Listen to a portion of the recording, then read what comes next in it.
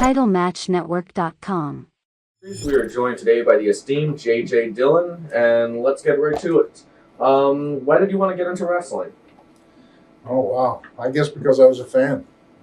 Was born and raised in Trenton, New Jersey, and I think the first time I went, I was like 14 years old. Went to the Armory in Trenton to see Argentina Rocca wrestle against Carl Von Hess. And I just was hooked. You know, some kids want to be cowboys and some want to be firemen and baseball players. And after attending my first match, I was hooked, and I think I decided right then and there that that's what I wanted to do. And how did you break into the business? Believe it or not, I had a fan club at one time for Johnny Valentine. He came into the New York area around 1956, 57, and I've been a fan for a couple of years and really liked his style, and hung around, got to meet a lot of the legends of that era. I was around Buddy Rogers and Colo Coriani and Toots Mondt. You know, they were the impresarios of wrestling back with Vince McMahon's father in those days, and I got to meet all those fascinating people. With the way kayfabe was back then, did you have a difficult time meeting these guys? Were they receptive to you? Actually, I hung around, and I used to go to the different matches, and they used to sell a program for 10 cents, 15 cents that was like a picture of a wrestler on one side and would have the night's card on the other, and it might have upcoming events in some of the other area arenas. And I got to know the guy that sold the pictures and the programs, and he would get me in for free, and I would sell the programs and make a few bucks. And that's how I got to know the wrestlers through that experience. And then when I went to college in Reading, Pennsylvania, and they used to do a studio television show from downtown Philadelphia at the NBC studios. It was down in the basement. And the ring used to come from Reading, where I went to college. And it was a guy that hauled the ring around to all the local shows. So when he would come down and set the ring up, I would come down and give him a hand, and I would be one of the guys in the corner that takes the ring jackets. And I remember, it was December, and had a horrific snowstorm, and got ready to do the show, which was, I think, taped, and then they aired it like on a Saturday, and the referee didn't show up. Local. I had somehow came down from Reading and made it, which was like 45 miles away in a snowstorm, because we came down there to set the ring up. And I'd been hanging around. The guys knew me. I knew the guys. And I said, "Oh, I'm on a referee." And they looked at me and said, "Can you referee?" "Yeah, I can referee." So I refereed on TV my first time, and had been a fan and knew without being told what to do. And I guess they were very happy with the job I did. And then I was invited to get on the athletic commission, which was a political thing in those days. But that's how it all started for me. I started as a referee. I was a referee for about 6 years. And then when did you start getting formal training? Believe it or not, I don't know that I ever really had any formal training. I learned as a referee, and then worked my way up so that I'm in the ring for matches with Bruno Sammartino, Killer Kowalski, the who's who of wrestling in that era. And I learned by being in the ring, listening, and I befriended a guy named Hans Mortier that was wrestled here back in the early 70s. And he was from Holland, and he just was very nice to me. And I told him I wanted to break into wrestling. And at one time he told me that he was connected in Europe and knew all the promoters in Europe, and it was hard to break into wrestling, and he might be able to help me like starting in Europe. And I remember being in the locker room with like the Kangaroos, Al Costello, come here, kid, let me show you how to lock up. And I'd lock up, and I'd come down, my head down, and bang heads. He said, "See?" I said, "What?" He says, "When you lock up, you always head up and looking at your opponent. Don't come in with your head down, because that's what happens. You bang heads." And it was things like that. I think one time I went down to the YMCA here in Philadelphia with Dominic DeNucci and Professor Tanaka, but it was mats on the floor. It wasn't a ring as such, and you know, I played judo when I was in high school, so I knew how to fall, and that just came second nature to me. And I learned actually more by watching and being in the ring as a referee, and never really had any formal training as a wrestler. Did any of the old timers do anything to test you to try to make you quit? You know, I think it was the other extreme. I remember what happened was I refereed, and I wasn't big physically. I was not somebody that, you know, I didn't take steroids. I wasn't a gym rat, you know, the big muscle head. I was about probably 6'1.5", and maybe 215, 220 pounds. But my height helped me, and I looked bigger than I was. And I tell the guys I wanted to wrestle. You know, they would encourage me. And actually, of all the people, the Sheik came in and worked with Bruno Sammartino in the New York territory, and the Sheik promoted Detroit at that time. And he said, you want to break into the business? Come on out. He says, I'll use you. And I remember saying, you want to come out and referee now? You want to wrestle, right? You come out to Detroit, you wrestle. So 1968, I want to say it was. I was still refereeing. I graduated from college, and I was doing some other things. My dream hadn't come true, and I had a couple weeks vacation or something. And I remember calling the Sheik, and he booked me. He gave me I think the first time was actually a long weekend, and I got booked like a Friday, Saturday, Sunday, 2 times or something, like 3 times. And I went out there, and my first match was in, let's say, Dayton, Ohio, in a small garage, for lack of a better thing. And it was like 2 rows of chairs, and my first match was with the Hells Angels in the tag, which was Chris Colt and Golden Boy Dupree. And I actually had 2 matches with them that weekend. The second one, my partner was Arnold Skoland. And of course, I grew up, my God, the Golden Boy Arnold Skoland. I'm his tag team partner. And there's a tape of that match floating around somewhere. It was, like I say, it was in a small, like a garage, and Ernie Roth, the Grand Wizard, was the commentator. As I look back at that tape, always fidgeting with your tights, all the things that a young, inexperienced wrestler did. And I went through all of that. And then I did okay. I did good. And then they said, well, the next day they were short a couple guys. The Sheik used to send guys to Pittsburgh where they had a studio TV, at Channel 11 up on the hill. So they said, well, tomorrow morning, get up. We'll meet at such and such a place. And drove from Detroit over to Pittsburgh to work TV. So my first singles match in the business was Channel 11 in Pittsburgh against Gilbert Kowalski. And I remember to this day, I thought it's closest to death that I think I ever came in my life. I mean, this guy was perpetual motion, and he just never stopped. And it's like every time I would pause to take a breath, he was on me again. And I could remember it like it was yesterday. Were there any of the guys, like the top guys, like Bruno or anybody like that was particularly helpful to you, or on the other end of things, tried to keep you down or make you quit or anything? Actually, like I said, they were all very helpful. What happened was I wrestled those 3 days, and of course now I've lived my dream. I've become a wrestler, and then the year later I had the vacation that I talked about. So I remember calling the Sheik, and I said, I've got a week or 10 days this time, and I said, can you book me? Yeah, kid, come on out. So I got booked. I remember at that time I worked Cincinnati, I worked Dayton, I worked Toledo. And at that time, this was the era of the Sheik was a huge heel, Bobo Brazil was a big attraction, Mighty Igor, Wild Bull Curry, Ernie Ladd, Thunderbolt Patterson. These were the wrestlers of that era.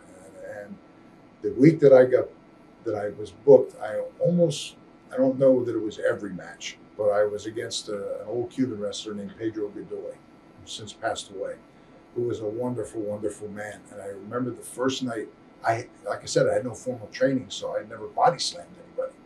I knew how, and I'd gone through the mechanics of it. And so we're in the ring, and they slammed me, kid. And I picked him up, and I lost him. And he came down, tucked at the last minute. And I thought, oh, this guy's going to kill me. I've hurt him really bad. Dropped him on his shoulder. Match continued.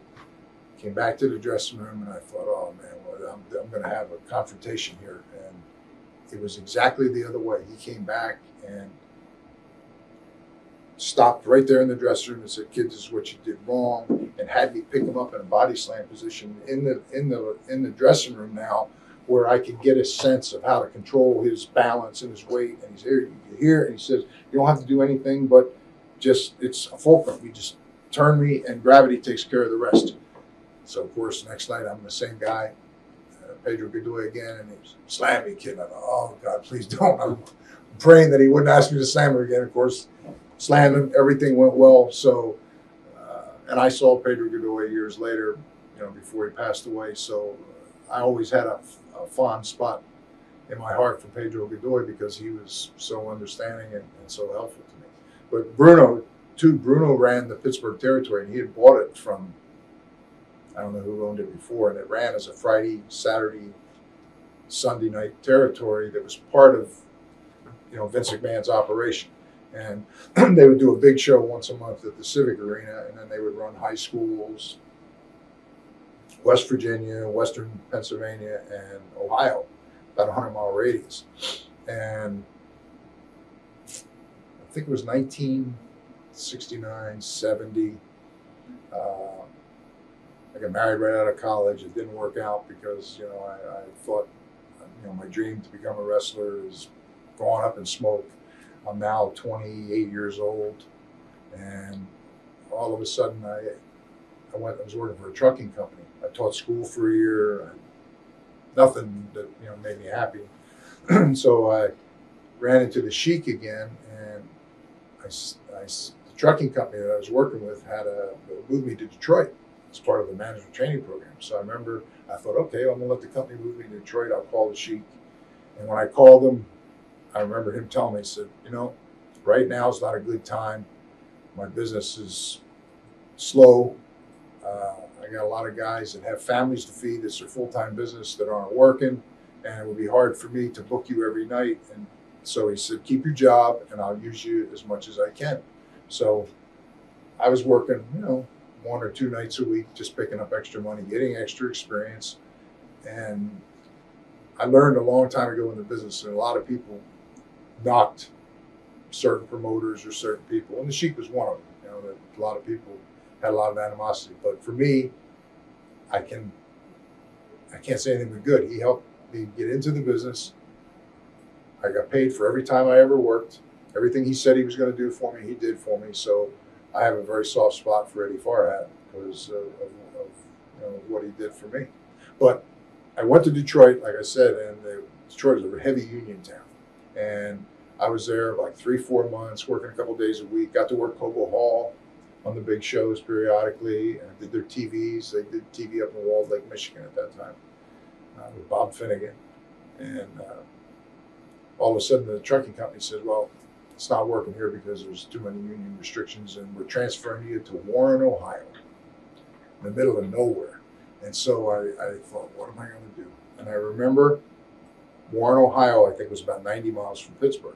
So I said, I knew Bruno from all those years, and Bruno had been really good to me as a referee. Bruno was, again, somebody else in the business that I have very, very great feelings about. And so I tried to call the office, and Ace Freeman and a guy named Rudy Miller ran the office at that time. And I guess Bruno owned it, and they worked for him. And Ace was still wrestling at that time. He was an old-time wrestler, and Rudy had been around as a promoter. So, of course, I called and tried to explain who I was. I used to referee. And, yeah, kid. So I finally sent a letter to Bruno. And I said, Bruno, Civic Arena is this Friday. I said, I'm going to come down and explain my situation. And I said, I've been working some for the Sheik. They moved me over to Warren, Ohio. And I said, I know you run the territory, and I don't want to knock somebody else out of work. But I said, if I could get some work, I want to break into the business. So I sent Bruno a letter, and I remember Friday night, Civic Arena. I got in my car, I drove down, go to the back gate and ask for Ace Freeman. Ace, I talked to him for a while. Yeah, he was hard to hear, an old timer. And kid, wait here, you know. And I've been in the dressing room all those years as a referee with all of the stars from the who's who, and of course nobody knows me here, and it's like, here, wait outside. And I thought, maybe it's different now with Bruno. I didn't know. So I remember I was there a couple of minutes, and all of a sudden Ace opens the door, with this kind of surprised look on his face. Hey, come here, kid. Go in the dressing room, goes back, and there's Bruno. Bruno got up and embraced me like I was his long lost son. And so good to see you. I got your letter, and I apologize. I had no way to get a hold of you, whatever. So he turns to Ace and he said, Ace, he says, I want him booked. And he said, I want him to start next Friday. And he said, if we run 3 nights, he said, I want you to book him at least 2 of the 3 nights. So I stayed there around Pittsburgh, and I worked 2 of the 3 nights. And San Martino and the Sheik never got along all that well. But Bruno understood that I was just a guy working. And so during almost the year that I was there, about every other month I would call the Sheik and I'd say, Sheik, my parents lived in Detroit at the time. My father worked for General Motors. And I said, I'd like to come back and see my folks. I said, any chance I could work hobo and man my TV? Kid. So Bruno would book me Thursday, Friday, and then I would drive to Detroit, and the Sheik would use me. I'd work Hobo Hall, and then I'd pick up a couple shots on TV Sunday. So they were great times. Well, when did you first start getting pushed in the territory? Oh boy, I worked around Pittsburgh for that year, and that would have been 1970. And I met a guy from Springfield, Ohio, named Jim Grabmeyer. And Jim was a journeyman wrestler who would work 6 months around the winter around Ohio and Pittsburgh. And then in the summer months, he would traditionally go down to the Carolinas and work for Jim Crockett because their business was better during the warmer summer months.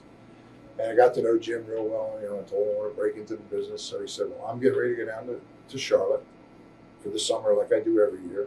And I got a packet of publicity pictures. He says, I'll go down to Charlotte and put in a word for you. And he said, let's see what happens. So one thing led to another, and Jim Grabmeyer, I don't know who he talked to. George Becker was the booker then, and Jim Crockett Sr. was very hands-on running the business. And next thing I know, I got a call saying, hey, kid, I got you a starting date. Oh, God, I can't believe it. Yeah. And it was like April 4th of 1971, something like that. So, I've been working for this trucking company, and I remember I had no money. I was living in the basement of somebody's house, working this job. Like I said, my marriage had fallen apart, and picking up extra money wrestling, but I didn't have anything. Everything I owned was in the car. It was an old car. I had never been below the state of Virginia in my life. So packed everything in my car, and I remember on a Sunday night I wrote a letter of resignation to the terminal manager of this trucking company there in Ohio, and I told him that I had an opportunity to follow my dream, because they knew I wrestled some around Pittsburgh because they'd be on TV, and I was kind of like, well, he works for us and this is what he does on the side. So he knew that it was always kind of a dream, and I said, I finally got a chance to do it full time, to do what I've always wanted to do. And I was supposed to start in 2 weeks. I was going to give you 2 weeks notice, but the promoter called last night and something happened. If I'm not there Monday, I don't get the thing. So I said, I hope you'll understand and won't be mad. I was fearful if I gave the guy 2 weeks notice, he'd say, bye-bye. I have no job for 2 weeks. I have no money. So that was what I did. I remember I slid the letter under his door, and Sunday afternoon got in the car and I drove. I don't know if I drove all the way through or not. I think I want to say that I did. And Jim Grabmeyer used to stay at the YMCA in Charlotte. He said it was like $15 a night or something. So that's where I went. And I got there Monday morning, and the office, Crockett's office, it was 1111 East Moorhead Street, same street the Y was on, about 2 blocks away. And next morning, went down to the office, and I had no idea what to expect. And it was an old house, and that was their office. And Jim Crockett had an office with a big, huge desk, and he was a huge man. He had to be 350 pounds. But a typical Southern gentleman. You know, everything was yes sir, no sir with everybody that was around him. And I went in there and he was very nice to me. And this was like, wow, I've been up in the Northeast all those years, and now here I am in a totally unknown environment. Most of the wrestlers I didn't know. There was a couple guys, as I remember. And my first match was that night in Park Center in Charlotte against Gene Anderson. How'd that go? You know, I if I remember right, you know, Gene was supposed to take a fall on me in about 8 minutes, and we went out, and I learned. I was probably, because I wanted it so bad. I worked hard and taught myself, and I went out, and Gene was enjoying it, and it ended up, we went like 15 minutes. And I was told after that Gene came back and said, this kid's good. And so I was basically a baby face. And I stayed there for 2.5 years. Was there any kind of hazing or anything when you first came in? No, I can't say that there was. It was a different time. I mean, I'm trying to think of the names of the guys who were there at the time. Danny Plutchis, Lee Bulldog Henning, Pedro Godoy, I think was there. Juan Sebastian, Rip Hawk and Sweet Hansen were the big monster heels. George Becker, who was up in years then, was the booker, and Johnny Weaver was his tag team partner, and Brute Bernard lived there. Nelson Royal, and I came from New York, where it was the monster heels and the big baby faces, to a place where a lot of the guys were not, it was a lot of wrestling, and it was a different, instead of shows where they would do a big arena show or an armory or something once a month, these were weekly shows. So this was a whole different thing, and had a lot smaller venues, less people. And again, this is 1971. I still remember there was one section up in the balcony where all the Afro-Americans sat, and the laws had changed but they were so used to sitting in that one section during segregation that's where they continued to sit. And Jim Crockett would be there every Monday night, and he would sit in the back on a chair, and he would sit there, and he would roll his tie, and you would kind of try to gauge if he was happy with your performance or not happy. A lot of times when he rolled that tie, you would start to worry. But I found everybody there was extremely helpful to me. Another guy who I have tremendous fond memories of is Art Nelson.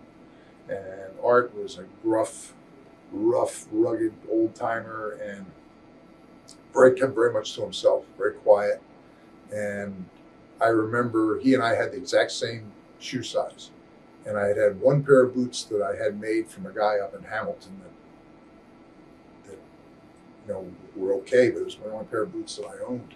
And I remember that Art, with his old boots, and he had them made from a guy named Clifford Macias down in Houston, I think still makes boots.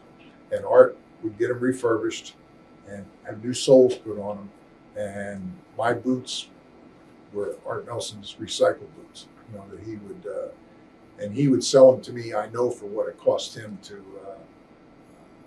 have them resold. But there was a tremendous camaraderie in those days, because you didn't fly. You came to the territory, you lived there, and you traveled from arena to arena, and you were around guys, and it just was a whole different environment. And if you had a good attitude and wanted to learn, there were people there that helped you. I had a lot of people help me. And it's like Pedro Godoy, and of course Art Nelson is one that I have very fond memories of. Were you able to make a comfortable living at that point? Just wrestling? My first year in the business, I averaged $265 a week. And a nephew of Jim Grabmeyer's came down there, a guy named Joe Furr. And Joe and I worked underneath, and we shared an apartment. And I don't know what the apartment rent was in those days. And we used to all, get in a car and pay transportation and carpool to the towns. But at $265 a week, I was able to live anyway. And I remember the next year, I went from 265 to like 350 something a week. And, again, I had a good attitude. I loved the business. I wanted to learn. And they teamed me up for a while with Les Thatcher, who had the Heartland Wrestling Association. Les and I go back that far. He was a babyface, and of course had been in the business quite a bit longer than I had. And Dory Funk was the world champion. He would come in, and that's where I first got my exposure to the classic Funk Briscoe matches when Funk was the champion. And in fact, there was the champion would come in those days for like a week.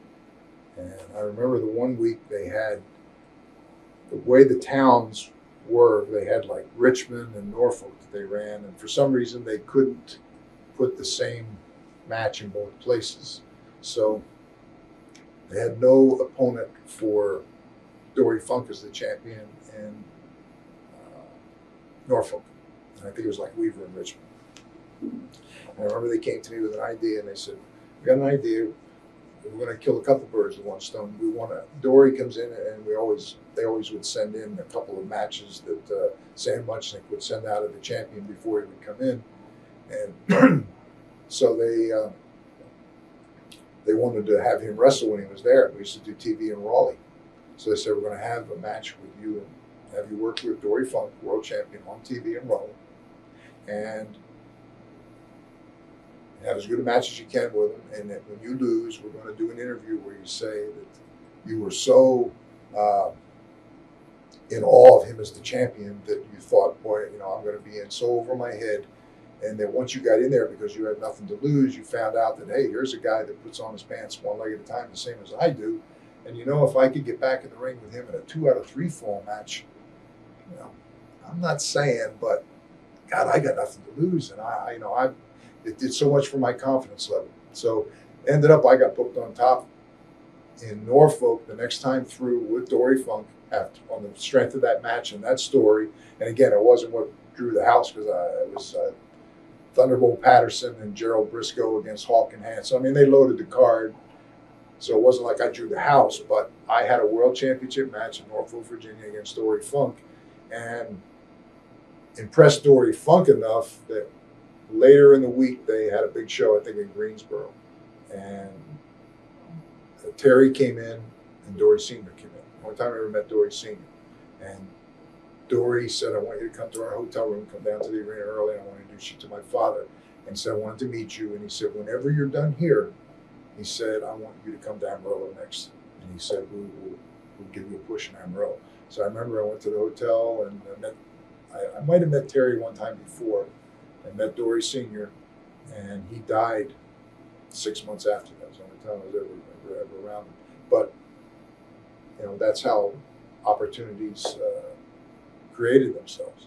And then on top of that, Johnny Weaver, let me backtrack a little bit. A lot of guys like Grabmeyer would come in and work the Carolinas for the summer. And there was a family up in the Maritimes of Canada. It was the Beast, Leo Burke, and Leo's brother, Bobby Kay. And they would do the reverse. They would run their territory up in the Maritimes in the summer, and then the winter times when there was snow and ice up there and there was nothing going on but hockey and trying to stay inside and keep warm, they would come down to the Carolinas just to make some money during the winter.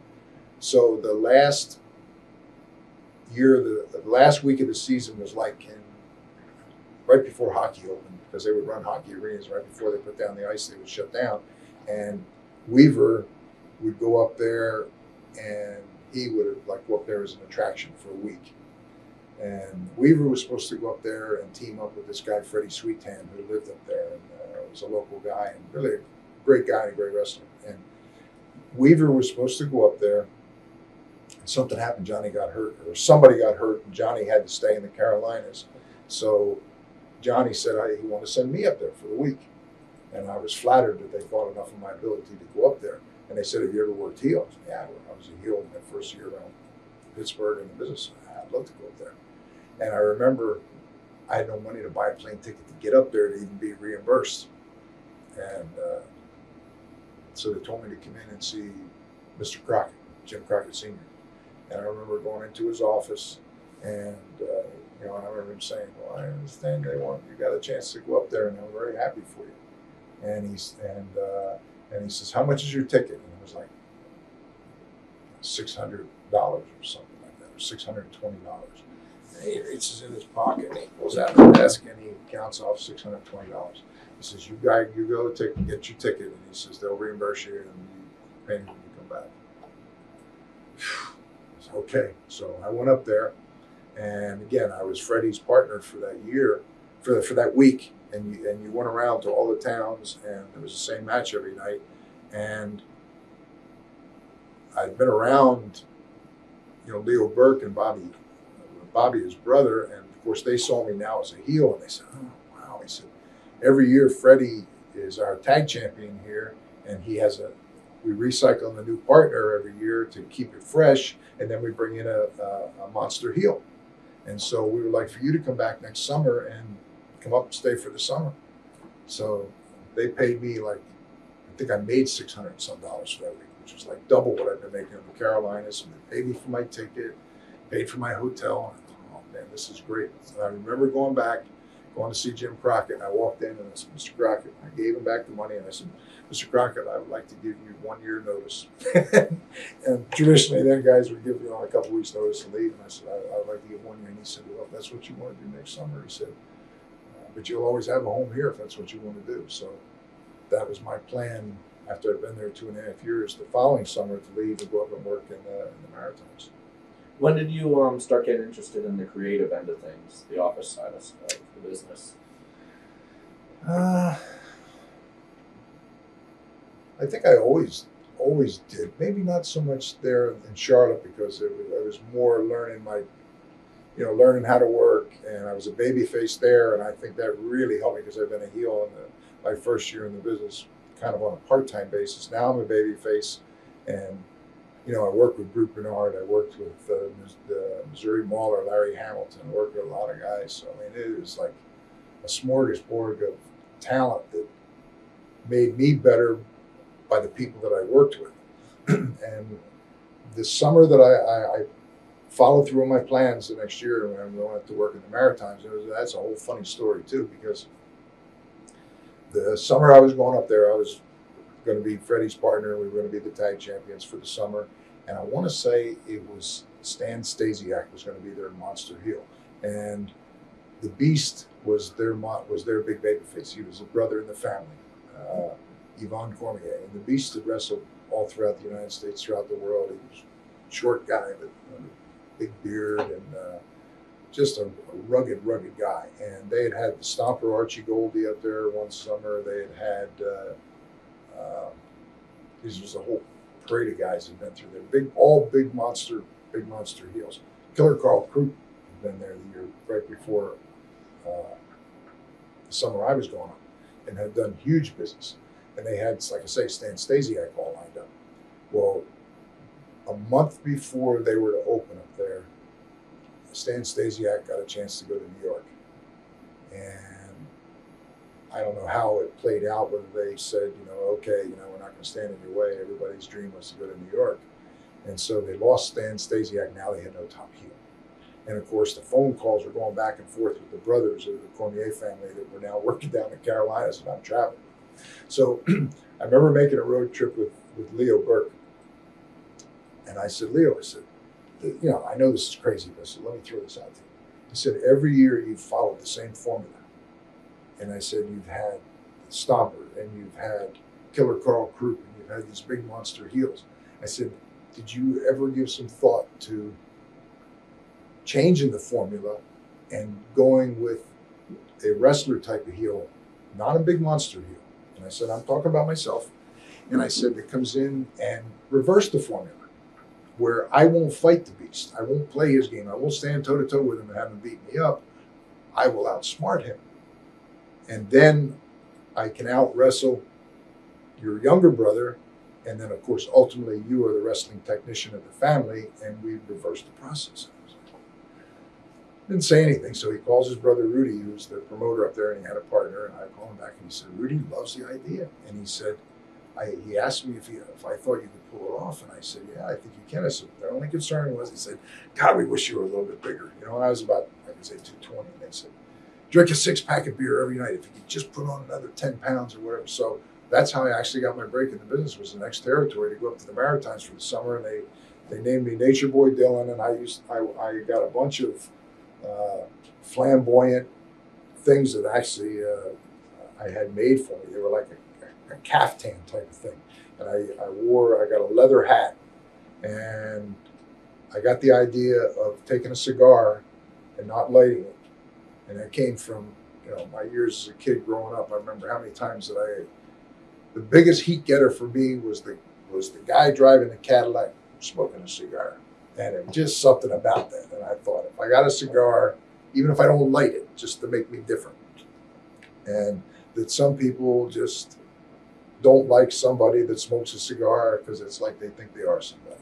And so that was the gimmick. We created this Nature Boy gimmick, and the challenge there was they used to do their TV on Wednesday mornings in the studio, and then the match would be the same starting that. The TV would air Saturday evening, and an hour later you would work that night, and it would be whatever match you were talking about. So in other words, you would do one generic promo about your opponent, and you would never say the town.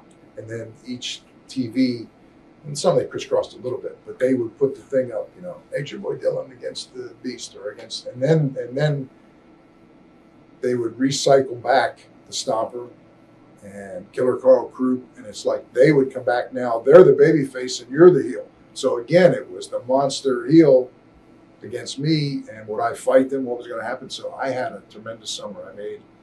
I think we was there 23 weeks. I made a little over $1,000 a week, and at that time, Canadian money and American money was par, and it just was an incredible experience. And I think that's where, because it's like, well, what do we do next? You know, and then we'd have to start thinking, and they had some ideas, and then I would pitch some ideas, and everything would be wrapped into that one promo, because you either hit it or you didn't. And, you know, I was, you know, to the simple logic of the, you know, guy from the States that comes in and I'm better than, you know, and I remember talking about the Beast, you know, that, you know, he's in the woods, you know, he drinks out of a horse trough, you know, he's got those flies from the woods all through his beard, you know, and it's like, people hated me, and did real well. And then from there, I was true to my word, went to Amarillo and got a big break in Amarillo. And that summer, I remember getting a phone call up in the Maritimes that Dory Sr. had passed away. When and why did you go from being a wrestler to a manager?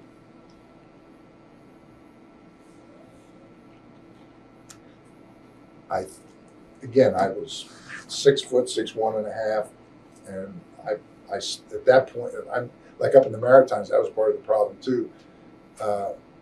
Leo was the classic wrestler, and we did like a 3-week program, and the third week of the program was a cage match, hour time limit, and 7 straight nights I wrestled Leo Burke in a cage to an hour draw.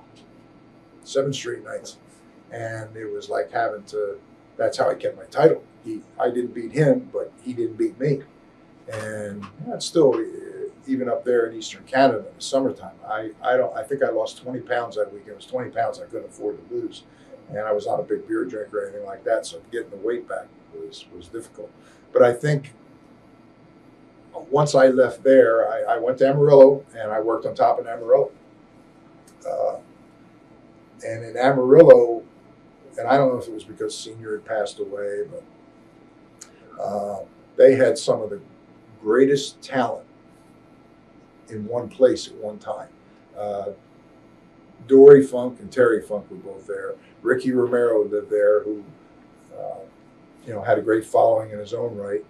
Dick Murdoch, Ted DiBiase, Tito Santana, Killer Carl Cox,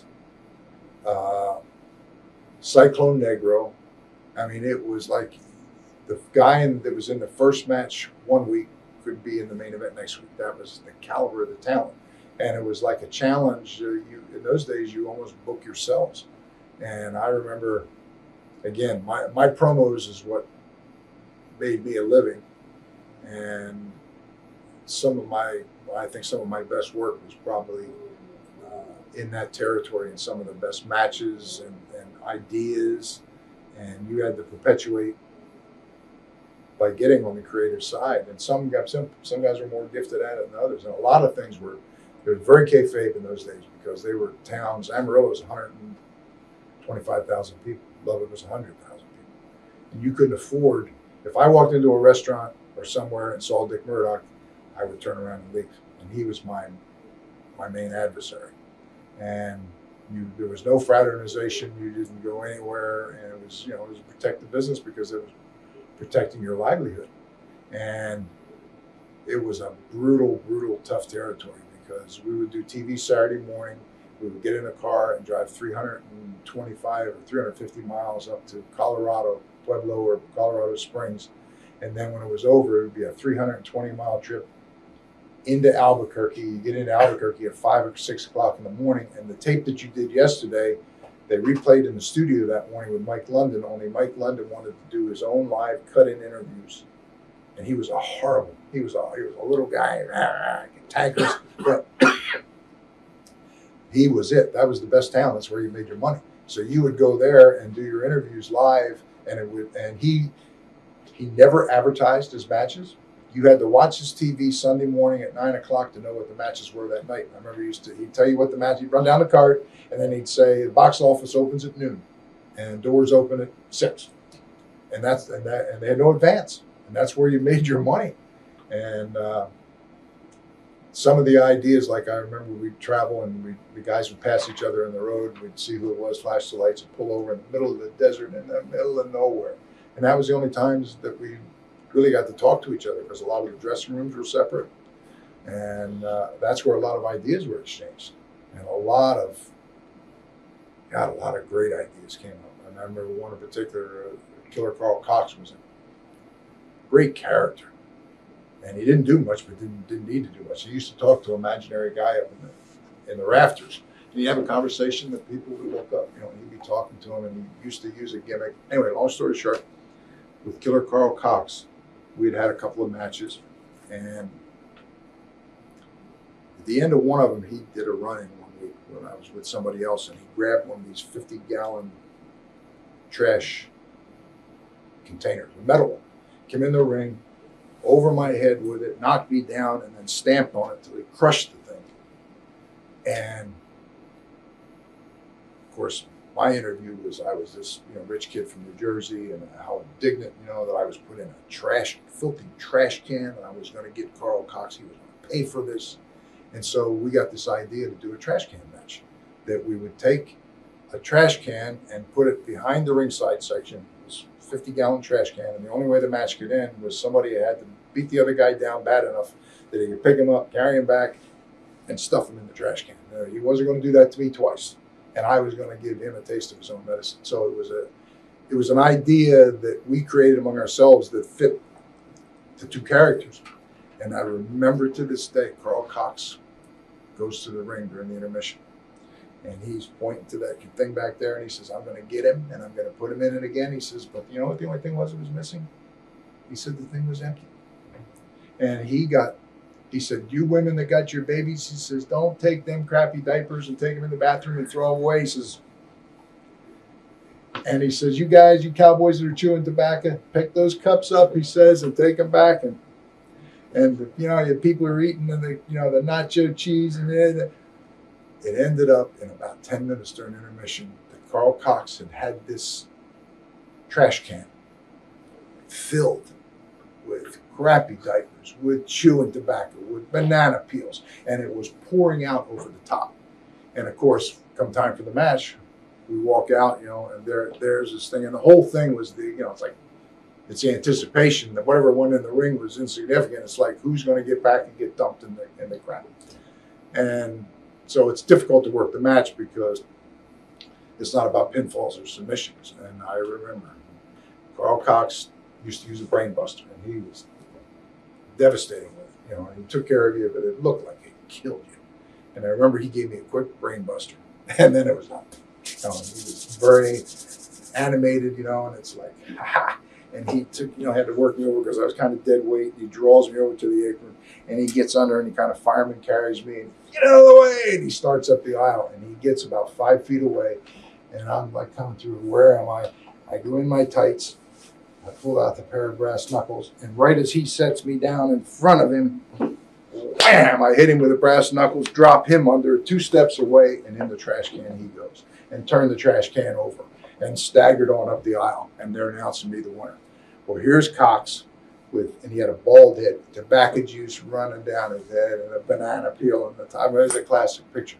But those were the kind of things that we would come up with. I mean, you talk about sports entertainment. I guess that was sports entertainment, but it was in a different way. It was people still wanted to kill me, but it was another match done in a very entertaining manner.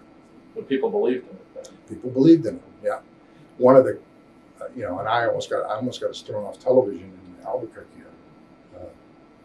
Again, like I say, you drive all night and be half asleep. And I remember Ricky Romero was a legend there. And Ricky Romero was Mexican heritage, and there was a lot of Mexicans around Albuquerque, and a lot of Indian people, and he related himself to the Indian people. So I did an interview one Sunday morning, and I talked about my limo bringing me to the TV station, and I said the limo all of a sudden broke down, the wheel fell off. And I said they jacked it up and said it was the wheel bearing. I said, you try to find to get a bearing for a limousine in Albuquerque, New Mexico on a Sunday morning. And I said, right there, the guy happened to come out to get the newspaper that owned the parts store, and I said, we found a wheel bearing for the limousine. I said, the only thing was, I said, you didn't have any grease to pack it with. So I said, I grabbed one of them little Mexican kids and I ran him through there a couple times. And I said, we put it on the car, and I said, that thing worked great. Here we are, we're on time. Well, what seemed to be an innocent commenter, I thought I was being the smart ass, almost got us thrown off TV. All these groups. And I remember the next week I had to go on TV, and to keep my job and to keep us on the air, I had to go on and apologize. Do you think that's one of the problems with the business today, is that there's no believability in any of the angles or storylines or anything? Yeah. And I drew most of my money in Amarillo I had 3 runs through Amarillo. That was the first time through. And I drew most of my money with Dick Murdoch. And now here's Dick Murdoch, was every bit of 275, 285, just a little pot belly, but Dickie was a big guy. And I was 220 soaking wet. He was the baby face, I'm the heel. It's like the roles are reversed. But I was the smart-ass heel from New Jersey, and I used to talk about the rednecks, and I always referred to him as Richard the Rube, and talk about the pickup trucks and the cowboy hats and the tobacco juice running along the sides. And probably the greatest promo that I think I ever did, and sadly in those days I used 2-inch videotape, and a lot of it got lost, but I had an idea one time to further the angle with Murdoch and I.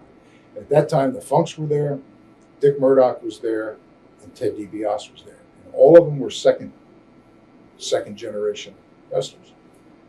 So I had the idea. I went and got the boards. I made a display that was about 6 feet, maybe 4 feet long, and it had a shelf and a back piece to it.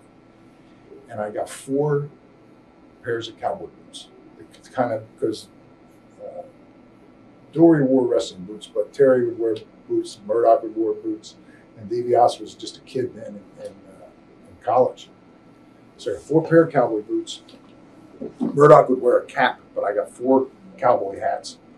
And what I did was I told Terry, I said, Terry, I need some cow chips. And out in the field they would be about the size of a dinner plate. So his wife went out in the field and got a bag full of them, 2 bags full, 2 grocery bags full of them. So Saturday morning I did a promo, and I had this shelf set up. I had the 4 pair of cowboy boots. I had a sign made up, and the sign was chips off the old block. And I had 4 pair of boots. I had a plate on top of each one of them. I had a pile of cow shit, and then I either had a hat or a cap. And I said, you guys won't believe it. I said, last week, the biggest fair in the whole country is the New Jersey State Fair. And I said, I went back and supported a thing that I made up, and I said, called Chips Off the Old Block. And as I'm telling the story, it's like, gut laughing. And I said, here is Iron Mike DiBiase's son, Ted DiBiase, chip off the old block, and it's, I get close to, God, that stinks, I think and then here's Dory Funk, and here's Terry Funk, and of course, Senior had passed away within a year, and then the last one was Frankie Hill Murdoch, who was Dickie's stepdad, and here's the last one is Murdoch, and I said, and you know what? I said, I won the blue ribbon. I had a great big blue ribbon, and right about then, here comes Murdoch around the corner. And I ran for my life through the ring, ding, ding, ding, out of the studio, and then he stood in front of this display, and it had more effect by him not destroying it, by standing there almost with tears in his eyes, that here is, Dory Funk and his 2 sons, and we got 6 months run out of the feelings that were created out of that promo. Well, you're talking a lot about promos, and you said that was where you made your living. What advice would you give young wrestlers today about promos? And again, it's my personal opinion. I understand that a lot of wrestlers I did it by necessity to compensate for maybe physical skills that I lacked. I wasn't huge. I wasn't, I didn't walk into a room and, oh, wow. So I had to do it to be able to be a success in the business. A lot of guys couldn't talk, and so, or couldn't be creative, or couldn't tell their story well. So I understand that there were people who came into the business that started writing scripts, for lack of a better word, to do promos. I think that was, I'm not saying that there was never a place for it, that somebody couldn't be helped, because we would help give other guys ideas for promos. So, it was more than just one person, but they had to still go and deliver. I think when somebody tries to determine what your character is and then writes your promo,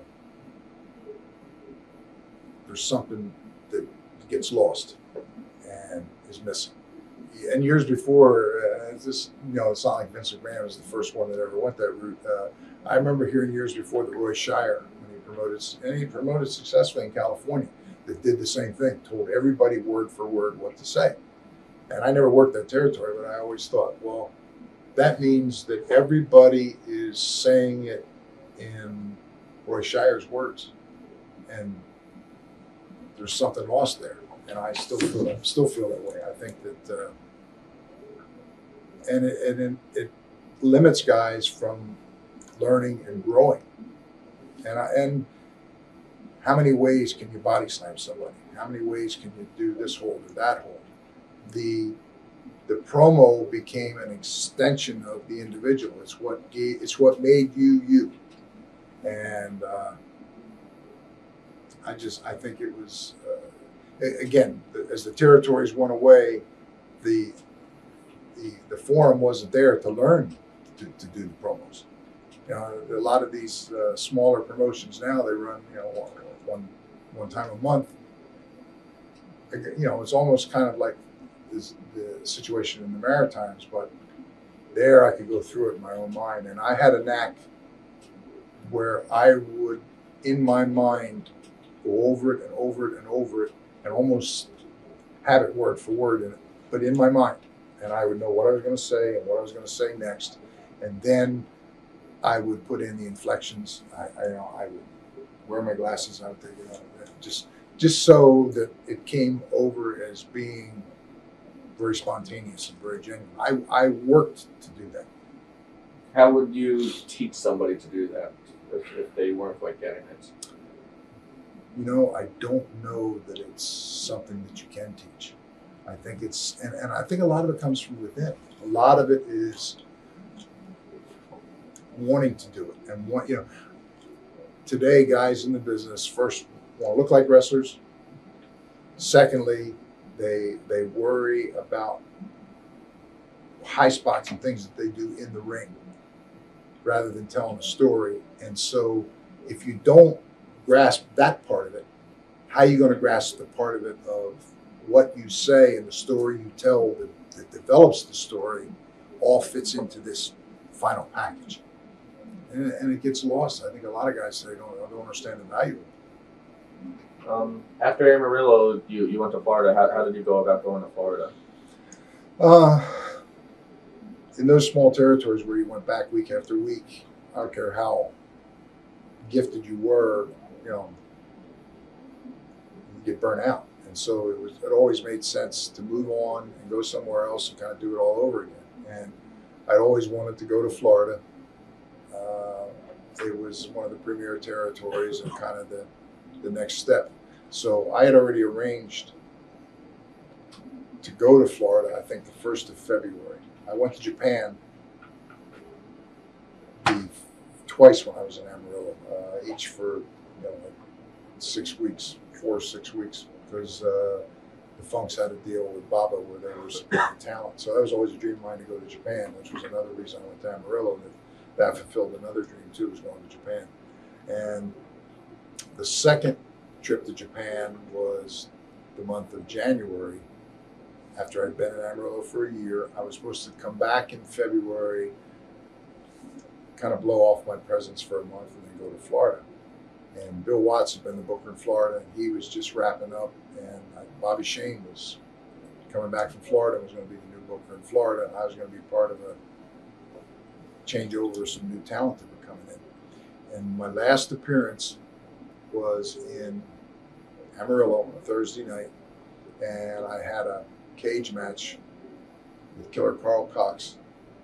And at the end of the cage match, I got beat, and Blackjack Mulligan had just come in, and Mulligan came in the ring and took a bottle of black ink and threw it at Cox's face and blinded him. And on the way back to the dressing room, this kid sitting up at the top of the bleachers, 16, 17 years old, I don't know, it was a cowboy hat pulled down over his nose, came down the stands at a full run, and for whatever the reason, you would have thought if he was going to try somebody on from size, it would have been me. Ran right past me and tried to drop kick Blackjack Mulligan. And Mulligan is huge. And as this kid throws a drop kick with his cowboy boots on, he hits Mulligan right about the waist and drops. And as I turn around, you don't know if the guy's got a knife or what. Mulligan grabbed the guy by his belt and his throat, his collar, picked him straight up like this, and either dropped him or slammed him down. I'm kicking, never did lay a hand on the guy. I'm kicking and flailing, but it all happened so fast. Grabbed him up. As he hit the first time, he hit on a hard floor and pancaked over from his back to his belly. Just that quick. Mulligan had him up the second time. Looked back, blood coming out of both ears, out of his nose. We walk on back to the dressing room. Well, I left the next morning, and my parents lived here on the East Coast, so I came back on the East Coast. And I don't know if I had already was in Japan in January, it was before I left, but I got a phone call, and they said, I think there's going to be a huge lawsuit.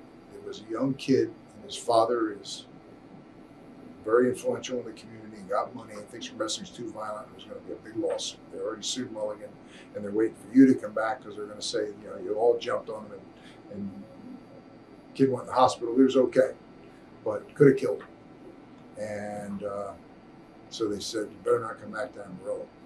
So I went to Japan, and now they said, we've called, and Watts is just finishing up, but we moved your start date up, and just come back and go straight to Florida, and you're going to start a little bit earlier. So I went into Florida. Watts was just blowing off all his programs. Shane had already come in and was going to have a couple matches. In fact, I think on Tuesday night in Tampa, Bobby, Shane, and I were tag partners against whoever. The next day, we would do TV and go to Miami. And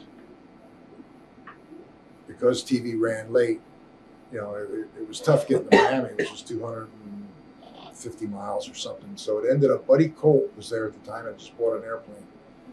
He'd taken about 100 hours of flying lessons. He had his license, but he wasn't a commercial pilot or anything like that. Bought his own plane. I remember it was like something 100 BC. Buddy Colt was the numbers on the side of this plane. So it ended up that Buddy Colt was flying, Gary Hart, Dennis McCord, and Bobby Shane were in that plane, and Dick Murdoch, Bob Root, and myself were in another plane, but we got a commercial pilot. And I remember we went down to Miami, worked the event, and when we came back, this is typical in Florida, these lines of storms can come through. You never know what's going to happen. So I remember the other plane took off ahead of us, and I can see the plane going by. I can see Bobby Shane in the window. And so we get in the air, and as we're flying back, we're hearing, the rain is just teeming on the windshield of this. This is a small four-seater plane now. And of course, the pilot's like this, and he's paying attention, watching his instruments. And so we hear the coordinates to bring us into Tampa. And we're a couple minutes out, and the pilot gets a radio transmission that says, when you land, we used to go to Peter O. Knight Airport, which was out on a little peninsula, not the international airport. And he said, 456 BC. They were on final, and we don't have confirmation that they landed. When you land, check and make sure they're there. And then we're getting our coordinates to keep turning, altitude, turn, and not thinking anything of it. We're drinking a couple of beers, talking. All of a sudden, they came on. They said, "We have confirmation. 456 BC is down in the bay." And boy, now it's still raining, pouring. Oh man, we all knew who that was. So we come down. I remember they kept coming down. Couldn't see. And all of a sudden, the cloud cover was so low, we were about 20 feet off the ground, and it was as clear as in this room with just a drizzle. So we touched down, and somebody out there with a police scanner had been scanning and heard already the call for paramedics or something. So that's right. We landed at a different airport. We didn't have our cars there because of the weather. And so the people, they closed down the Tampa airport. And there were some people there with cars. So we got in the car, went around the other side of this peninsula, and there was a row of homes that backed up to the bay. And there was an ambulance sitting there with the lights on. And McCord had already gone. Gary Hart was in the ambulance, and his one eye was shut. It looked horrible. And we went between the two houses, and there's Buddy Colt laying in the grass back there. They had to climb up a wall in this storm with the choppy water, and Gary Hart had gone up and banged on this guy's back door, naked, knocked all his clothes off, and Gary's one eye was shut, and just blood run down his face, and it was a doctor who spoke no English, answered the door and called for help, and of course, Buddy was a pretty big guy, so the paramedics were there, and Dick Murdoch and I actually physically picked Buddy Colt up, put him on the stretcher, and took him to the ambulance, and they found Bobby Shane the next morning with the wreckage still strapped into his seat on the ground. Well, what kind of mental effect did that have on everybody in the territory? Well, and then what happened was I had come in a month early, and all my belongings were in Amarillo. So Baron Cicluna was there then, and I had stayed with him temporarily. So I got a flight back to Texas and picked up my car and all my belongings that were in Amarillo and to drive back to Florida. So I wasn't there for the funeral. This was the day after this thing happened. And I remember what a sad thing it was. Bobby Shane was very well liked and respected. His parents were wonderful people. Bobby was from St. Louis. And now we had the guy was the booker, died in the wreck. And it ended up, Harley Race ended up taking the book and coming in before he was champion. And I ended up staying there a year again, teamed up with Roger Kirby. We were Florida Tag Champions. But anyway, that was really the last territory that I worked full time. And the Stomper was there. And I met the Stomper up in the Maritimes, and he was a big card still in the business. But the Stomper needed a manager. If the Stomper talked, he just killed his gimmick. And I don't know who managed him, but Archie Goldie had problems with depression, and he had his own medication for it. And he and Bearcat Wright became friends, and Bearcat Wright was going to be Archie's manager and left and went up to Tennessee. And Archie calls me one day and says, he and Bearcat had a falling out. And he said, it hasn't worked out for me here. And he said, I've got a chance to go to Dallas for the Von Erichs. And he said, I don't have a manager. And he said, I've never done it, but he said, your interviews, he said, that's what you're all about. And he said, that's what I need. And he said, I think we would make a hell of a combination. Would you consider managing? I was like, I never thought about it, and it wasn't like, I was big physically. So that's how I got into managing. It was Archie's idea. Red Bastine was the booker in Dallas. I was Jim Dillon, and he called Red and said, well, if he's going to be a manager, tell him to get some suits. And I still went with the cigar thing again. I still went with the cigar thing again. And I'd never managed before. I went out there and had a real good run until Archie went crazy again over something, they weren't supporting him and pushing him, and he got really, his MO would eat up and leave in the middle of the night, go back to Calgary where he was originally, got his break with Steve Harder, where he was originally from. And so there I was left hanging. I remember they called and said, well, where's Archie? I don't know. I went over his house and looked in there. It's empty. All the furniture's gone. He was gone. So I said, well, a lot of heat's with you. Would you stay? And I remember they brought in Moondog Maine, Lonnie Maine. I managed Lonnie Maine for a while. And then a couple Japanese guys. And so that's how I made my transition thing. And then all of a sudden Archie calls me back and says, oh, what a big mistake I made. And I've got a chance now to go to Atlanta. Jim Barnett had come in and got Atlanta. And so I got us starting. He put feelers out a couple places. One was with Vern Gagne in Minneapolis, and the other was Atlanta with Jim Barnett. And I said, well, if you get a deal, let's do it again. We learn by our mistakes. And it ended up, I got a starting date with Archie for Atlanta, and Vern Gagne called the next day. Give us a start date in Minneapolis. And I had to tell Vern that I'd already, and I was good to my word. I said, I made them a commitment. I said, I'm not going to be down on me. And that didn't sit very well with Vern. What was your initial impressions of Jim Barnett? Jim Barnett and I remain friends to this day. I don't have a lot of what I would call quote unquote friends or close contacts in the wrestling business. You find out the nature of the wrestling business is such that it's not one that develops genuine friendships. You become business associates. You become closer to some guys than you are with others, but true friendship. But I talked to Jim Barnett on occasion. I talked to Kevin Sullivan on occasion. Kevin and I met in Florida, but other than Kevin and also Jerry Jarrett, I mean, close with Jerry. I've known him for 25 years. But Jim Barnett, people joke about him because Jim Barnett was, very prissy and not someone that you would think of being a power figure in a world of professional wrestling. But Jim had a gift. He used to call it smelling money, and he could look at talent. There's a lot of people when cable television became the rage. Who would have saw money in Wildfire Tommy Rich? Probably not very many people. He wasn't a great worker. He had kind of body, but Jim Barnett saw something in Wildfire Tommy Rich. He said, I smell money with him. And Tommy Rich became a huge star in the business. But Jim Barnett, he started Hans Schmidt. He started, or gave breaks to, I don't say started, but a lot of great names in wrestling. And Jim's one of the true treasures of our business.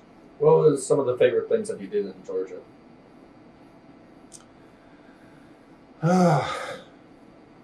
Well, again, when the same thing happened again, Stomper got mad because he thought that that they were beating him down and not making him this whatever it was. So he left again. Same thing happened again. And again, Barnett didn't want me to stay or didn't want me to leave, and Ole Anderson was booking it. And so I managed. That's my first encounter with Abdullah the Butcher. I became Abby's manager, and then from there, Abby and I went to Japan, and from Japan, the Funk's territory was flat on its ass, and they needed something bad. And the Funks got all their local promoters together and said, "Look, let's pool a little money."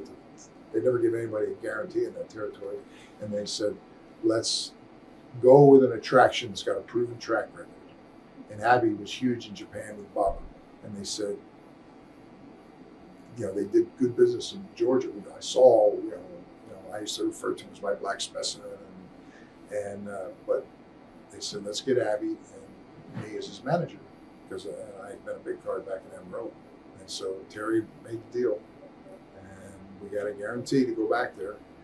And I remember they had me cut a promo in Japan, and people in Japan had no idea what I was talking, because I was speaking English. But I remember I went into it was a message from Japan to the fans back in the Western States area. And I said, I got good news and I got bad news.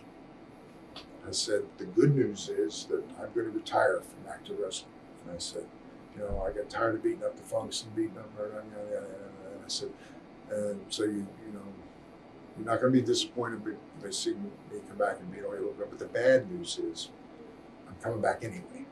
And I'm coming back and I'm bringing me my black specimen, who is Abdullah the Butcher. Well, Abdullah came through the people and into the ring and caused, the people in Japan went nuts. They went nuts anyway for him. And of course, I got a chant now, Butcher, Butcher, Butcher. And he came in, did this. And that was the promo that was then flown back to Amarillo and played on Amarillo TV.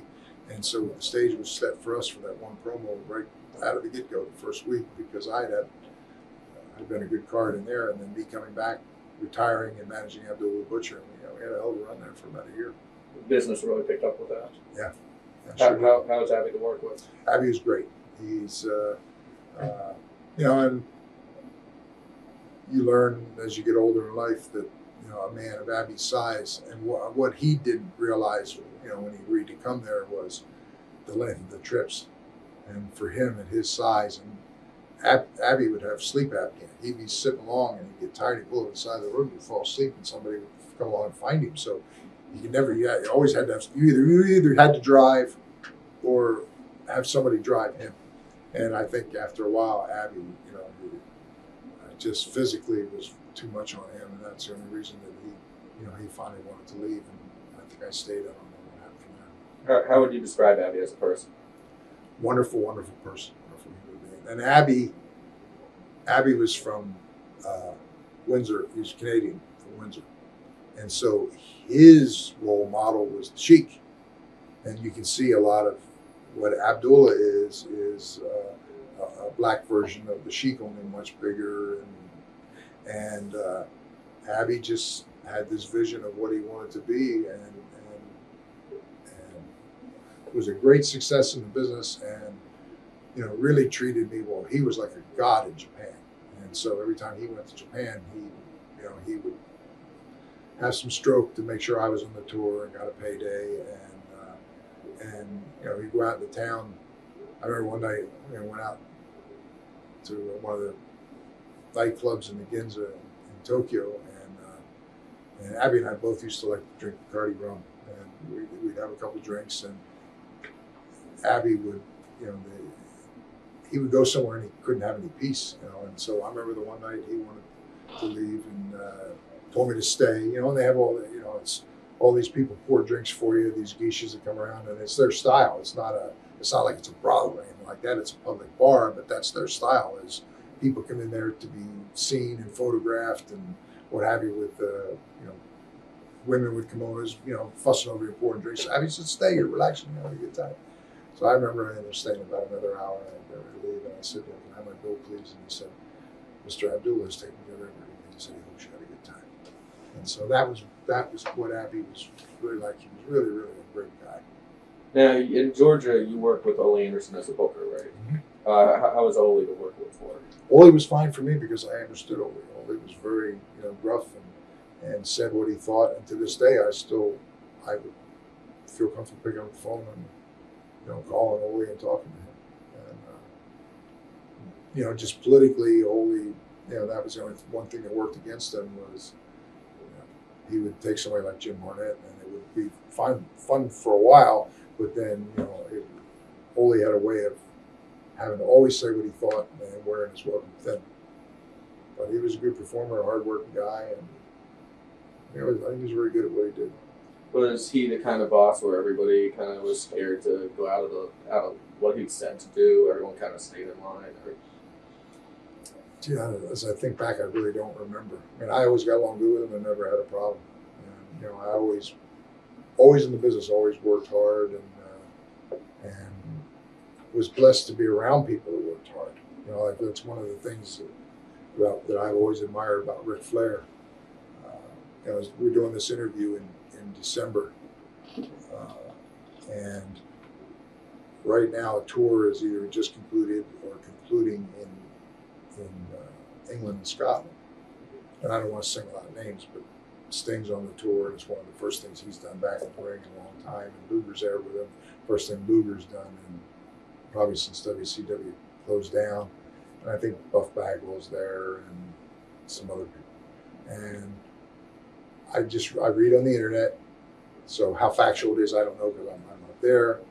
But if you see different reports from different people from different towns and the story is the same, then you kind of figure that it's probably pretty close to the truth.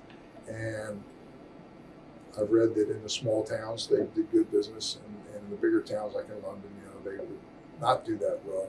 But the consistent story that I saw every night is that the main event was like Sting and Luger against Bagwell and somebody, and the main event would be 4 or 5 minutes.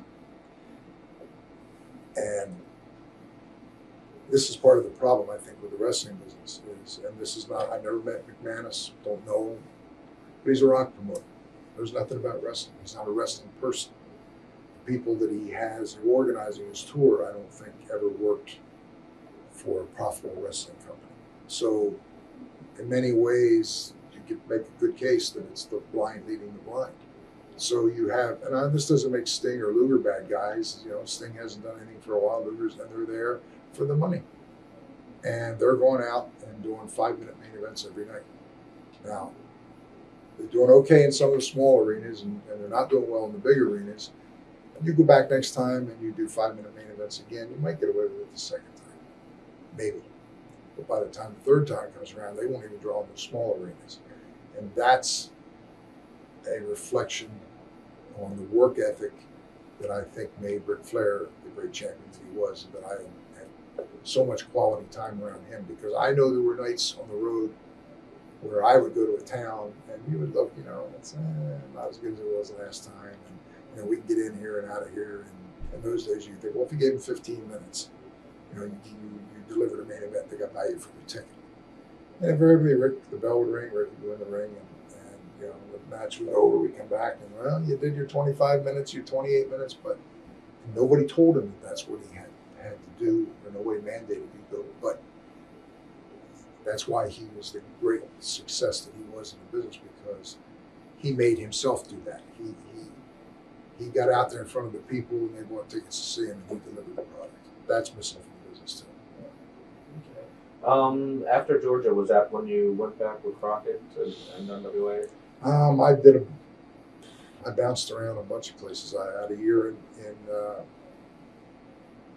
Kansas City with Bob Geigel. I was a booker there. I went to Australia for a year.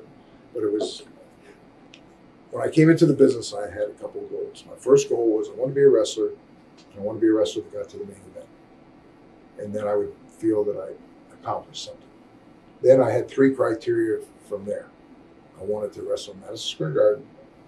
I wanted to go to Australia, and I wanted to go to Japan. Because in that era, the great stars in wrestling had been in the Garden, had been to Australia, had been to Japan. And so I got to go to Japan. I worked for the Funks, and that was a big deal for me. I mean, I wrestled Giant Baba, who I saw as a kid come to New York for a brief run. And I was there with the Destroyer, Dick Murdoch, who was a legend in Japan. I saw Tenryu break into the business. I saw the other kid that recently passed away. There was an amateur champion, Jungle Tsuruga. Saw him break into the business, came to Amarillo. Gaysink, the judo champion, was God never there. There was a Korean guy, Oki Kintaro, headbutt. That was big. I wrestled all these guys. One guy recently passed away, Thunder Sugiyama was a big star over there. And this was like a dream come true. And I went to all the cities in Japan. I went to a small island called Okinawa that we went to by boat. And I remember everywhere I went, I wanted to see what was there, experience it. And one of the things was the cobra, and the cobra and the mongoose, or in this small island, there was a poisonous snake called the habu. And one of the things that the people did, they would match the habu snake and the mongoose. And of course, it's like, I want to see this. So through Joe Higuchi, Bob Backlund, Bulldog Bob Brown, and I got in a cab, and he gave us instructions on this little tiny island. It was about a 30-minute drive. We go up this driveway, and here's a little tiny arena that's a glass, four-sided glass cage that had a partition that dropped on a pulley, and probably a 3-row bleacher thing all the way around it. And this is where they would stage the fights. And which I didn't know, it was primarily on the weekend. And in the winter months, the habu snake, because of the cold weather, became dormant. And so we were there, and of course he recognized Bob Backlund and Bulldog Bob Brown, and I was a big star. We were wrestlers, and that was a big deal on this little island. So it ended up the guy got one of his. The mongooses were the thing of real value. The habu snakes were wild, and this guy went and got a habu snake, and to be safe, in case the mongoose wins 90% of the time, but he didn't want to take a chance to have us get a demonstration and see the snake get lucky and kill one of his mongoose. So he milked this habu snake, milked the venom out of it, and put it in one side of his glass partition, and then got this mongoose out of the cage and put it in the other side. It's like a little weasel, and it's like as soon as he saw the snake on the other side, he was trying to bite underneath the plastic and get at this thing. But I had a movie camera, 8mm movie camera. And I remember when the guy pulled the thing, that snake, the mongoose went, boom, hit that thing, and just grabbed it by the neck and shook the daylights out of it, and then ate the snake. And the guy's trying to get the snake away from it, and then the guy did it a second time. So the wrestling business has afforded me opportunities to go places and do things that I would never have had a chance to do otherwise. That particular tour, we went to Okinawa, so I got a chance to go to Okinawa. But I've tried to go to all the, obviously the Peace Park at Hiroshima, and for me that had a lot of meaning because I studied history in school, and so to be there and to see the museum and see this building where this bomb went off, right underneath the bomb, they've left that building intact. And the heat, everything, the devastation went out. The least was right underneath it, but it still melted the roof of this building, and all that's left is the girders, and it's all fenced off, and right next to it is a Peace Park with a mass grave and a museum. And in fact, every time that I went there, or anywhere near Hiroshima, I would go back there just because it was a moving experience. And then the first time that I went there, I left the next day, went to Hawaii, and went out to the Arizona Memorial. And so it was kind of putting in perspective the horror of war and how both sides lose in a situation like that. But, the wrestling business, I spent a year in Australia, booked there. Like I said, but it was a year after Barnett had already left, and they'd seen all the huge stars. And there wasn't much talent available, but to be there in a country that I found very fascinating, and I spent some time in New Zealand. I've just had a chance to go a lot of places and to do a lot of things. And then how did you finally end up in NWA for all those years? Well, I ended up going back to the Crockett's, and Dusty came in, and we had a great run. We really did. That was really the one time that somebody gave Vince a run for his money, and the Road Warriors were hot, Dusty was hot. Magnum had been developed by Bill Watson, came in, and he had been a star in a growing star in the business. And Flair was there, Tully Blanchard, Arn Anderson came in, and the whole Horseman thing was a spontaneous thing. It really wasn't something by design. It just started. And I think Arn Anderson is the one that used the term the first time. And then the people would go like this. And I still, after all these years being off TV, every now I went to one of Piper's book signings last week, and so there was some wrestling fans I called, but they weren't sure, and all of a sudden I did this. And it's it's nice that they still remember.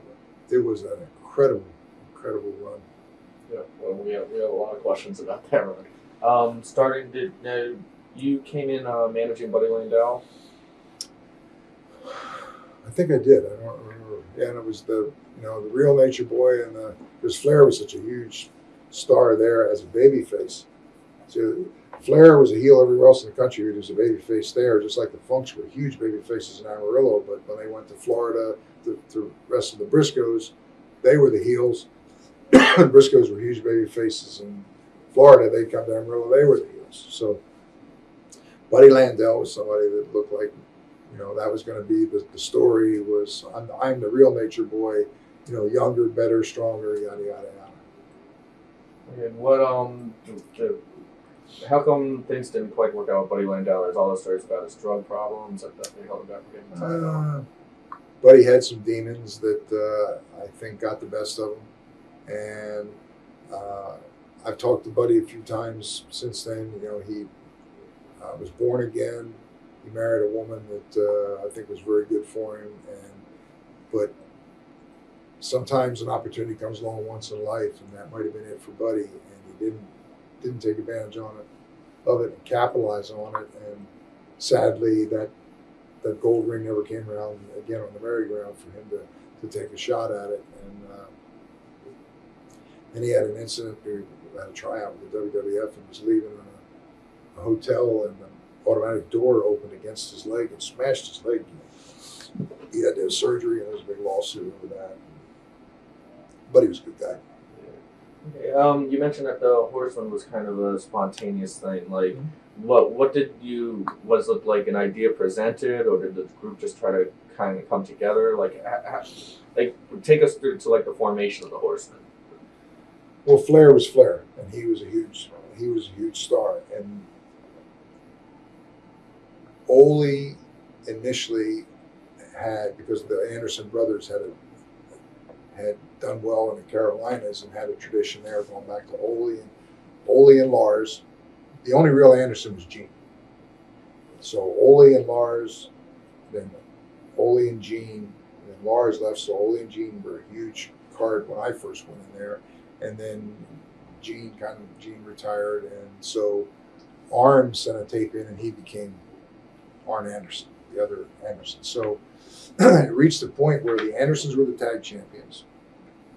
Tully Blanchard was the U.S. champion, and Flair was world champion for a while. Whatever, they had all the titles. So it ended up, I was managing Tully, and so we just started doing some promos together. And again, it was a spontaneous thing, and we just all fed off of each other. And then the first part of the storyline was because we needed opponents, and I don't remember how it came out, but Ole was the first one to get kicked out. And Ole had been there long enough that he was a very credible babyface. So then kept the revolving door of guys that came through that were Arn's partners. Tully was for a while, but Tully kind of stayed mostly as a single.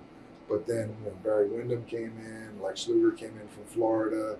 There was a bunch of them that came through that spot, and it enabled us to then weed them out, and then they would become natural opponents for us as well. But it was a group of guys, and I was the fifth guy, so it was Four Horsemen and me, we had a lot of airtime to fill too when we started doing the programming for TBS on Saturdays. And you talk about, again, promos being spontaneous. We would go out there and nothing could be more boring than a 5-minute promo. But in that studio setup with Flair, who was flamboyant, and he would do off-the-wall things, take his jacket off, take his clothes off, and it's like whatever flew that day, whatever happened, and if somebody didn't get a chance to talk, there was no hanging their face. Well, I didn't get any mic time. It was like whatever worked that day, and there wasn't the petty jealousies, and if somebody was tired or didn't feel good, somebody else picked up the slack, or if somebody got on a roll, they would let him go, and a lot of times we would have a 3-minute interview that would become a 6-minute interview because it was good and it just kept going. So when the group first formed, it just kind of came together, and then the chemistry was just there, I guess. Probably the logic was to capitalize on the fact that Flair was over so strong, and it was the rub that if Flair was out there, he was already over. But if Flair is out there with Tully and with Arn and his partner, then that gave them added credibility. And Flair was the kind of guy who could do that and still be himself, and it didn't take anything away from him, and it did what it was designed to do, which was to elevate everybody else. When did you first realize that you kind of had something special going with that original group? God, I don't know that there was ever, it happened, and we would go and just keep drawing, and we would get our asses kicked, and people would pay, and we'd come back and it would draw again. So it just it was a match that you could rubber stamp that the people kept wanting to see. And then every now and then we would do an angle or something to spice it up. But by and large, we didn't have to do that much. And Flair, anybody in this business who's successful has an ego. Flair had an ego, Dusty had an ego. And probably no one knows this. There's a few people that know this story, but I worked in the office. Dusty was the booker, and Dusty would come in and he would write the TV down on 2 sheets of paper, and he'd throw it down, and he'd get his bag over his shoulder, and he's gone. Well, and I'd have to go through it, and he would double book guys, and so I'm not taking anything away from Dusty. Dusty was very good at what he did, and you needed Dusty's presence and strong personality to be in that role. I was a behind-the-scenes type of person. Kevin Sullivan was much like that too. What we did was make Dusty look as good as he could possibly look, and then some. And we weren't about wanting to get credit for what we did. Because we were just happy to be in the business and happy to have that spot that we did. And so I was with Dusty for a long time, and I owe a lot to him for giving me that opportunity. But I also know that I helped Dusty in a lot of ways that maybe he's not even aware of. And there were times that the egos with Dusty and with Flair, we would be doing business and we would get beat every night, bleeding and get beat. Flair would say, "They're going to kill us. It's all going to be over. It's done. I'm getting out of here." And so this would happen about every 6 months. So I would privately, unbeknownst to Flair or Dusty, go privately and see Jim Crockett. And this is Jim Crockett, not Jim Crockett Sr., but Jimmy Crockett. And I would say, "We got a little problem."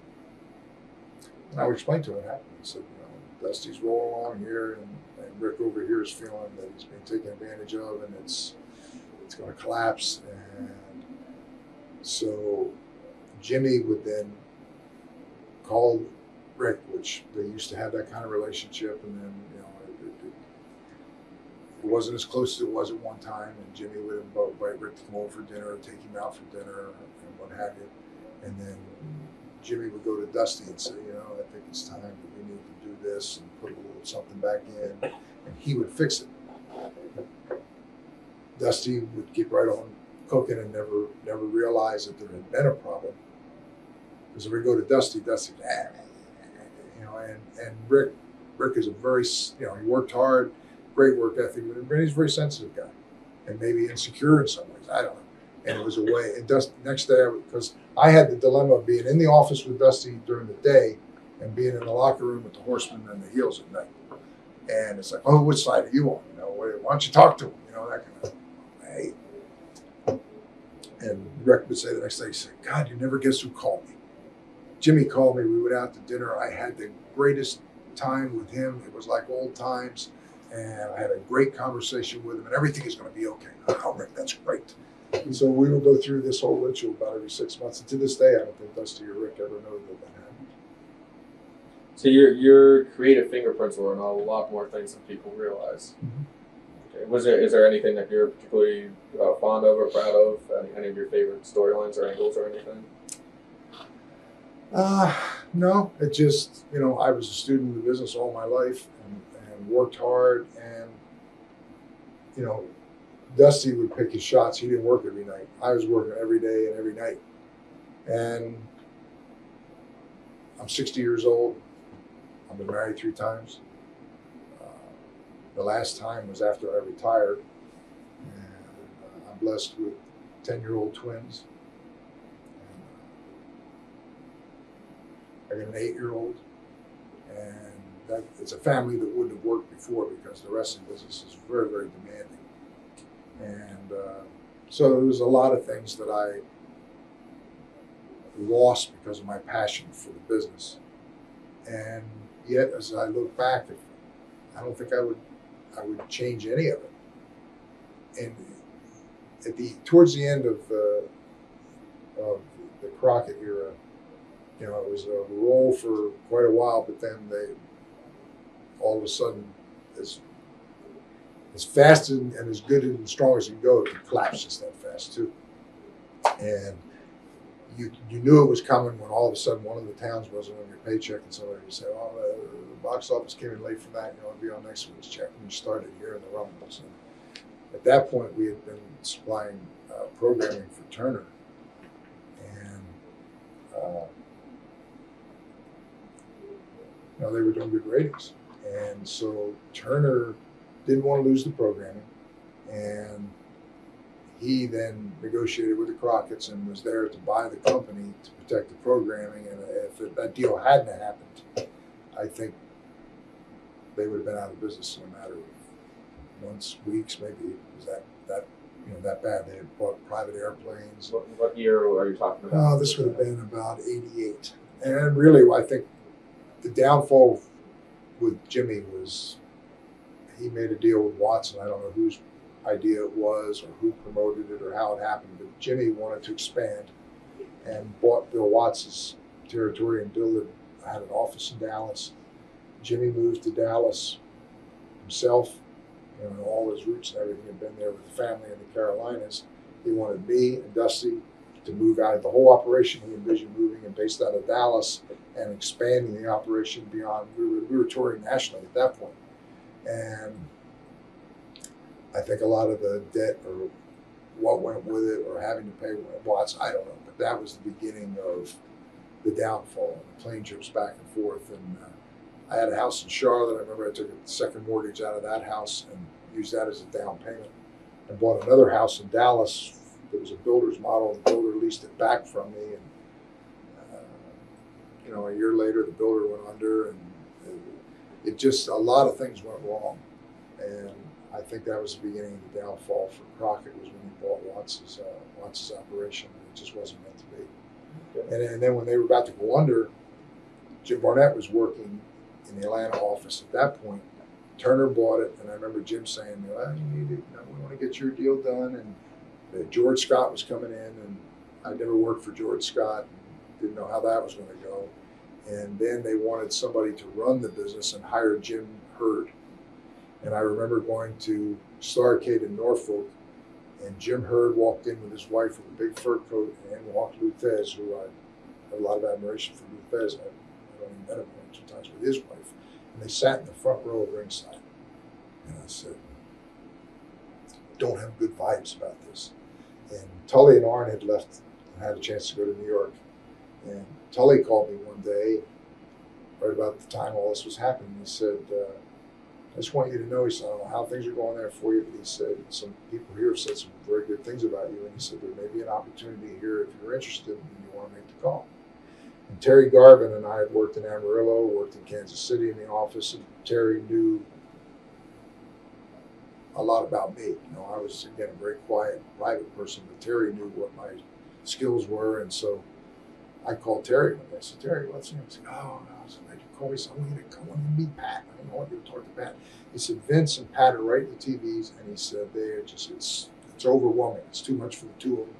And he said, your personality, the way you are, you'll fit in so good. And he said, your ideas and everything, he said, it would be a natural thing. So I went to New York with my wife for 4 days to do a little shopping trip that had already been prearranged. And while we were there, it ended up, I called Pat. Pat says, I want you to meet Vince. And I think I already didn't talk to Vince on the phone, I remember. But it was like Vince sent a car down to Manhattan to my hotel and took me up to Greenwich and went to his home because I wanted to be quiet about it. And talked to him for about an hour, and Pat was there. And he offered me a job. So how much do you want? And I was still wrestling. And he says, I need to wrestle. And so, well, I make so much money doing that, and I don't want my lifestyle. So I ended up, I gave him a number, and he said, all right. And he said, now, I don't want you to play one against the other. If you're interested, fine. Tell me. If not, fine too. So I said, give me a couple of days to talk it over with my wife, and we weren't married then. And I took it and gave my notice a week or two later and moved up to Connecticut and went to work for the WWF. It was the WWF then. Okay. I'm going to go back in time, and then we'll go back to the WWF stuff. Going back to, you mentioned TBS, you had all that airtime to fill. Did you think that when cable TV came in and with the show on TBS and everything, that it would have the effect that it ended up having on the entire business?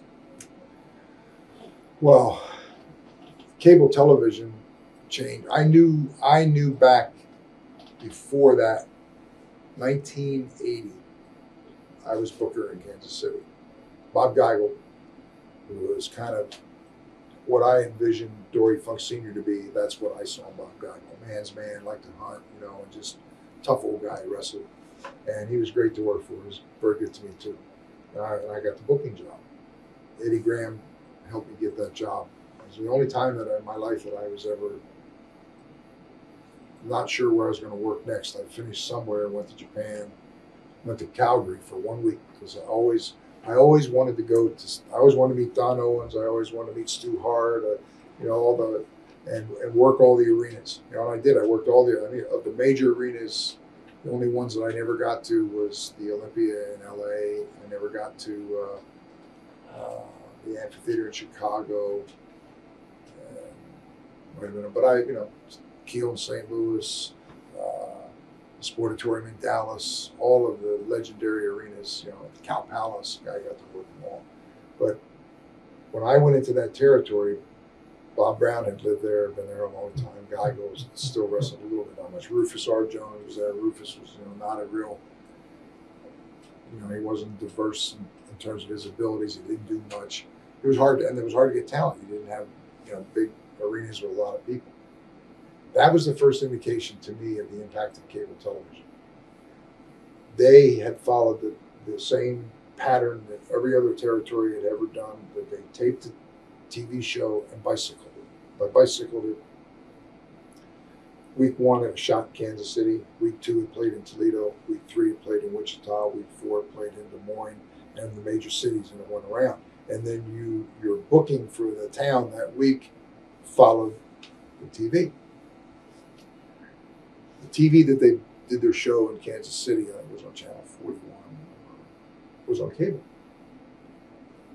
Cable television, when I went in there, was now seen in Wichita, Topeka, most of these towns. So the show that you did live on a Thursday night was bicycled around, but as you would do episodic TV and say you did a 3-week program, by the time you went the second and third week to Topeka and Wichita and these towns, the people had already seen the blown off on cable from the first week out of Kansas City. And cable television was growing.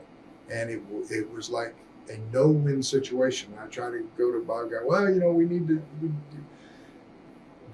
They couldn't see the impact that it was having on their product, that you weren't protected anymore.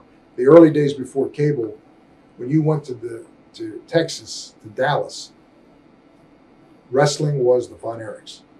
Fritz Von Erich, he was a god. That was it. They didn't know that Eddie Graham was a god in Florida. They didn't know that Chico Bobo Brazil in Michigan and Vern Gagne in Minneapolis. And these stories were told in these regional territories without regard to each other. The exception might have been Houston. Paul Bosch would get a tape from somewhere, bring it in, do big shows, and he'd capitalize on other stars rather than the people from Dallas. The first hint of it was like the thing with Kansas City. But when Georgia, when Ted Turner at 17 became a superstation, now the problem you had, they were seeing Wildfire Tommy Rich every week. So you're in Amarillo, and I don't care how big a star the Funks were, how big Fritz was in Dallas, or how big. It's like every week it's like supply and demand. When are we going to see Wildfire Tommy Rich? Because they saw him on TV every week, and Mad Dog Buzz Sawyer and the other personalities that were there initially. But they weren't in Amarillo every Thursday, or they weren't in Dallas every Monday night.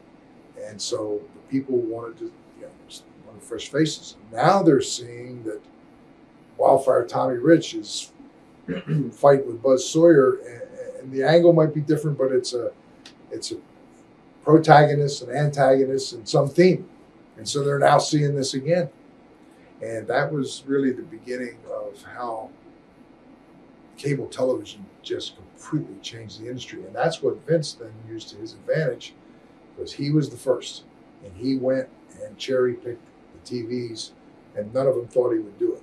That he wouldn't come in and do it, because Vince's father was so well respected. And he was near death at that time.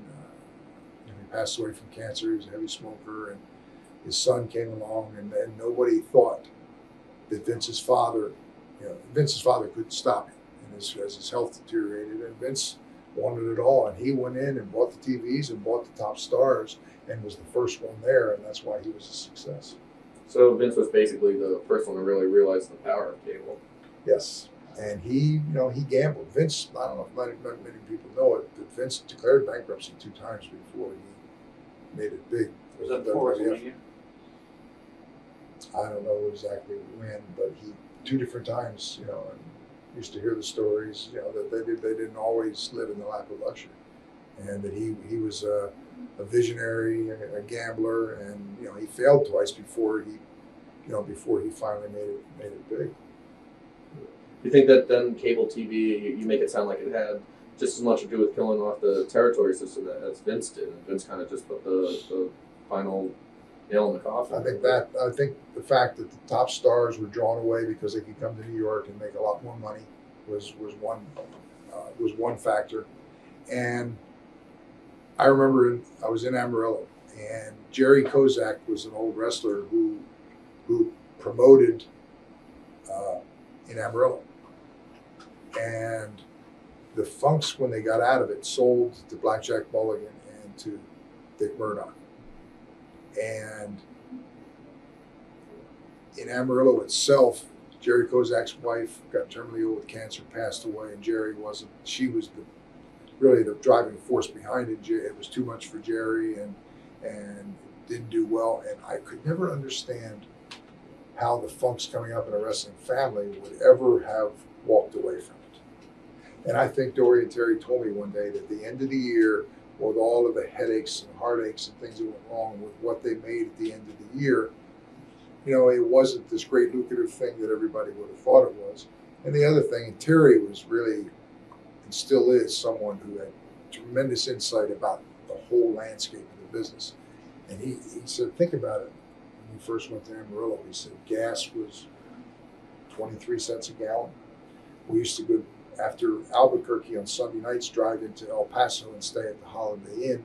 And you would get in there at midnight, and the desk clerk would check you in for the next morning, and you would basically stay that night, stay Monday night for like $18. And they had a buffet there the next day. And he said now that when the gas shortage hit and gas prices went up and the distances that the towns were away from each other, that Amarillo, just by the size of the towns, by the cost of gas, the cost of everything going up, they realized that it was going to change. It wasn't going to be as it always had been, and so they got out of it while they could still get something for it. I didn't understand that at the time. I do now. Ric Flair, I can't count the times that I didn't see him without a shirt and tie. I don't care what town I went to. And when he first went to the Carolinas, and I wasn't there at the time, what made him was he himself purchased a limo, hired a driver, wore the suits, went to the town, and he was Ric Flair and lived Ric Flair. And when the night was over and he would go out to the local night spot, he would rip it up and roar it up with the ladies, and he lived the image that he was. And he was a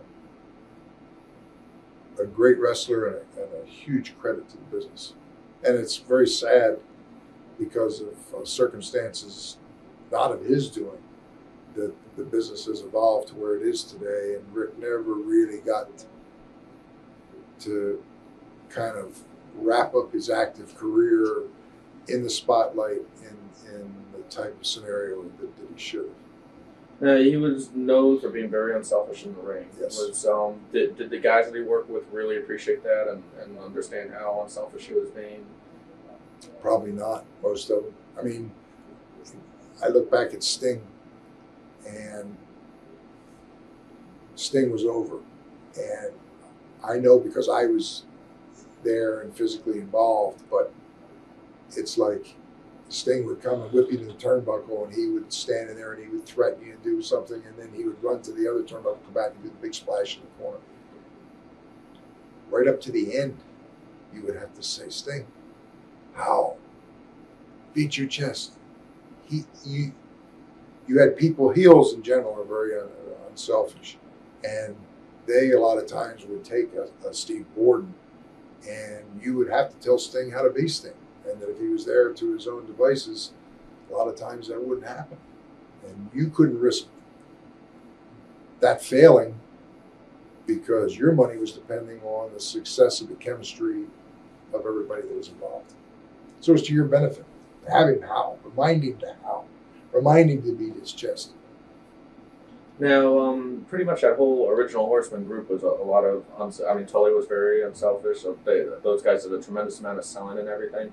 Was there ever times when kind of the group would get together and kind of be like, hey, we're making these guys look good, are they appreciating it? The way that they would sell for all the baby faces and everything. Is there maybe a little resentment that grew out of all that? I don't remember that. I can't honestly say that there were times when there was concern that the unselfish attitude would at some point cost us business from a strictly business standpoint.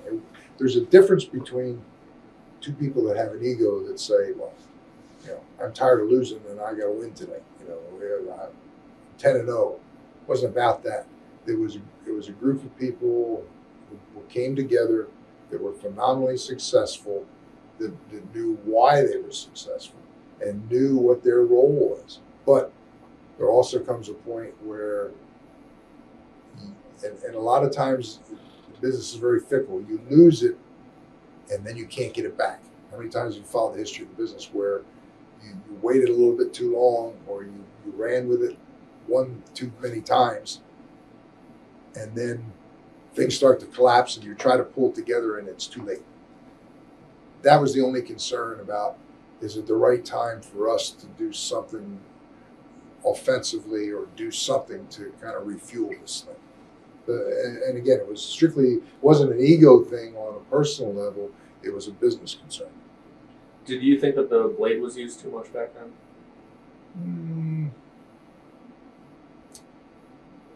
I don't know. I've never anybody ever asked me that, and I don't know that I ever. I don't think so. How about there's a lot of criticisms about all the screw jobs back then. What's your reaction to that? I'm not sure what you mean.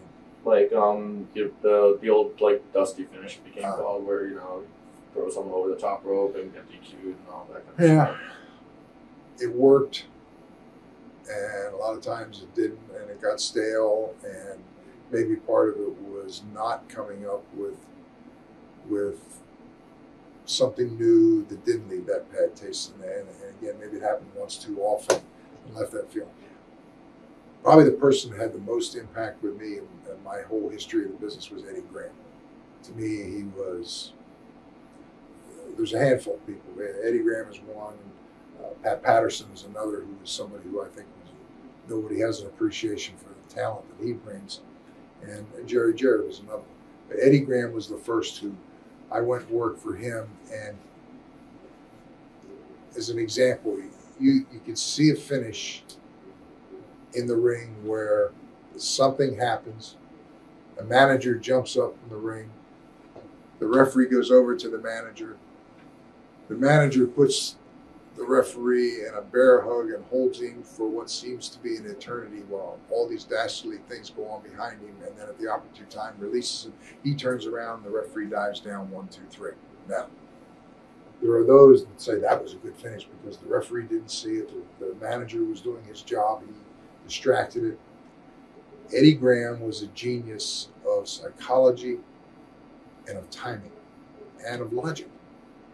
He was the first one that if Jack Briscoe was there at a TV in the second segment on the TV and you did an angle in the last quarter before you went home, Eddie would cover some reason in passing. He didn't make a big deal out of it. Why Jack was leaving. Jack's got an appearance down here at the local hospital today, and I know all you people are excited that he's going to come by and see you people. And John, you need to get going. You know, and you wouldn't think anything of it. It just passed. Then at the end of the show, when something happened, your big star was, because the fans would say, well, Jack was here. Why didn't he come out and try to help him save him? Eddie was a genius at pre-thinking all those little things. And when he did a finish, everybody had a place. And some of it was like a story that seemed to go on forever. And you know, sometimes guys had to help other guys get through it, but it was like, this would happen. 1, 2, oh, this would happen, this would happen. And then at a critical juncture, the manager would stand up, the referee would say, you sit down, and in that instant, he would turn around and whatever it was done. That is, wrestling as an art form at its absolute best. And Eddie, there's been no one that I've ever met. Dusty, Bill Watts, myself, Kevin Sullivan, we're all students of Eddie Graham. And I think, you know, some of us absorb more than others. You know, and you know, sometimes guys go in and forget where the roots came from. Was there a major angle for the Horsemen or a turning point angle where it kind of got them over as a whole? I mean, they were over in the beginning, but over to a whole nother level as a group, as heels, like one particular angle at times, maybe like a the baby doll angle, or when they attacked Dusty in the parking lot. Dusty in the parking lot's the only one that really sticks out, and I had an opportunity to review that thing today after throughout all of these years. And again, that was ahead of its time. It was, see, the problem I have with a lot of things that go on today is things are shot behind the scenes, and you could say, well, artistic liberty. The camera is there and happen to catch somebody. Well, why is that? And again, you could say, well, you're thinking this thing, you know, this is just television. We're having fun, and you're thinking this thing through too much. But I think that's the difference in where the business could be going and where it is going. And that example with Dusty in the parking lot was, okay, we're going to make an example of this guy who has been kicking our ass, and we've had enough, and we're going to get him. And we're a gang, and we're thugs. We don't have to justify why we're doing it. And I'm paying you, the cameraman, to record this because I want everybody to see when you screw with us, you know, you're screwing with all of us. And this is, you know, we're going to make an example out of him. And it was like telling the cameraman, I'm paying you. You don't have to like what you're seeing. Just keep the camera rolling. I'm paying you to capture it on film. Now there's a reason why that guy is there, why he's capturing it, why the camera went like this for him when he got out of the car. Because it was one guy with a camera, and then the story was told. And there was people who called in and said we should have been arrested for assault. What we did was criminal. It had that kind of impact. And it was very simple. Another one that I did was, and again, there's a thin line sometimes between heat, disgust, comedy. There was one that I did where I was going to go out to their ranch in Dade City and confront Dusty about something. And Dusty and Blackjack Mulligan would ride horseback, and they would have the dusters, and and so again, I hired the cameraman, the same thing, and we were going out there to try and find it. He's in the back seat, and he's shooting me. All of those one camera shoot with a guy named Wayne Daniels, and then he would do a second thing to put it together, but it didn't look like a slick pre-produced piece. I remember we went out there, and I get out, I'm looking for Dusty Rhodes, and boy, here they come running up the thing, and I'm going to give them a piece of my mind, but before I can get the first word out, out comes the gun, the shot in the air, and then all of a sudden it's the reality of, my God, what have I done? And I take off running and trip and fall, and I'm full of dust, and I run out to and of course, then I go on TV and talk about, have spent the night out there, in fear of my life, attacked by armadillos, but it was always one eyebrow up, but presented in a dead serious tone. Now you could laugh that I've made a buffoon of myself, but I never let you in on the fact that I was laughing too. And to me, that's the difference, and that's what makes it successful. Professional wrestling is an art form unlike no other. It allows someone to temporarily suspend disbelief. And by that I mean, kids get wrapped up in it. Wrestling is real. Wow, they see it, because they see superheroes on TV, Spider-Man or whatever, Superman. We go out to personal appearance, and there's costume looks great for Spider-Man, but he don't go like this and stick on something and swing between buildings. It's a special effect from the movies. But wrestlers were people who did real things in a ring that were larger than life characters. And that's what I think gave wrestlers such an appeal, that people could see. Now, a lot of times parents are closet fans, and they wouldn't want to admit that they were wrestling fans because it's lowbrow. I watch it because my kid had it on, or I go, but if I wasn't taking my kid, I don't think I would go. But the temporary suspension of disbelief is the art form to its finest degree when a parent takes a kid, and the parent has a preconceived idea. Hey, I know what this is all about, and then he sits there and if something is portrayed so well, and he gets wrapped up in the emotion, that all of a sudden he's jumping up and down, he's mad, he's angry, whatever that emotion is. Now, at the end of the night, he goes home, he gets back in his car, he lays in bed. Now, does he now think differently? No, probably not. But for that time, if you do your job well, for that time that he was there, he got wrapped up emotionally in what you were doing because you did it that well. That is wrestling at its truest art form. And that's why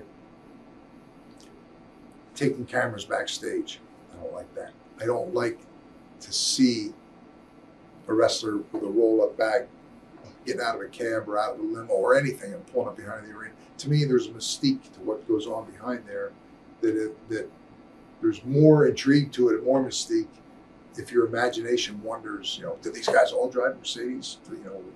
I don't know. Why show them? Why tell them anything? Why have cameras back there? To me, and I know Tough Enough has been probably a successful show, and Vince is running a business and he wants to expand and find new ways to take the product and tell it. But to have people feel that they can apply and go through a screening process and be trained and learn how to fall and do this. In the beginning, yes, it's going to be wow. It's like but then after they do it, it's like the price that you've paid for it is now that I think they respect you less.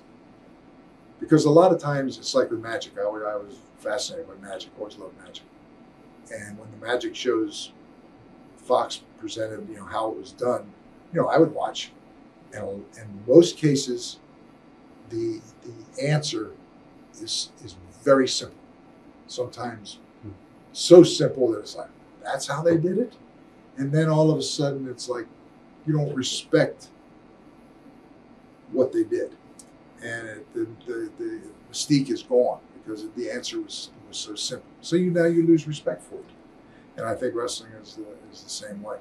Do you think that after all the fans have seen now, it pretty much be impossible to get that mystique back? I think it's going to go full circle at some point. I think it's just like with boxing. How much expose has there been of boxing where they talk about Don King being corrupt and owning this one and owning that one? You get two guys who are good fighters, who the public, through whatever the means, like Lennox Lewis this last time, where they feel that there's an ill will between the two, and they're going to see a fight. In spite of all of that expose, will draw extremely well because people, if they think it's a real fight, they will pay to see it. And it's like when I was a kid, Bruno was the champion. And I can't count how many times people would say, I know it's all fake, but when Bruno fights for the title, that's real. And there was people who felt that. And I think you can go full circle back. A great story, I have so many great stories that I remember out of Amarillo. And there we had to, like I said, we had small population centers. And you couldn't afford to do something to lose fans because you didn't have that many to draw from in the first place. And there's only so many people that are going to get in their car and buy a ticket to watch a wrestling match. San Angelo, Texas, there was a newspaper writer who did a column that knocked wrestling. Said, anybody that watches it, you're fools, you're idiots, they're nothing but this, whatever. Terry Funk called the guy to task. The guy that wrote the sports writer that wrote the story. My father this, my credibility, he says, I challenge you to come down and referee a professional wrestling match. And he said, then, when it's over, you can write what you want. Well, the guy took him up on it. Well, of course, the main event in San Angelo was Terry Funk and I. And Terry told me ahead of time, he said, can't talk, can't say anything. We're going to have to play, we're going to have to be snugger than we normally would. And he said, and this is the deal. So I wrestled Terry Funk, and it's like dancing. Two guys that have been around a long time. You don't have to talk, and you can have somebody with a wrist and give it, and you just give them. There's subtle ways without him standing right there in front of me. We have no idea what was going on, but we had a knockdown, drag out match. Both of us bled. And, it was like I'd get in the guy's face and say, I don't know if you like me or not. I don't know what you said, and, I respect you because you're a referee. I won't lay my hands on you, but don't lay your hands on me either, And if his shoulders are down, I expect you to count three. I don't want to hear any bullshit, And if mine are down and you count them, I'm not going to have a problem with you either. And this guy was like, well, long story short, the guy wrote an article after the match that was unbelievable in terms of, I was wrong. I was there. I was on top of them. I saw, I heard, I felt. And it's San Angelo, Texas. Maybe 10 extra people might have come the next week that wouldn't have the week before, but we did lose 10 people because this guy was a respected sports writer who said it's all a bunch of bullshit. And I was in the ring, and it's fun and games. It's not what you think it is. I think we could get back to that.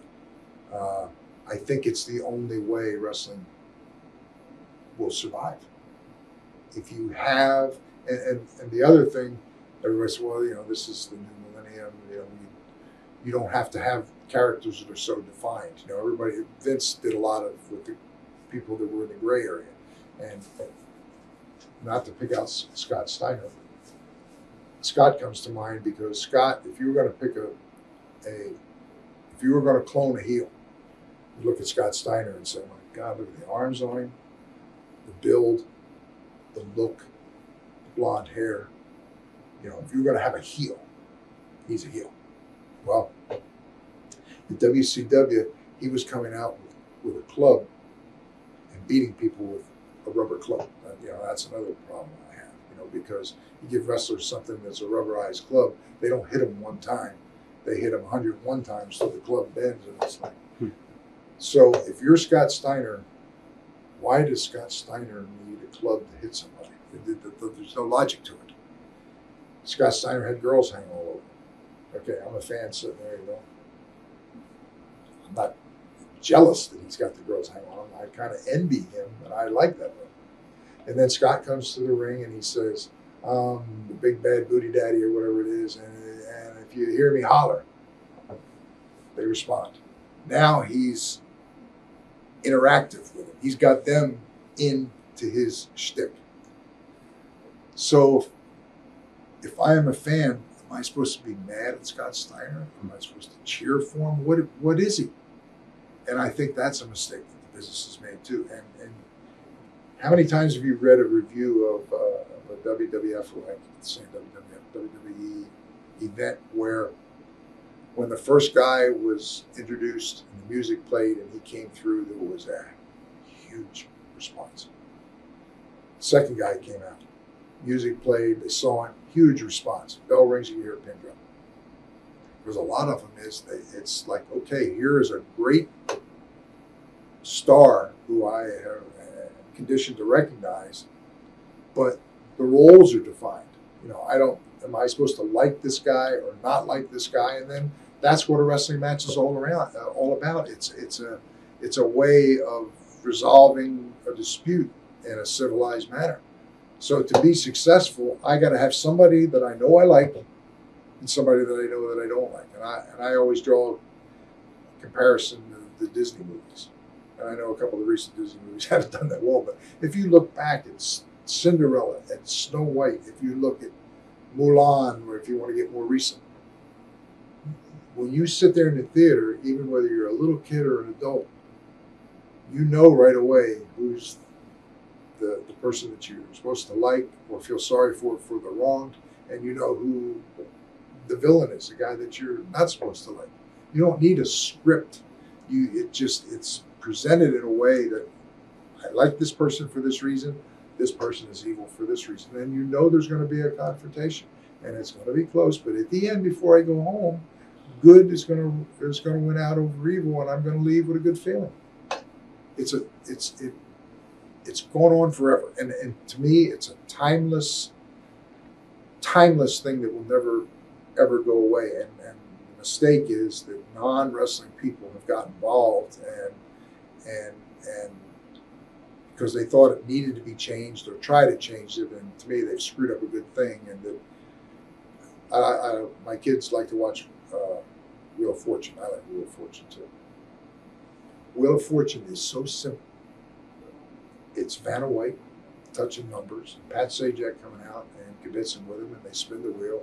Now, if you go back and find an episode of Wheel of Fortune from 10 years ago, it looks virtually the same, except the clothes that they wear, the hairstyles, and the dollar value on the wheel has gone up significantly, and there's some contemporary prices. Other than that, it's the same thing, and you don't get tired of watching it because it's so simple and it's so understandable. It's puzzles that you try to solve, and you win money. Wrestling is not a whole lot different. I think with all the regional territories that have gone away, that's the proving ground, or was the proving ground for new talent to get into the business. And it's just like anything else. You cannot wrestle 1 or 2 times a month and effectively learn your trade. You can't do it in the gym. You can't replicate in the gym being in front of people and the emotion of, oh, I messed that up, let's do it again. You have to do it in front of people. You have to be in front of people when you do something that worked last night, and then all of a sudden it's a different audience tonight, and this is what happened to a lot of guys in business too, they get their little routine. And the routine got a response last night, and tonight it doesn't get a response. Well, they do it without regard to the response of the people. You know, all wrong. It's like, oh, ooh, they didn't buy that. This is not what they want to see. We got to figure out what they want to see. That's the challenge. And the sad part is that the Ted DiBiases and the Kurt Hennings and, you know, I get down a list of names of people that could be teachers, that could teach others. The Rick Martells, they're leaving the business. They're gone. And there's no new teachers to come along, and the new crop think that they've got to go out and I've got to do more high spots, or I've got to do something faster than I did before. They don't know how to tell a story. All right, going back to the horse and stuff. What was your memories of the first War Games? The War Games was again a continuation of the same thing that was so successful. It just was take it to another level. Whether I interfered in some key matches or something, that finally it was kind of the blow off of, let's put two rings together because we've got so many people and surrounded by a double cage, and then the intrigue comes. We got two captains that are determining, well, if this one starts, I'm going to send this one, you know, flip of the coin or something, pick the first one. So then you had to make the adjustment. That's where the strategy came in. And it was another way to present the same story in what appeared to be a different manner. And then, you know, the Road Warriors had Paul Ellering, and you know, Paul had been an accomplished wrestler, and of course I was the weakling. But if they saw a good match, they would accept at the end that they finally got me, trapped me, and you know, and squashed me. It wasn't like they felt ripped off because I finally got beat at the end. Now, if I went in there in 5 minutes and got beat, or you know, I had to get in there and do something, get a little bit of heat where they weren't sure, and then they wanted to see it happen, and they liked to hate us after a while. We know a lot of places we were fan favorites. You know, they cheered us. They cheered us not, I think, more out of respect for what we gave them than anything else.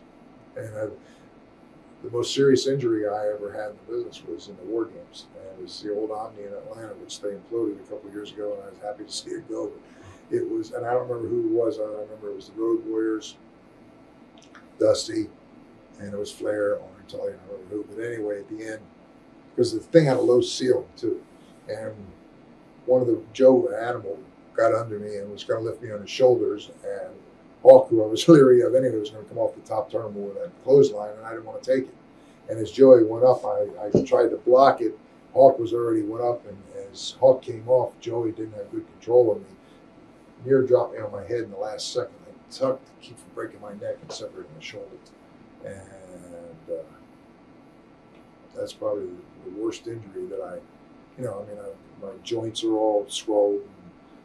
I got a bad back and a bad neck and my knee, and I can only sleep at night with my arms raised, because if my arms are down, something in there makes my arms go to sleep. And the only way I can sleep is my arms in the air. But the War Games, I remember for that injury, and I remember the Omni in Atlanta, and the fact that building later blown up. Whose idea was that whole concept of the War Games? Do you remember where it came from? I don't know. Yeah. I like to give Dusty credit for something. I don't want Dusty to think I was ragging on him, but because I wasn't. But whoever it was a great idea, and and it worked.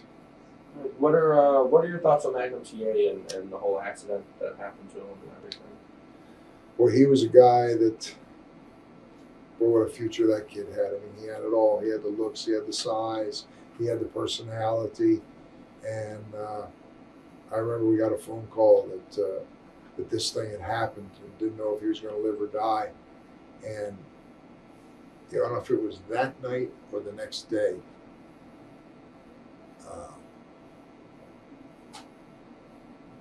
Doug Dillinger, who was head of security, had been a local policeman, and this was in Charlotte where we lived. And I remember Magnum was in intensive care, didn't know if he was going to live or die.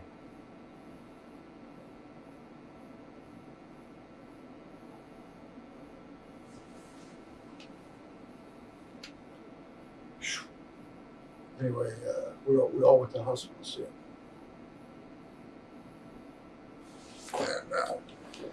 was all doped up. I'm sure. I don't even think he knew we were there. They snuck us in the back, so nobody knew we were there. Nobody was allowed in to see him. And I remember he was on some kind of a hard thing that had him basically immobilized, and it's because he broke his neck. And this thing, so that the fluid in his body, kept moving, and it was touch and go as to whether he was going to live or die. And of course, he, never wrestled again. And, it was one of the real tragedies. Yeah. How much did that really affect the locker room and the booking plans? Oh, God. It's like anything else. When something like that happens, business becomes secondary, and you think about him and his future, and his family, his wife, his parents, wonderful parents, and then you think, it could have been me. When something like that happened, did that kind of bring the whole locker room together, where maybe there was tensions that people forgot about? Like you said, this was larger than any kind of business. I think there was concern, but it's like anything else. Life goes on. I mean, by and large, the people that were involved in the business were professionals that were very, very good at what they did. I mean, was that risk always there? Yeah. And you tried to not do stupid things. Where that could happen. You didn't take silly risks to endanger people's lives.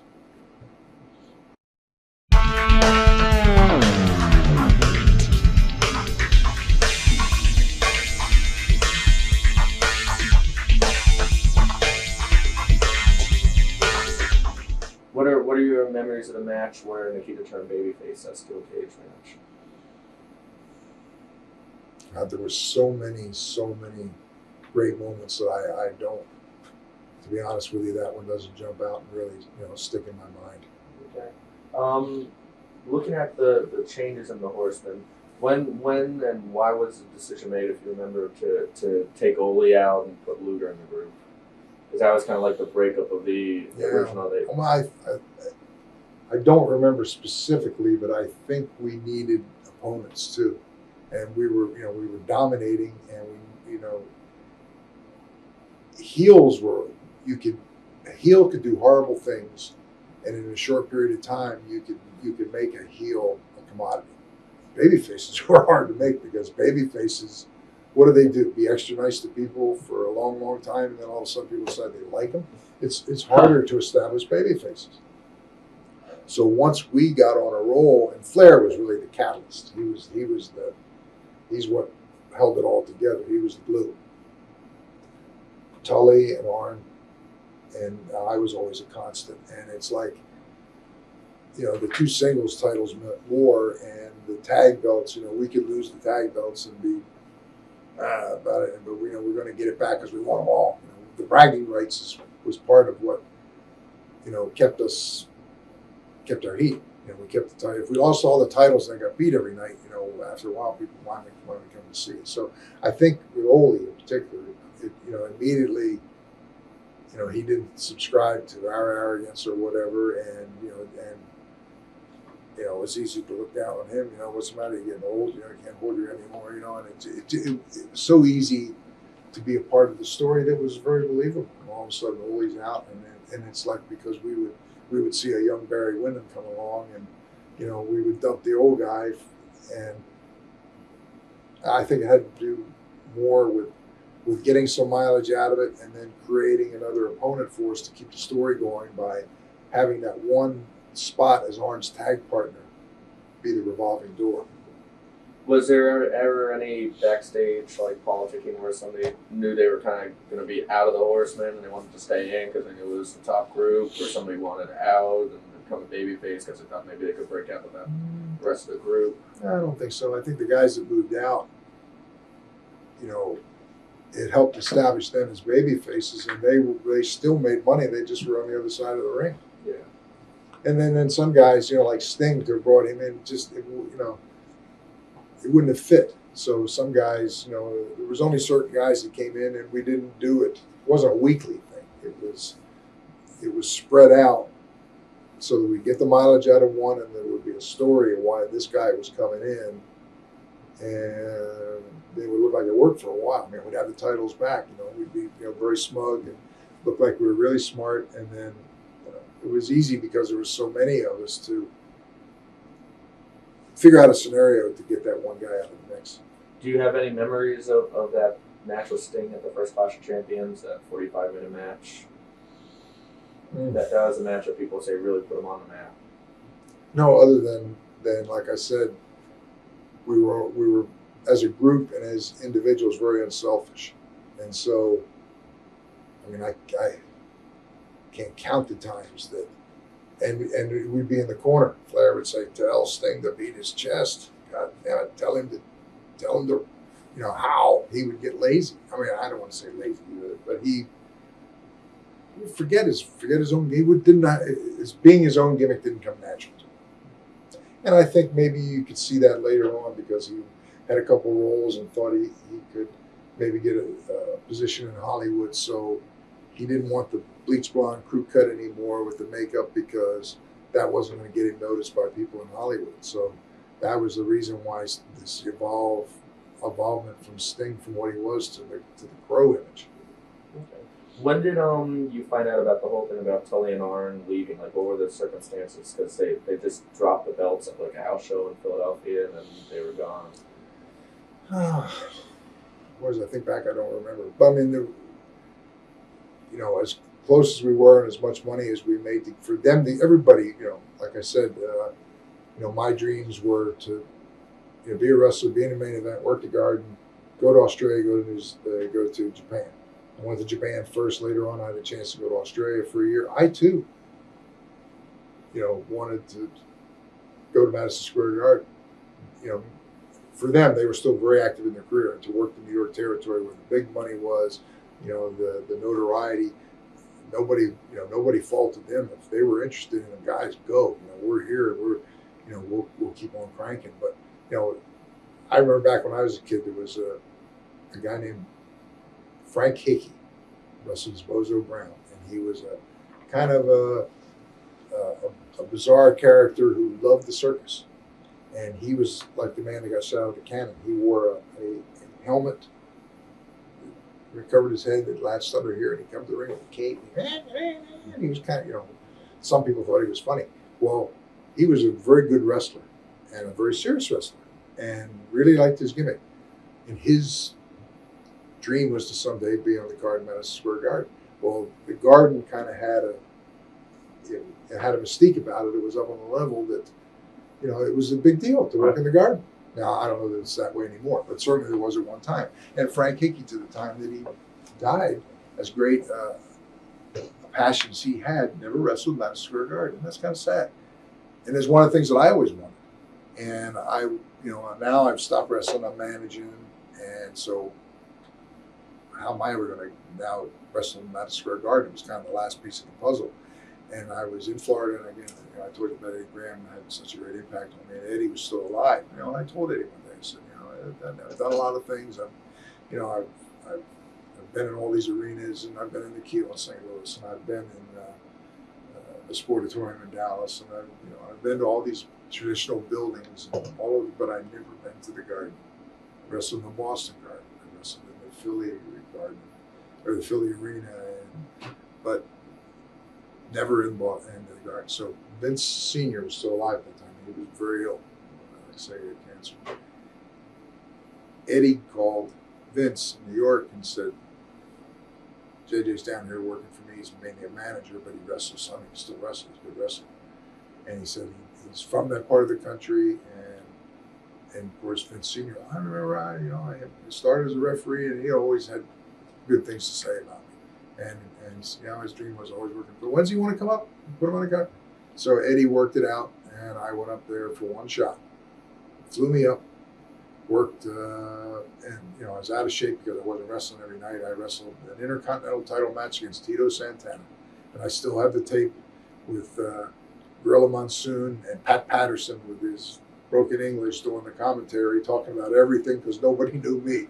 And and it was not a great match, but I didn't embarrass myself. It was a respectable match, and I got to live my dream. And I remember on the flight back the next day to Tampa, I sat up in first class, and the only other two people in first class were Hulk and his wife, and they had recently got married, and he had just become champion, and he just was this bigger than life character. And I remember saying, how happy I was for him, and it was just a very proud moment for me. But what are your thoughts on Jim Cornette? I respect how hard he works and his work ethic. Jerry Jarrett made a comment one day. It was very true. He said, Jim Cornette, he talked about me as a talent. And he said that I, as a talent, had to work at having people dislike me. I walk into the room, not that people embrace me, but they don't necessarily dislike me either. I had to say things and do things and be creative in my mind to either make people not like me or not like the person that I manage. And he said, Jim Cornette, you just look at him and he said, you want to grab him and slap him. And he said, he just doesn't, he's annoying. And so I realized that what Jerry said was very true. That Jim has this, you get around him and he's annoying, and that carries over to the ring, but he also is someone with a tremendous passion for our business. And he survived there in Smoky Mountain a lot longer than a lot of other people would have. And he put a lot of his own money into it, a lot of his heart and soul, and I have nothing but good things to say about Jim Cornette. Was there any kind of rivalry between you two, since you basically were the top two managers back then? May have been, if there was, it may have been with him that I wasn't aware of. Paul Jones was there too. Paul Jones had lived there in Charlotte for a long, long time, and Paul Jones and Nelson Royal were an established tag team when I started there. I wrestled Paul Jones a whole bunch of times. He was certainly didn't have the gift of gab that Cornette did, and part of it was when business got a little bit slow or something, because I worked in the office, I would go to the town with somebody I was managing, and maybe we'd have Cornette stay home, and Jim may have not liked that. That may have happened. But I don't know. I was not aware. If there was any friction, I certainly wasn't aware of it. It wasn't on my part anyway. Okay. Looking back over your entire managerial career, all the different places you managed, who were your favorite guys to manage and why? Wow. I kept a journal from the very beginning of my career. And then after that, it was more because you're independent contractors for tax purposes. And I would write down what town I went to, and if I either drove, what the mileage was, and the tolls and parking, and then meals and hotels. And I would write down what my match was that night. And it ended up, it was something that I'm glad, I still have it. And it's all these little notebooks. And it's amazing sometimes to go back and you forget a lot of these things, but certainly from a managerial standpoint, the Stopper was the first, and so he introduced me to something that circumstances been different. Maybe I never would have got into managing, and maybe I'd have been a preliminary wrestler in the big territories and got a little break in some of the smaller territories. I mean, who knows? Lonnie Main, was a character. Great story in Houston. Lonnie Main came in after Stomper left, and they had me managing Lonnie. And Lonnie, God rest his soul, passed away. Lonnie had a reputation for having a drink. And we went from Corpus Christi to Houston from a Thursday to a Friday to work for Paul Bosch. And I remember I bought a cooler and I stopped on the side of the road because a lot of times these little trucks would sell fresh shrimp that you get a good price on down close to the Gulf.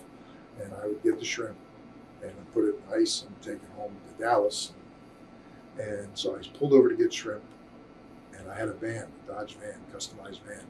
And so Lonnie goes over into the liquor store, and he comes back, and he's got a pint. He says, I got this for later tonight. Okay. Never gave it a thought. Well, I'm driving. Lonnie's laying in the back on the floor because it was like a van that had like seat across the back, and then there was an extended van, so a couple guys, if they wanted to, could stretch out on the floor, a couple captain's chairs up front. Long story short, we get to Houston. I turn around. Lonnie has killed the pint and is white. And it's like, oh my God, what are we going to do now? And it was like Lonnie and Jose Lothario in the main event. Now, Paul Bosch was, he paid very well, as where his money was. So I tried to get coffee, go to the hotel, get coffee to get in Lonnie. And so I said, we got to try and get through this. So I kept Lonnie away from Paul Bosch to come back to the dressing room. I kept Lonnie as far away from Paul or anybody that might stooge him off. So he's, and he'd give him the finish, he'd have it, and then he'd say, whoa, what was it again? Tell me again. And I'm thinking, oh man, I see nothing but disaster coming. So I got to work with Lothario. We're going to try and get through this, just do the best you can. We didn't want to save the night. Kind of time to go. And to get Lonnie dressed. Couldn't even hardly walk. And he said, I'm afraid I'll fall down on my face going to the ring. And he said, walk slow and one hand on your shoulder. So that's how we went to the ring that night. Lonnie's walking next to me, one hand on my shoulder to steady himself. But once he got to the ring, it's kind of like I had to lead him through everything. He couldn't remember anything. But Lonnie was the kind of guy that went out there and gave you his heart and soul, and he would take these hellacious bumps. And at the end of the night, they used to pay you in Houston in an envelope of cash. Paul Bosch would come back with his, I think it was his brother that did the accounting or something. And Paul Bosch came back and he handed me an envelope, and he went to Lonnie and he said, there's a little bit of a bonus in here for you, he said, for your performance tonight in spite of your manager. And I don't think he meant it in an ugly way or a demeaning way with me, but it was like he put Lonnie over and thought that Lonnie was stupendous that night. I don't say a word. We go back to the hotel, I don't say a word.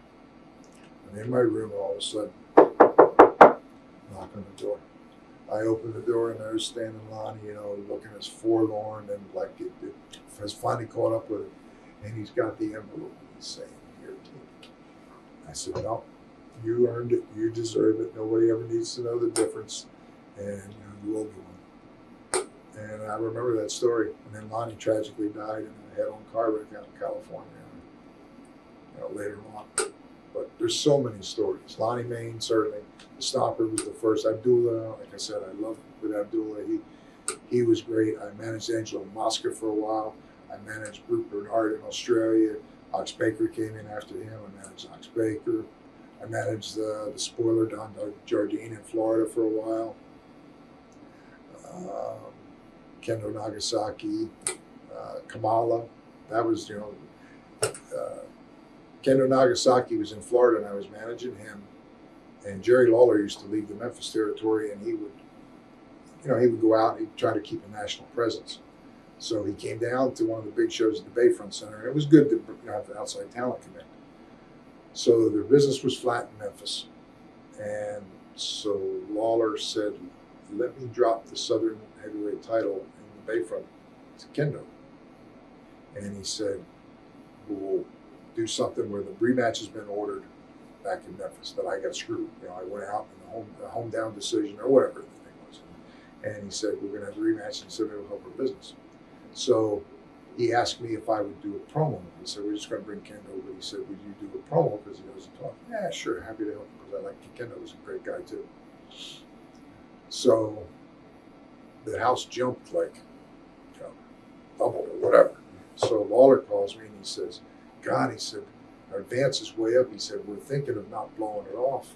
He said, we want to get another week out of it. And Eddie's saying, that I can have Kendo for next Monday again. He said, but now I need another promo. Sure. So when we do our TVs Wednesday, I would cut a separate promo. And so now this went on. And they ended up getting like 3-4 weeks out of it before they finally blew it off. As fate would have it, that night, Big Jim Harris had been wrestling in England. And he came back, he came into the dressing room, and he was kind of down on his luck, and he had a couple pair of extra tights he was going to try and sell to one of the boys to get some money. And I don't know if it was Jerry Jarrett's idea, if Lawler had some input, but they said, if Kendo Nagasaki's down there in Florida with this painted up, bizarre gimmick look, he said, why don't we create somebody here and do the same thing? And they looked at Big Jim Harris with that pot belly and they said, let's make a witch doctor out of it. So Jerry calls me and he said, we blew the thing off Monday, but he said, we've got this new guy. And he said, he's a monster and he's 6'9", and he said, but he can't talk and nobody knows who he is. And he said, they get the momentum. He said, would you do a promo? So now I did a promo where the last week when they beat him, I said I was going to be there, which I wasn't. But I said, I'm coming up there. They've been jacking him around, and Lawler, you're not going to, you're going to have to deal with me.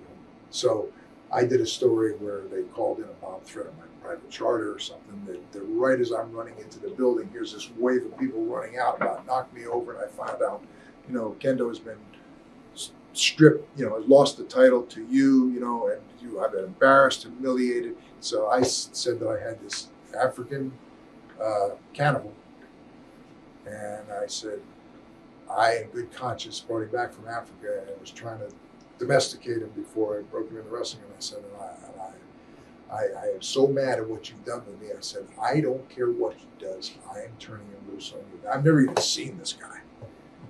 And that's how it started.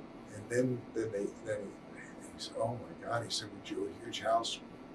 So I started doing promos for guys that I never even saw every week. So now after a couple months, it's like the Tommy Rich story. They're seeing me on their TV every week, but never seeing me. And it's like, when am I going to be there? So I went up and managed Kamala as his first manager and had a hell of a run up there. And then, of course, with Lawler, and then I got in with Jimmy Hart, because now I'm the guy coming in to take over his thing. And so I had a couple matches with Jimmy Hart, and, it was only they could do it in Memphis. So I have very fond memories of Kamala.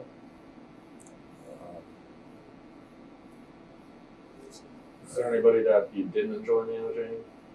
I can't really say that there was. I've been very fortunate. And again, I'm a very quiet, private person, and I've always guarded that privacy. And when I'm away from the business, I'm away from the business. And in some ways, that's probably hampered me, but it's also a personal decision. I was a character, and then I was me at home, which is me, the person, is the direct opposite of J.J. Dillon, who's my wife used to kid me, when somebody would recognize me, she said, I can see the transformation because now they're watching you, and so now you're something that you're not. You're crazy. No, you don't even know it. Even though you do it. And it was like, I would just have that smug look about me that I would not normally have. You mentioned before that you thought that the NWA, Crockett was getting in trouble when he purchased Bill Watts and all that. When did you really think that the promotion was in danger of going out of business? It was a family business.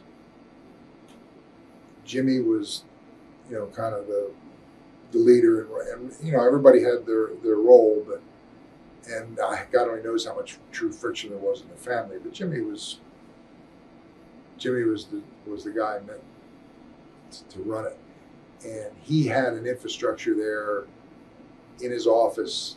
The accountant had been with him for a long, long time, and the thing grew so much that my personal opinion is that the business grew beyond the capability of some of the people that he had there. And because of the loyalties of having been there a long time, Jimmy just either didn't see some of the weaknesses or some of the things where he needed a stronger person. And I remember where Jimmy came to me and said the accountant came to him and said, right before the end of the year, said, we need $1 million. So Jimmy went and called the bank and says, no problem, we'll get it for you. And 2 weeks went by, I need $2 million more. And then it's like, what's going on here? And all of a sudden, it had caught up with him, and they really didn't have all their ducks in a row. And now at the end of the year, business gets a little slow. And all of a sudden, and I saw it to a degree at Titan too. When the steroid trial ended, Vince had a meeting with everybody that was there, all the employees, and announced that the company had lost like $5 million or $5.5 million the previous year. But he said $5 million was a write-off for attorney's fees to fight the fight, which he won, and he was gloating about that. But he said, we know, that's the reason. That's why we lost money. But they had moved to Titan Tower, and they had a security staff there. You needed pass cards to get in, and you had a guard sitting there. You had another guard down at the electronic gate that opened. The guards went away one weekend. The water bottles for water dispensers were gone. The complimentary coffee service in the break room was gone. And it was like, regardless of what feelings I may have about Vince one way or the other, Vince was understood the makeup of his business and had control of it and controlled the talent, which was the one variable that could really eat you up. And Vince did what he had to do. And, some things, part of the problem for me was, when things got bad, he cut salaries up anywhere from 25 to 40% in management in the employees of the company, which I was one of them. And that, at a time when I had a young family, eventually led to me, going into bankruptcy. And my criticism was if Vince had said, okay, everybody in the company in management takes a 5% cut or a 10% cut till we get over the hurdle, but instead he handpicked the people that were quote unquote wrestling people, which included Jim Ross and myself and Howard Finkel and Jerry Briscoe and Pat Patterson and Lord Al Hayes. Lord Al Hayes quit. He walked out and never to be seen again. And Al Hayes was a quality guy. And that was probably a big factor in my deteriorating relationship with Vince over that, because I had a young family and he had got me entrenched there. I bought the home. I guess I made the decision, but I want you here. I want you to have roots. I want you to have that house. And here's what we do to make it happen. And all of a sudden I'm into him for money that I owe him, interest bearing, coming out of my check each week. And then all of a sudden, Friday, you're told Monday your pay is cut by 40%. And it was devastating. And I had the twins, like I say, were born, one of which is physically challenged. And my wife was pregnant with the other one. Hard to forget that. Okay. Now, at the end of the Crockett years, you retired as a manager, right? Well, what made you come to the decision to retire as an active performer? Well, at that point, I was lose track of time. But I started late in business. I was like 28 when I broke in, and so 1989. I'm getting up there in years. Lose track of time. 42, 52. I'm in my late 40s, and I was more of a. I probably could have had matches for the rest of my life with Paul Ellering, and what we did without a spot on the card. But traveling and being away from home, it was like, you can't do it forever. And when I followed up on the overture from the WWF, I always remembered that Vince's father had been so very good to me, and like being in New York and everything as it turned out, I was like, still the WWF, the New York business is this is high as it gets, and now here's his son recruiting me to come up there, work with him, and it's like it all going full circle for me. So, and they were able to, they were going to pay me well enough that I thought this is great, and I can all of a sudden be on the road, off the road, and spend time at home. And like I said, I wanted to marry again, and talked about starting a family, because now the business is so rough that being home at night to start a family, I was now in a position that I would be able to help do the things that I would like to have done at home that the wrestling business wouldn't allow you to do. So when you retired, was Vince was already recruiting you to come work for him, or did you retire not having any kind of plans or anything? Not having any kind. Well, at that point, the takeover had just taken place. I had no contract at WCW. Jim Barnett kept saying, "Well, we need to get you in and get your deal done with Jim Herd coming in, and you're very important." And it's like I did a lot of things. I timed the shows, and like pay-per-views and Clash of Champions, especially with the live shows, and then the Saturday shows too. Dusty would do them, and then I would look at the format, knew how much time each match could give you, quality time, and so much for interviews, more so the live shows, and kind of pace it. With the Clash of Champions, you had commercials in there, and so I used to, time that whole show down. I left the next Clash of Champions, the last 2 commercials never got on. In the last 2 matches, they ran out of time and didn't have the last 2 matches to get there. And again, it was something that everybody took for granted for so long. Now, is it something that somebody else couldn't eventually come in and learn? No, of course not. There are other people who could do it, but I did it in my sleep, and I think it's important to the flow of a show to have somebody that understands how much time you can get out of something. And you learn, you know who's hurt, what chemistry, maybe a guy can give you a quality 15 minutes, but with this opponent, anything past 10, these are the things that I knew. I've been in the business all my life.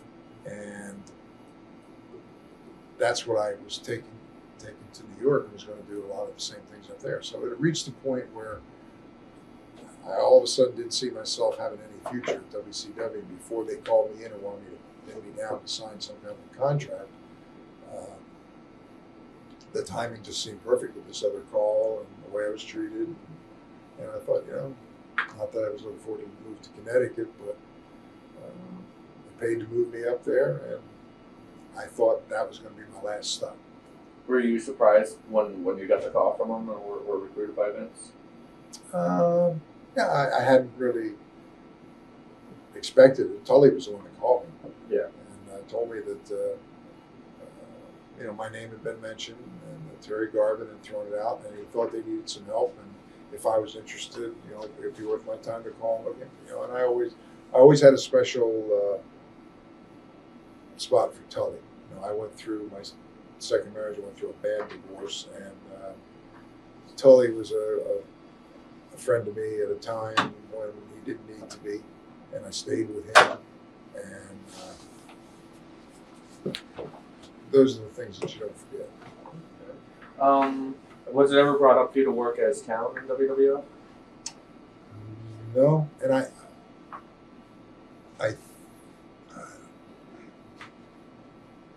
don't know that it was never talked about, and I think Vince had a vision of office people, and their operation was so much more complex that was a full-time job. That you really couldn't do justice to both, and that's why now I'm surprised that Jim Ross has lasted as long as he has, because I don't know that I could do what Jim Ross is doing. The preparation that goes into being an announcer, and for the amount of shows and the amount of time that he has to do. He does the booking, which I did, and Vince approves everything, of course, but does the work of the booking and doing the preliminary payoffs. And I think Jim performs all these functions. And then now with the internet, he's got a thing on there that he contributes to on top of everything else. And the amount of TV that they're doing is more than what we were doing. And Jim with his Bell's palsy, which I think is a stress-related situation anyway, indicates that he's had more than his share of stress over his life. And besides, Vince fired him twice. And this last time back, Jim's just done an outstanding job there. If anything ever happened to Jim, I don't know who that they would get to replace him. I don't know if there's any one person that could do what he does, and they might have trouble finding a couple people to replace him. Okay, what was your initial responsibilities when you went to WWF? Oh, I was kind of brought in slow, and I think it was because I came from the NWA, WCW, because I remember Vince telling me one time that there was some resistance, to me being, why do we need him here? Because there was a lot of competition in the business. That there was the New York mentality, and the other was a separate product. And even though some talent had gone back and forth, and the one that he mentioned was Andre the Giant of all people. And I always had a lot of time for Andre. He would come into the territories because I had the big man. A lot of times I would haul him around, and I just enjoyed being around him because I thought, he was one of the great figures in the history of the business. And I never stopped being a fan, so I like being around Andre. And Vince said to me one day, Andre said to him, "Boss, why you hired him? What would we do?" And Vince said, "Hey, don't worry, you'll see. He's going to help us." And Vince said to me, he says, "I'm not saying that to make you hurt your feelings or certainly not to cause any problem with Andre, but he said, I just want you to be aware that there may be some people that feel that way." So he said, I don't want to push you into a media position where you're high profile doing this, doing that, where there might be some resistance to your being here, and let some people kind of just get accustomed to you." Okay, now you worked very extensively in the creative end with Vince McMahon and Pat Patterson. Well, can you tell us about that? It was a tremendous learning experience for me. I have never stopped being a student of the business. From the time when I started working with the Funks, and then when I went to Florida, and especially being around Eddie Graham, I was like a sponge, wanting to just draw from him all the time, like just to sit and listen to him. And every place I've ever gone, because if you go to Germany, it's a different time, it's a different culture, it's a different approach. That's a learning experience.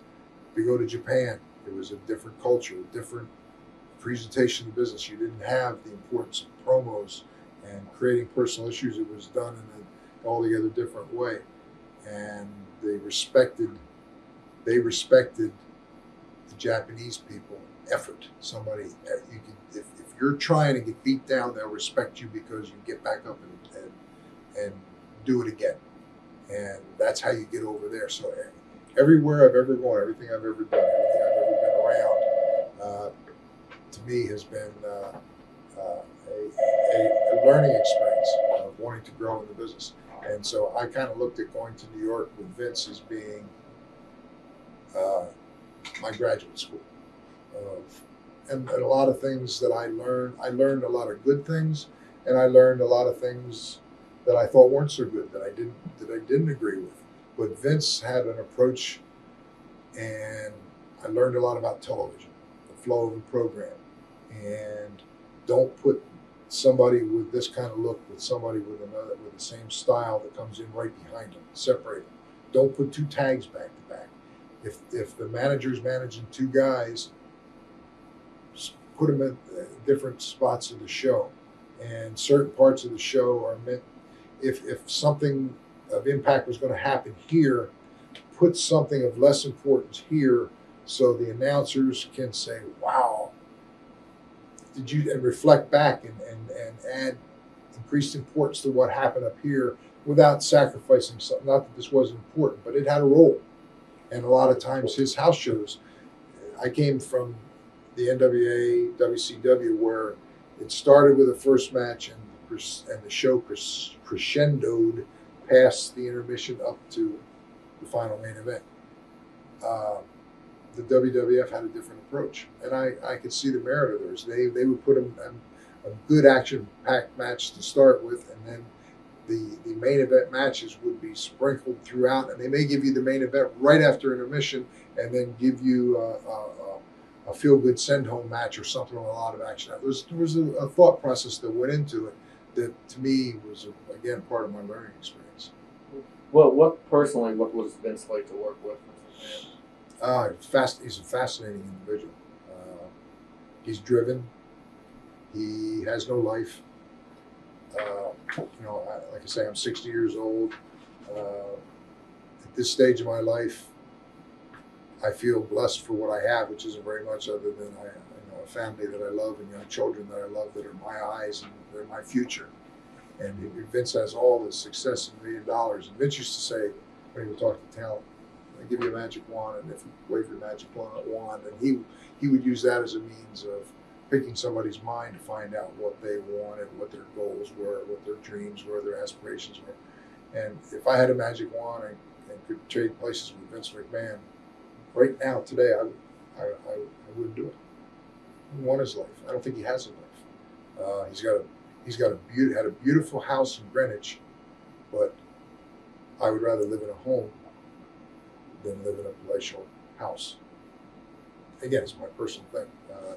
Vince didn't believe he slept the business. He had no other life, no other interests.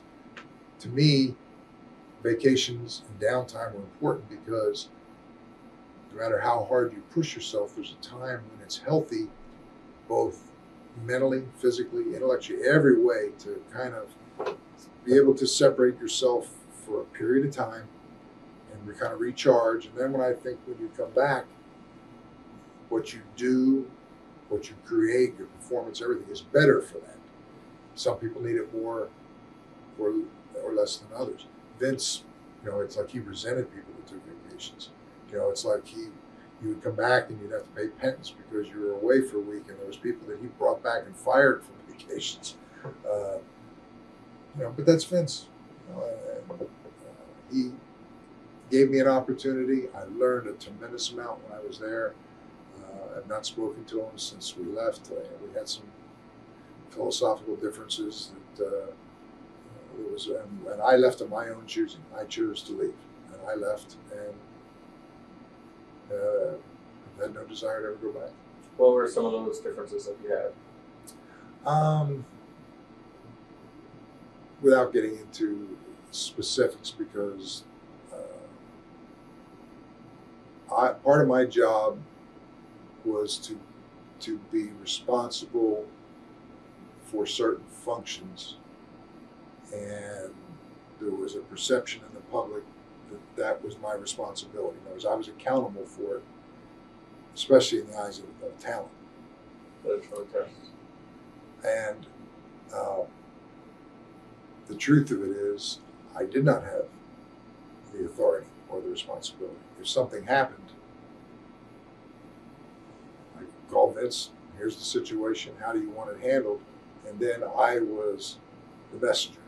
And a lot of times throughout my career, when it came to payoffs, when it came to things, I realized that was my job.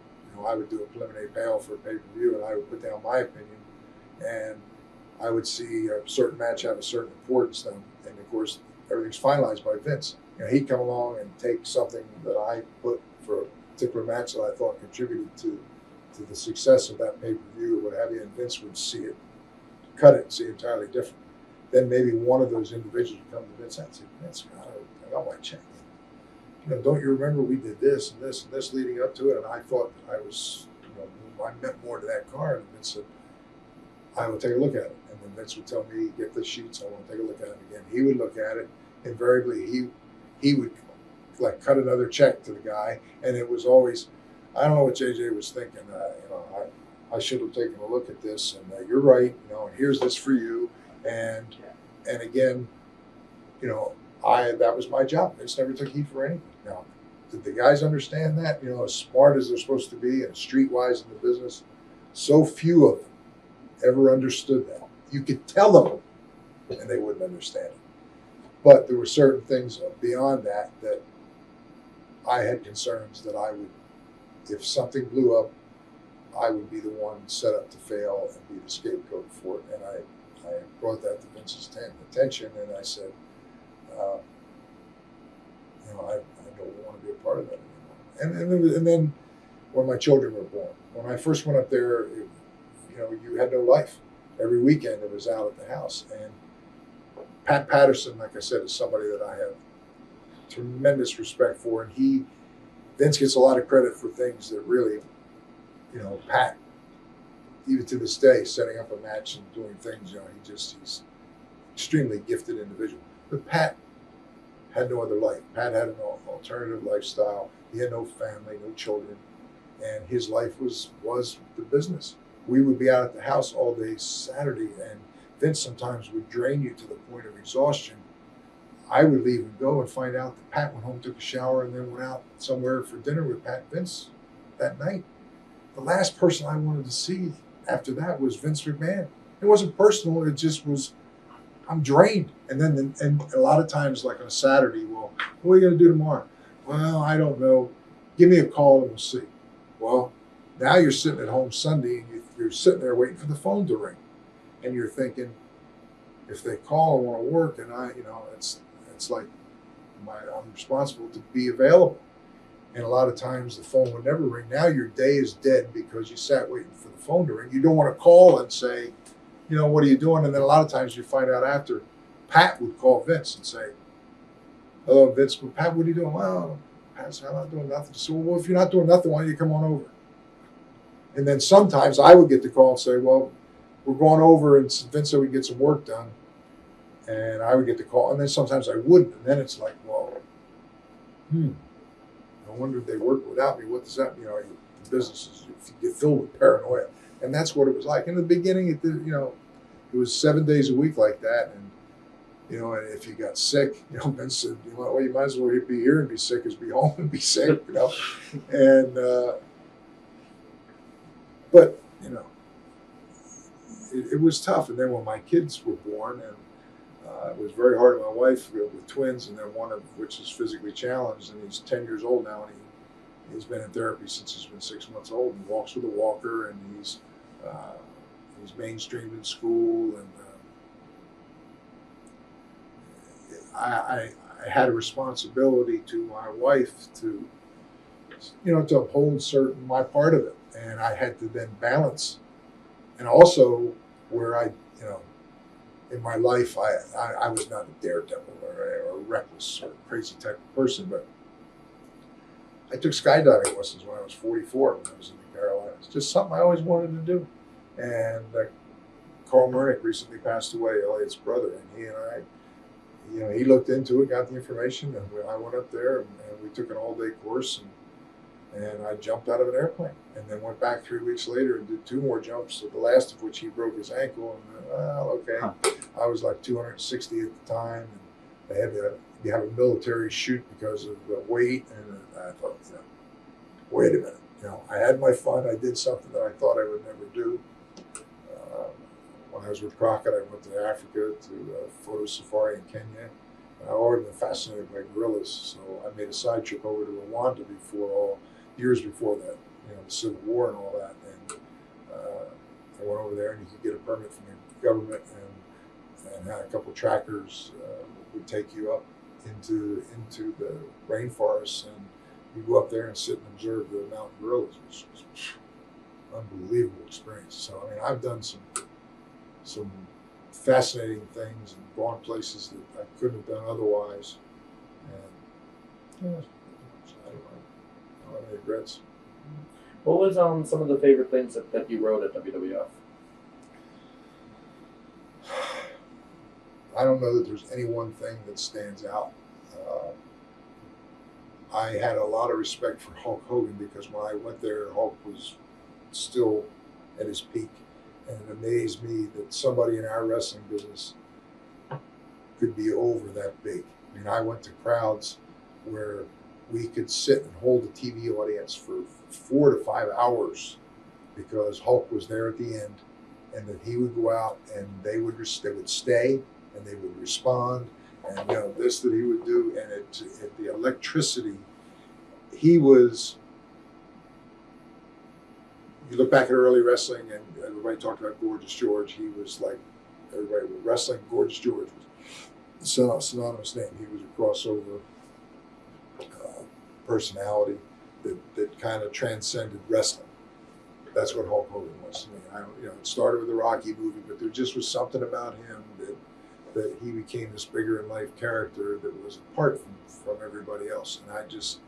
And he was the right place, the right time. There was always that, well, did Vince McMahon make Hulk Hogan? Or did Hulk Hogan make Vince McMahon? And I think it was a combination of both. I think Vince created the opportunity, took the risks, because he was a gambler, and Hulk had the opportunity and delivered beyond anybody's wildest expectations. And WCW never understood that. And maybe Hulk didn't either. You would see a poster of Hulk Hogan, and Vince would have an artist fill in as somebody in an empty seat. There's never an empty seat in that photograph. Little things that Hulk never knew. So those, I can see where both had an important piece of the success of that relationship. Who was more important, or would have wanted maybe not the other? Who will never know. Were there any angles or characters that you came up with that Vince didn't use that you felt could have done some business? Vince, for all his success, I think has a narrow concept of what he perceives wrestling to be. Now, he has been extremely successful with that concept. And Vince it was always, because Vince likes to work out and it's the big guy thing. So it was always, there was a look that, Vince would love that look. Pat Patterson also understood Vince's likes. And a lot of times we'd be out in the house and we'd be sitting there, the three of us working, and Vince, somebody would say, Hulk's on the phone. Vince would get up, go in the house, and be gone for an hour and a half. So a lot of things, and that's where I gained such a tremendous respect for Pat. A lot of information got exchanged back and forth, and I came to understand how really brilliant he is. And a lot of ideas were thrown out, and I'm not saying that I came up with brilliant ideas that were thrown out, but it's like, Vince would never go for that, and Vince wouldn't like that. And so a lot of things were never presented because there was this perception of what Vince liked and how he wanted it done. And that's where Jerry Jarrett, when he came up there, a lot of it has to do with Jerry was successful in his own right. And there's something about being successful and having some security in what you have that you can be more outspoken, because if he said, I don't agree with you and I don't like what you have to say, and Jerry could have, which he eventually did, went home and it didn't matter. But Jerry was certainly much more outgoing than I was in terms of presenting ideas. And it's funny now, if you look back to the time that Jerry Jarrett was up there, you saw Bret Hart get a push, Shawn Michaels, who was not a big guy, and you saw a lot of guys. There was a lot more spreading of the fame in the WWF after Jerry was there, and I think he had a lot to do with that, whether it was subtle or direct. Among the guys when maybe your first year or two at WWF, who were the most difficult to work with? I don't know that I never really had any problems. One of my jobs, because I'd done promos all my life, was, and Jim Myers was another one, and here's a guy that never spoke, but he was a very intelligent guy, and Jack Lanza was another one, who we would produce the promos that in those days would get edited into the local shows promoting local events. So we were challenged to go into the room and work with all these guys, some of which were very, very gifted, some guys came in well prepared, had notes, knew what they were going to say, and were very good at it. Others, had walked in and had no idea what they were doing. And I hate to single out names, but Jimmy Snooker, for example, and Jimmy would walk in there. Jimmy, a great guy. Jimmy would have no more idea what he was going to say, and you have X amount of time that has to go into that hole. And Jimmy was a big card, so you would have to produce Jimmy, and the producing of Jimmy for those interviews made it taken 4 times longer than it would have somebody else who came in there that was better prepared. And some guys would think they were prepared, like a Jim Neidhart, who that there wasn't. So that was a learning experience, and I think that's part of what I contribute. Where some guys were very receptive to suggestions, they were like sponges. They wanted help. They wanted that end product to be more. Some guys were, resistant. I had one incident with the Ultimate Warrior. You could never get him, or you couldn't get him. Not later. Well, he was in a series of big matches, and I remember then the first day, well, I'll get it tomorrow. The second day TV, and I remember it was a series of matches that were very, very important, and we had to have those promos.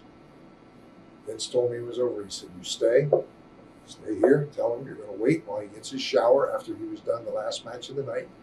Wait till he dries off. It takes forever to paint back up again. And you do not leave the building until you have those promos." And I did that. I stayed there. We were there till like 2:30 in the morning. Well, it was like kind of a clash of wolves, but they had to be done. And does that mean I had a problem with Jim Howard? No. There was a lot of pressure put on the top guys, and sometimes they didn't realize the importance of some of those small details, and that was my job. So that night was a very, very long day for me for a second day of TV, but Jim realized when it was done that it had to be done, and I was just doing my job, and I mentioned him because I'm on very friendly terms with him. Who are some of you said some people are like sponges, very receptive. Who are some of the more receptive people? Oh. A specific name doesn't jump out at me, but a lot of them, a lot of guys liked ideas or a different way of expressing something, or most of them, I have to say, were open to what I would call constructive criticism. What was the atmosphere at the office like during the whole trial period? It was very stressful because I believe that Vince was convinced that he was going to do time. Whatever evidence that they had, it's like when the federal government spends whatever money they spent on investigation and whether Vince was a high profile figure, so they figure we're going to get him and make a statement. I'm not surprised that there are people that are in the prosecutor's office that have political aspirations that see a scenario like that and figure, if we get him, I make a name for myself, and who knows where it goes. And I'm not saying that that's what happened. I don't know that all who knows what the whole truth is. I just think that Vince felt that as much money as the government spent, that they were going to find him guilty of something, whatever it was, and that he was going to do some time. And basically, we laid a foundation. It was like he would joke that Pat and I, you guys are going to have to come up and bring your stuff with you. We're going to have to book through the telephone, and sometimes it was in a joking manner, but I think he realized that he as much as said this is what's going to happen. That didn't mean he was admitting guilt. He just prepared for what he thought was the end. Those government's out to get me, they're going to get me. And that's part of how Jerry Jarrett got up there. I worked for Jerry Jarrett back when I went to Memphis with Kendo Nagasaki Kamala scenario. And again, Jerry Jarrett was one of those promoters that they said, you can't make any money there. Well, Jerry Jarrett treated me very well, and I had nothing but good things to say about him. So I had a good relationship. Again, I'm a very private person, so it wasn't like I didn't have a lot of friendships that were ongoing in the business. And when Jeff Jarrett broke into the business, and their business was good in Memphis for a long time, the Moondogs were hot, and the WWF did a TV in Nashville. Jerry Jarrett calls me. I hadn't talked to Jerry Jarrett 10, 15 years, I don't know. And he said, my son is working on top here. He said, I think he has a lot to offer the business. He has done everything that he can in this territory, and I think he needs to take that next step. And he said, I know they don't have a lot of big guys up there, but he said, I'm hoping that he would be considered. And he said, can I use you as kind of the first step to see if there's any interest? So Jerry and Jeff came down to a TV in Nashville. I remember today, the lunchroom was one level down in that building. We went down and spent a couple of hours together. In fact, was either that night or the next day. I went and had breakfast with him and kind of rekindled some of the stories about Kamal and how all that happened. And and I looked at Jeff, and I'd seen a lot of success stories in the business of second generation wrestlers that come along that have learned to respect the business, the respect for the fundamentals. I mean, he was raised the right way. He worked on top in Memphis and Nashville, so certainly he had the ability to be given an opportunity. So I pushed to get Jeff a job in New York for Jeff and for the business, not for Jerry. Would I have been happy to see him get it, and happy for Jerry too, because Jerry been good to me? Yes, but that would not have been the reason why. I would not have taken someone who did not have talent, try to get him a job as a favor to somebody, because I was in a position that you just couldn't afford to do that. And so I recommended Jeff for, I think, all the right reasons.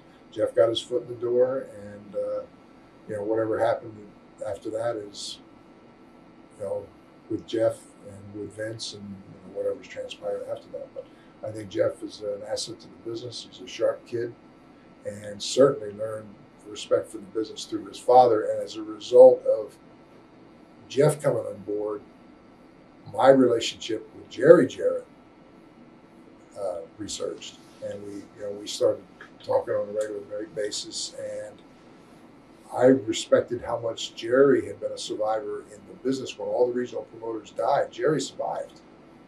And when Vince thought he was going to jail, I said, there's a guy in Memphis who has an operation like yours on a much, much smaller scale, who, like you, has his fingers in every aspect of the business, from the production of the TV. He's been an innovator in music videos. He's been an innovator in some of the characters and the matches that he's done when everybody else said he's crazy. But he's survived when others haven't. And I said, I think it ended up that Vince, I didn't really have a master plan in mind, but it was like, Vince, maybe you ought to talk to him. And so it started as, give me his number, and it started as a phone call. And Vince would do that. He would call like Jerry Jarrett on a Sunday, and it started with 1 hour phone calls.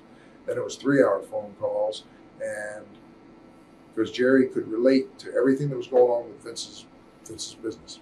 So when it came time that Vince was convinced that this was coming to a head, that he may well be found guilty in due time, he made arrangements to have Jerry move up to Memphis, or move up from Memphis, or Jerry actually lives in Nashville, up to Connecticut.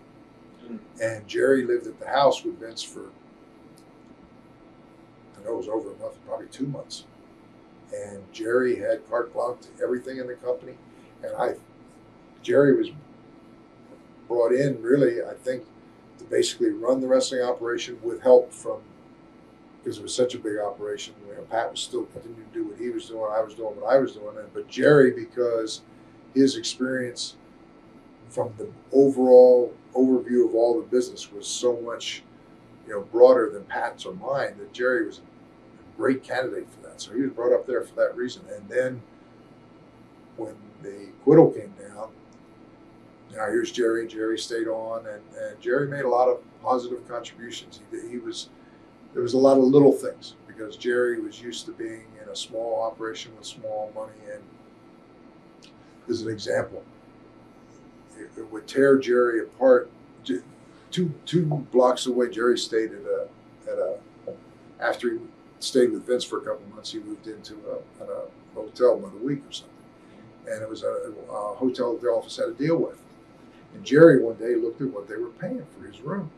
Now, granted, up in that part of the country, everything is unreal sometimes in terms of numbers, but Jerry thought, my God, this can't be right. So Jerry went down the street to another motel and said, I have a group of people that come in here on a regular basis. And went through a whole presentation of guys coming in, and he said, what's your normal rate? What would you charge me? Well, the rate was, if Jerry was paying $100 a day there, this guy was $65. And Jerry said, this hotel and that hotel is virtually no difference. Why is this company paying $100 for me to stay here? I can get these rooms down here for $65.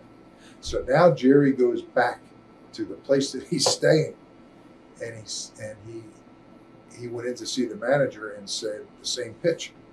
And he said, what would you, so the guy came down, and again, it was like $70. Well, Jerry says, well, I'm glad to hear that, because he says, I've been staying here with the WWF, and I'm charging $100. Oh, no, that's the deal with the WWF. Well, Jerry said, well, why is that the deal? The deal, if you can afford to do it and make money at 70, why are we paying 100? Well, that's the deal, and I'm not budget. So Jerry says, okay. So he went to Vince and he says, we're going to move our business down here because this is what it's going to save you. And then the guy from the first hotel called Jerry and said, I've changed my mind, and Jerry said, no. So that was where Jerry had his own business. Vince's business had grown so much that I think Vince lost sight of some of those small things. That is that going to make or break the WWF? No. But why should they pay $60 or $65 here and pay $100 up there? And there was nobody paying attention to those kind of details. And those were the kind of things that, because Jerry had to do those things to stay in business. So he had a very, very positive effect for the time that he was there. And they went from a losing year to a year the following year where they made money. And then Jerry could see that his role was not defined like it was at one time. And he had a son that was a senior captain of the football team, playing football every Friday night. And Vince flew him home every night to go to the football game and back every weekend. And then it's just like, Vince, why are you paying to do this? There's nothing more I can do to help you. And Jerry went home, and Vince continued to pay him for like a year. Sounds kind of like Jerry got what Shane and Stephanie were too young to do at the time. Yeah, probably. But I also think, and again, it's just a personal opinion, I think bringing family in, Vince was always a talent as an announcer, but there was a perception of him in one way as an announcer that different from him as a talent, where he physically got involved and became a wrestler. And the same thing with Stephanie and Shane. And again, they're a family that had a house, not a home, never took vacations, never did anything together, and that was their choice. And that's not to say that I'm right and they're wrong. It's a decision, but it's, my personal thing is I believe in a more balanced life, which is why I would want to trade places with Vince. Has Vince been a success? Oh, absolutely. Now, the trial that resulted in the drug tests, what were your role in the drug tests? At the time of the trial, I think the company felt that Vince should be completely removed from that. In other words, and they hired a drug program advisor. The program was written. I was the administrator of the program, and then they sent out this letter to the IOC and the Major League Baseball, and the NFL, and the National Hockey League, and everybody that, we're holding our wrestlers to a higher standard, and this is the policy. This is the world-renowned drug program administrator, and this is the person who's administrator. Did you feel put you in a bad position in the company as far as like your relationship with the talent went?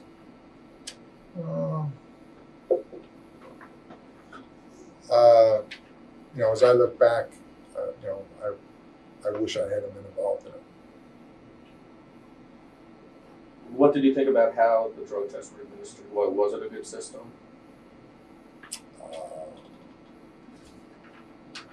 I can't comment and won't comment. Okay. All right. And then after all that happened, you went on to be the VP of Talent Relations, right? I was VP of Talent Relations at the time that Pat went on hiatus, because that had been his role when Terry Garvin had left the company. So I don't remember what the time frame was, but it was. I was there 7.5 years. This is maybe 4 years, and for a period of time, which I think would have been the WrestleMania in Indianapolis, it was just Vince and I. Now there was a lot of other people there, but the creative was pretty much just the two of us at that point. And Bruce Pritchard came in, I think, later. But Vince has had some the luxury of some tremendous people there. I mean, Kevin Dunn, who's been his executive producer, he was there and his father was there before him. And there is nobody better in the business than him. Kerwin Silfies is the director, same thing. There's a guy named guy that came from NBC that wrote some of he did the Bret Hart takeoff on the Coke commercial, throwing the jersey to the kid, Dave Sahadi, a tremendously talented kid. So there was a lot of people there with a lot of talent, and Vince took. I mean, he hired him, so I guess he's entitled to the credit for what they did. But because of Pat's leaving or being on hiatus, I had a lot of involvement with that WrestleMania in Indianapolis, and I remember afterward going back in the car with Vince after the event, and Vince thanking me for what I had done and telling me how much respect he had for my contributions and my talent, and I still remember that. I appreciate that. Was there a controversy on that show because Ric Flair bladed, or I think I'm not sure. I heard some story about that once. All the years and that far back, to be honest with you, there may have been, but I don't remember. Okay. Now, part of your job was negotiating contracts. If I'm not wrong. Yeah, but in those days, it was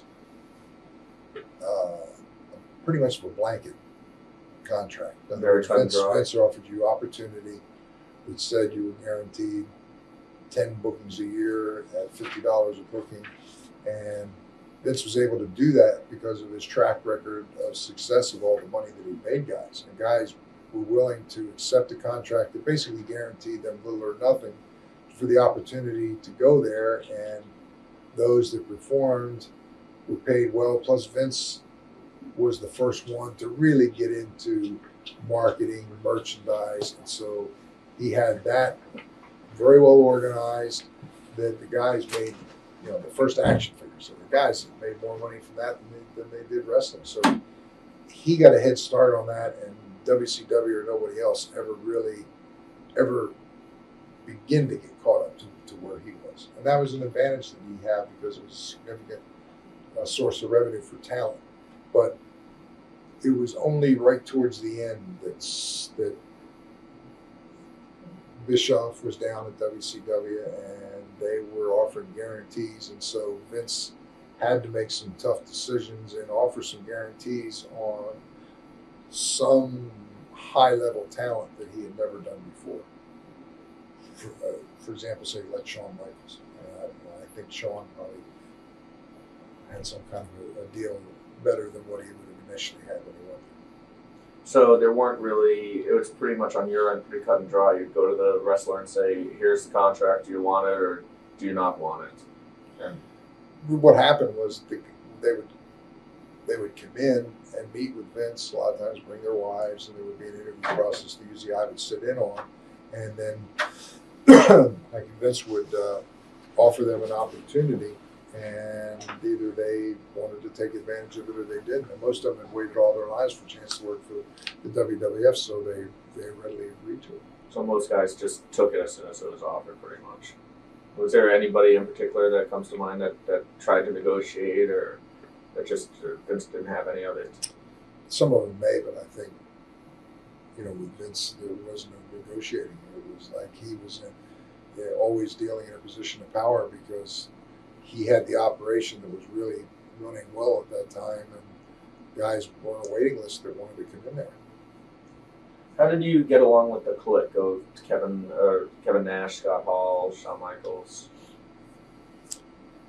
I was there when Hunter came in, so I was part of the process when he was hired, and I thought we could make money with him. I thought he had talent. He was trained by Walter Kowalski, and as I said, I had my first match in the business with Walter, so I always had a kind of a warm spot and knew that anybody that Walter had trained certainly had instilled in them a respect for the business, and so I liked Hunter. There was probably more politics with Hall and Nash and Shawn Michaels, but again, I wasn't on the road every night and didn't see it so much. You know, at the Garden, you might see it, or TV, you might see it. But yeah. Did you feel that they had too much power in the locker room, or they grew out of control? I don't know that they grew out of control. I think, you know, they were all successful. The one thing that I didn't sit well with me was when there was the scene in Madison Square Garden, which I guess when it was Scott Hall's last night, and they all went in on their own and did a curtain call. And again, it comes back to that old school, for lack of a better word, thing that's instilled in me of never breaking down that temporary suspension of disbelief. So to do that at the end of the night and go to a curtain call was basically saying everything that we worked so hard to do up to this point. You know, it was like, yeah, and I didn't agree with that. And they didn't see the harm in it. I don't think they did it with malice. I know that Vince wasn't very happy. How did Vince react to that whole thing? Or were you around when he found out about it or saw it? Or whatever? I don't think he. A lot of times, right at the end of the show, it would be, you know, Vince too would be to try to be, you know, get the crowd, get out of the building. And I don't think he found out actually until later. And somebody said, "Do you realize what they did?" And then he was bothered by it. Okay. There were rumors going around that Triple H was the one who took all the punishment for that too. Do you think that's true? I don't know. It could well be, because he was the one that stayed. At that point, he was the low man on the totem pole, and I'm sure Vince wasn't pleased. You know, that's very possible that happened. Now then you resigned in 1996, and you mentioned the pay cuts as one of the reasons. Was that the primary reason, or were there other factors involved too? It was one of the reasons. Yeah. But can you get into any of the other reasons?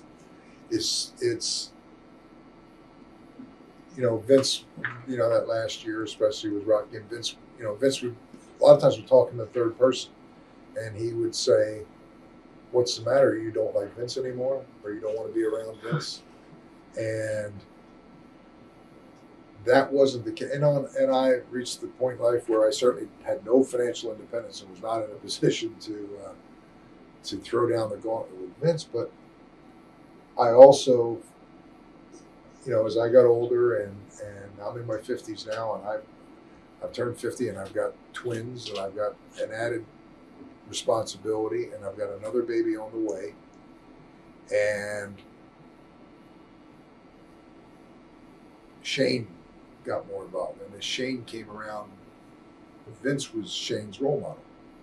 And Vince idolized his father, and whatever Vince did, a lot of times it became a competition between the two of them. I've done things in my life, like I said, I've jumped out of airplanes, I've done silly things, but when my children came along, I looked at things differently in life. And where at one time after a TV, I would think nothing of jumping in a car and have somebody get behind the wheel and turn the key and hit the floor and drive 100 miles an hour. Cop pull him over, get him a ticket, and then the cop turns around, boom, same thing. And all of a sudden it's like, we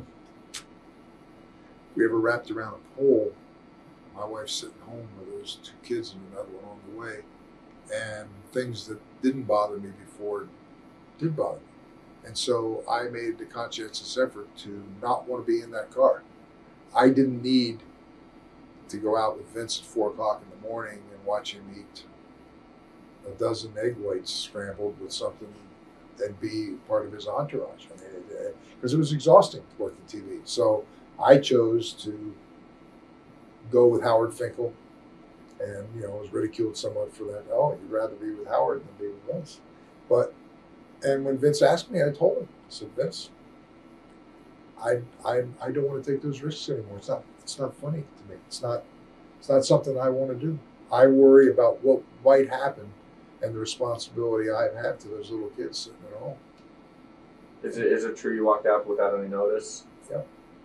Okay. Would you say your bridge is burned there? Probably. I mean, I walked into Vince and I said,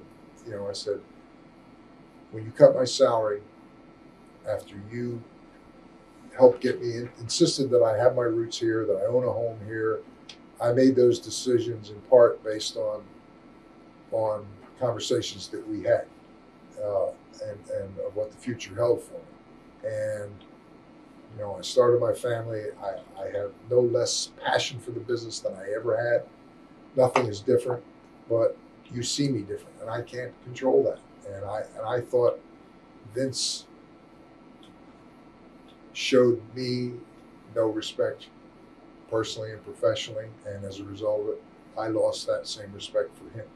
And it just reached a point where I had to get out from under my home up there and the mortgage in order to be able to do anything. And it took me a year and a half to sell my home. And the day I closed on the home is the day that I walked in and waited for the opportunity. And I said, Vince, I'm going to see you. I'm going to do his office. And I said, you hired me yourself. And I said, and so the day that I don't want to work here anymore, I personally feel that I owe it to you to tell you face to face. And if it's something that you want to discuss and even care about, I'm happy to sit down and do it with you. And if not, if it doesn't matter to you, that's fine too. But I said, here's my letter of resignation. I gave it to him. And we went into his office and talked for about an hour. Did you know that you were going to WCW at that point, or you just left without knowing what you were going to do? My wife and I had a little bit of money out of the house. We had to take a loss to get out from under it. Had a little bit of money left over. I had no job, but I couldn't work for him another day. Yeah. And we got out a map and said, where are we going to go? I looked at Nashville because I knew Jerry Jarrett, but there really wasn't anything there at the moment. Looked at Florida, Tampa, Orlando, figuring, possible job opportunities, weather, all the things.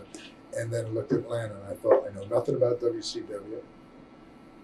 Logic would tell me, because I didn't burn any bridges there when I left, other than I had some heated exchange with Jim Herd because he didn't want to pay me for my last appearance, and he was mad because the Clash of Champions got screwed up after I left. And anyway, I got paid because Vince got a lawyer to write a letter for me, and Herd had been long gone. And I thought, well, I've got 20-some years, 25 years experience in the business. I worked up here at the executive level. I'm such a wealth of knowledge. I would think somebody's going to. Did I have a job, or had I talked to him? Nope. And I was kind of a roll of the dice, which, you take some chances in life. And as scared as I was because of the responsibility of my children, I couldn't stay there any longer. I said, we got a little bit of money, we'll go down. And my wife flew down herself, rented a house, and flew back, sight unseen. Came back and said, here's some pictures. So I had a place to go because we had to have an address to ship the furniture to. And I rented a car, and we shipped the cars down. And that weekend, we took the rental car and went up to Boston and went to Fenway Park to a ball game with the little kids in a cradle, my wife pregnant. Mm-hmm. And went down, and I had Tony Schiavone. I ran into Scott Hall at Disneyland and asked him, I said, would you put in a word, tell him I'd like to talk to him, I'm not working. And, I resigned from there. And Tony Schiavone, who I knew, and Tony called and basically set up an interview with Bischoff. And I went in there right when Time Warner was having their merger, and they had a hiring freeze. So Bischoff said, we can't do any hiring, we got a freeze. But he said, I think I can hire you as a consultant for a month and have you just observe, tell me what you think you could do to I don't have an empty office down there with a name on there of a position that somebody's left. I would have to create something. But he said, look around, tell me what you think you could do to help her make this place better. And then he said, if I like what you hear, we'll talk about it. So that's how it started. And 2 weeks later, he said, okay, I've talked to Harvey Schiller, I'm going to hire you. Obviously somebody that been in the business 25 years and just came from up there and has your wealth of experience, you can't very well let out the door. And so I was hired. Okay. Like when you first went to WCW, was that the first time that you met Eric Bischoff? Yes, never met him before. Yeah, what were your initial impressions of him? He's very confident, and I don't know that I formed a strong first impression, but it was obvious for the first time that he was obsessed with.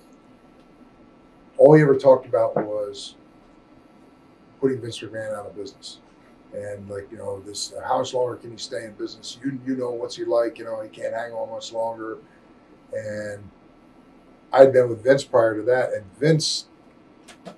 Eric Bischoff was a nobody. In Vince's eyes, he was Ted Turner. We come in from TV, go to the bar, get a drink. The first thing, here's to kicking Ted Turner's ass.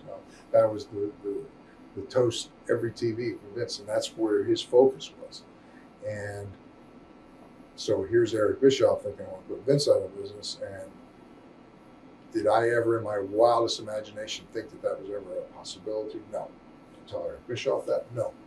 But I did think that I could help Eric. If Eric had been the kind of person who was a good leader, who coordinated things, brought people together, I don't know what he could have accomplished.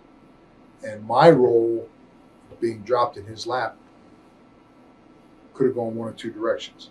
I could have been someone that could have helped him immensely, been a source of information, of expertise about the business that could have really helped him because he had none. He got the job through a creative resume and through smoke and mirrors, and he is a great salesman. Problem is, once you make the sale and you got to deliver, that's when he was lost, and he was vulnerable to being manipulated by talent. And he worked for a television company that had no idea what he was doing, and so they couldn't monitor him. So I either could have helped him immensely, or once I sat down with Eric for a period of time, and I didn't want to walk in there in the beginning and say, Eric, I did this. I did the payoffs. I understand how it's structured. I understand the revenue streams. I understand this. I wanted to get a job before I started anything specific. And the other way it could have gone was, all of a sudden now there's somebody here who exposes me, being Eric Bischoff, of how little I know and understand about this business that I'm supposed to be running. And it unfortunately was the latter that happened. And all of a sudden I'm there, and it's like, I did a sales job to Harvey Schiller. I got him hired, and now this guy knows how little I know. And so that really made our relationship difficult from the beginning. I mean, it's like, I relate a lot of things to baseball, but if you have a guy who retired from baseball because of whatever the reason, and goes and plays a season in the Mexican leagues, and you find out, that he can still hit and catch a little bit, and you need a player, so you recruit him from the Mexican leagues to come up, and you hire him, but you guarantee him a contract 3 times what he was making when he left the major leagues, because they didn't see anything for him, which is why he ended up in the Mexican leagues.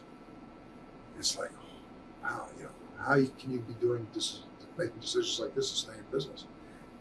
Worse than that is, how can you have somebody sitting right there in your midst that you're paying, who has information from past experience that can maybe help you make a better informed decision about the fair market value of that player?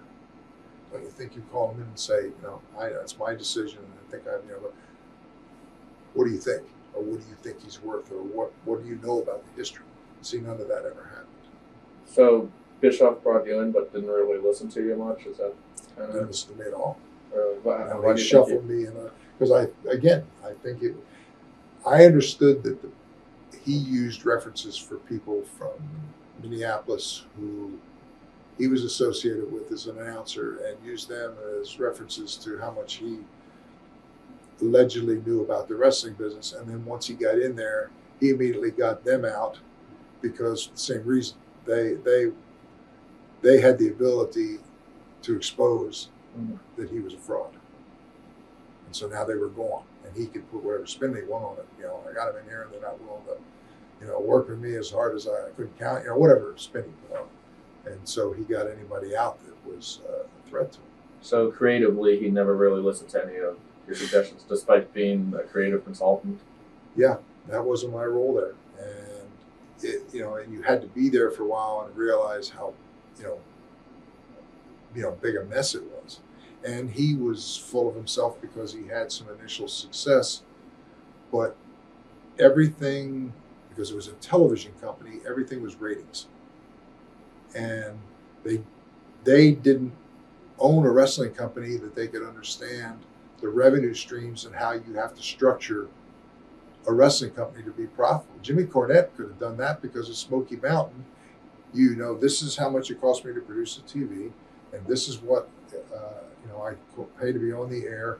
This is what my revenue streams are from pay-per-view, whatever. This is what I can pay talent, and he could have done a budget that Eric, you know, he didn't have the experience in order to be able to do that, and no one at a higher level to monitor him. And Harvey Schiller came from president of the Southeast Conference. I think he was something to do with the Olympic Committee. So they moved out to that new office in Smyrna. Harvey Schiller still has yet to step foot in there the first time. And the first day he was to come out there was a meeting days before Eric stepped down the first time, and the plumbing backed up and it got filled with water. At the last minute, they had to change the meeting to downtown at CNN Center into Harvey's office, or that would have been the first time he would have been there. And it's not meaning that Harvey just was another person who I think didn't like wrestling, didn't want to be bothered with wrestling, and hoped that it would prosper and he didn't have to get involved. And so Eric basically went unmanaged. So that office was pretty much a mess from the moment you arrived. Yes. Okay. And then Bischoff left and Bill Bush came in, or am I? Yes. Okay. And you were with the company for the whole time, right? Yes. Okay. What was your role when Bill Bush came in? Well, Bill Bush had been the chief accounting guy under Eric Bischoff. Eric would get a wild idea. Bill would then have to put it on paper and present it with numbers, and then Bill would go with Eric down to see Schiller and whoever at the North Tower, and then Eric would sell the idea and Bill would be there to answer questions. So if anybody in the company knew Eric Bischoff's shortcomings, limitations, it was Bill Bush, and knew that he was smoking mirrors. But he also knew what was going on at WCW. So Eric, because nobody knew, Eric, it had 6 months before the collapse came, two people there in the company knew where we were heading. I was one, Kevin Sullivan was the other. We knew, because we had worked in the small territories. We'd worked with the 80 brands. We knew what was going on, and they would run the Georgia Dome, or the Georgia Dome, and have 25,000 people in there, and all the bigwigs would come down from CNN Tower, and they would look in there and think that, oh, everything's all right. Kevin and I knew that we were a freight train heading for the wall, but nobody else knew because they were a TV company. They weren't a wrestling business. Nitro on a Monday started as an hour and 15-minute show. It went to an hour 30, then it went to 2 hours, then it went to 3 hours, and then they added 2 hours on Thursday. My fear all along was that this was going to be perceived after a while as MASH or Bonanza or whatever, that, it's like we're getting a number now. So, like, who wants to be a millionaire? If we're getting a number one night a week, can you imagine what we get if it's on 2 nights a week, if it's on 3 nights a week? And didn't realize that there's a supply and demand thing here. But again, they weren't wrestling people, and what I never thought would happen, but feared would happen, did happen. That they finally, it ran its course and they lost a ton of money and they pulled the plug. because they weren't in the wrestling business. They were in the television business. But it was ratings. And that was their barometer. It's kind of like if you live in a town and you got two produce dealers selling watermelons. And the one guy goes out and gets a truckload of watermelons for 75 cents a piece. And he goes and does a big sale where he says, if you buy one, for $1, I'll give you the other one for free or for 25 cents. And he's selling the watermelons as fast as they could bring them in. And he's got stacks of money and the watermelons are going out. The guy down the street buying the watermelons for 75 cents and he's selling for 89 cents. And he's doing a steady business. He keeps his place looking nice. All of a sudden, here's this one guy and I say, wow, have you see how much did he deposit this week? Oh my God, the money. And all of a sudden, that's what the ratings game was. It was like, my God, look at the watermelons he's selling. And then all of a sudden, it's like, well, wait a minute. We lost X number of dollars. At the time that Eric Bischoff was replaced, they were reportedly losing $5 million a month. And all of a sudden now the glow was off. And it's like, and it happened in the wrestling business, it happens like that. And he was in a panic. And he was when the ratings pendulum started going the other way, it was like, I want an angle every quarter hour. And he got involved in creative. Well, Eric would sit in a room with a blank piece of paper. And for as long as he was in the room, nothing would get written down because he had no clue about how to write a TV show. And it was only when he got out of the room, and then when a TV show would get written, he would look at it, give his blessing, and then between that time and Monday when you would get to TV, talent would get to him or somebody would get to him, and he'd walk in that day and he said, I don't want that in my show, I don't want that in my show. Whoa, where'd this come from? He was so manipulated. And when he was replaced, it was reported that WCW was projected to lose about $15 million, which is a lot of money, but given the amount of programming that they were doing and still getting in the twos, it was manageable. It was, Bill Bush knew that Eric was bad news, and he knew that he didn't understand wrestling and that it was a talent-driven business, that my experience was the management of talent. And I could tell him, I said, your labor costs, and you talk about labor as talent, you're in a structure of a budget for the company, your labor costs traditionally in the business are 25%. Whether you're Jerry Jarrett, whether you're Jim Crockett, whether you're Vince McMahon. And if they get above that, you can't stay in business. That's where you've got to keep it for this business to work. WCW's talent costs were in excess of 50%. And a lot of it was guaranteed with no outs. And at that point, could it have been fixed? I want to say that I think it could have. Would it have been a lot of work? It's kind of like a guy that's in a horrible wreck that gets carted into the emergency room and he's got cuts everywhere. And it's like, which one do we try to treat first? Which one seems to be bleeding? Well, this one, let me try and get this fixed and I'll move over to this now. Any one of them, you can get infection in there. It's like, is this going to work? You don't know. But until you look at a wound and say, I want to start here, the more you sit, look at it, talk about it, the worse that person's getting. They win the shock or whatever. That was the shape of WCW. And it would have taken,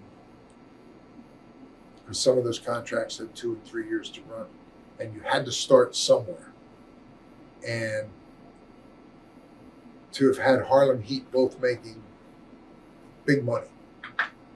You look at Booker T and you say, they're brothers and they started as a team, but there's money with Booker. He can do so much for you that Stevie can't. Does it mean Stevie's not a good guy or doesn't deserve to have a job? No. But all of a sudden you can't be looking at the two of them as equals. And so that's a starting point. So there was a lot of resistance. Somebody's come in and turned the apple cart around. And wrestlers are the kind of people that they think it's going to last forever. And they would run it into the ground till they closed the doors and then say, well, we should have done something different. We should have made some adjustments. And so that's what we tried to do. The problem was that Brad Siegel, who was the head of the network, when Schiller was gone, Brad Siegel looked at it, I'm sure, and he said, I'm doing these big money deals out in California, these made-for-TV movies. I got to deal with talent. I got to deal with producers and writers. And my secret of success has been separating the business from the creative, and that's the formula I'm going to do here, and I'm going to fix this thing. And I think he looked at it as an easy fix that would be a huge feather in his cap. And he got into it and found out real quick that it was a mess. And then he wanted instant results. And Bill Bush spent more time trying to deal with the Brad Siegels of the world rather than focusing attention on how we could fix it. And then there was one incident, and I'm not singing out Scott Steiner, but Scott Steiner went on TV and went in business for himself in an interview. It was the next pay-per-view was coming up. He was to say something very short that triggered a statement next by Jeff Jarrett to the Magic Sign by Jeff Jarrett that was integral to promote the pay-per-view. It's a revenue stream. Scott got sideways about something, went in the ring and went on a tirade about Ric Flair that had nothing to do with anything. And it was like, it's like, if you just ignore this, the inmates are running the asylum. And Scott got called to task for it. Then immediately it became personal. That there were people there that were trying to get Scott fired, trying to protect their own jobs, trying to increase their own importance, whatever it was. And so Scott, it ended up, we felt that we had to make an example. It ended up, some wanted to fire him. Some said, fire him. Some said, give him a month off without pay. We ended up as little as you could, which was one pay period without pay. Well, to him, that was unacceptable. So his lawyer calls Brad Siegel, and it ended up being overridden. So now it's like Brad Siegel is intervening in something that he knows nothing about and basically killed Bill Bush's credibility, which in turn killed my credibility. And then he was going back on cutting interviews on these call-in things, basically saying, those people were trying to get me fired, and I guess I showed them, that kind of thing. And Scott, in his own mind, I came in and sat in a room with him and tried to explain to him how what he did was unacceptable. Hulk had done something about Flair, and I said, whoa, apples and oranges. Hulk did something to further a storyline, and that was discussed as part of what he was going to say. But it was very difficult to sit down with Scott. But that was an example of how much disarray there was at that point. It was chaos. Were you surprised when Bischoff came back? Well, what happened was they're projected to lose $15 million. Bill Bush understood what had to be done and knew that some changes had to be made and was trying to do them. And again, it's the guy with the car wreck that comes in and which wound do I fix first? And when you have all those guaranteed contracts, it wasn't going to be easy, but you have to start someplace, and it was going to take time. In the meantime, Bischoff had a contract, and they're having to pay him. So I'm sure there was some pressure about having to pay him, and he's sitting on the sidelines. And he's a very good salesman. And he and Brad Siegel, I can imagine the chemistry there being much better, certainly than it would be with me and Brad Siegel, or Bill Bush with Brad Siegel. Then Vince Russo was hired, and that was a whole other story. And it was like I'd been up there, and I was the intermediary when he got hired. Somebody from up there who I knew said, guy up here that had a lot to do with writing the TVs, and I feel he had a lot to do with the success of the turnaround. He's fed up with Vince, wants out, wants to know if there's any interest. And so I was the go-between. And I went to Bill Bush. He said, tell him to give me a call. Well, I get a call from Vince Russo. I call him to call me. So it ended up, long story short, and I don't have much time, he was doing double the work. They'd done the extra show. Vince wouldn't pay him. He went to Vince. So he flies up for a weekend, and we spent the whole weekend out of the Marriott Hotel at the airport in Atlanta. And at the end of it, Schiller comes in, who was still there. Brad Siegel comes in, they meet him, and the decision is made by the higher ups to, okay, go ahead and hire him. I hadn't worked that much with Vince, and I thought, yeah, maybe this guy's going to help us. And at first, I didn't think anything of it. The shows get going, and somebody brought it to my attention. I don't know who it was, and they finally said, and this is after about 7 or 8 weeks, and they said, "Are you watching the shows and really seeing what they are?" Because at first there's an energy in the show that wasn't there. There's a buzz. There's this thing.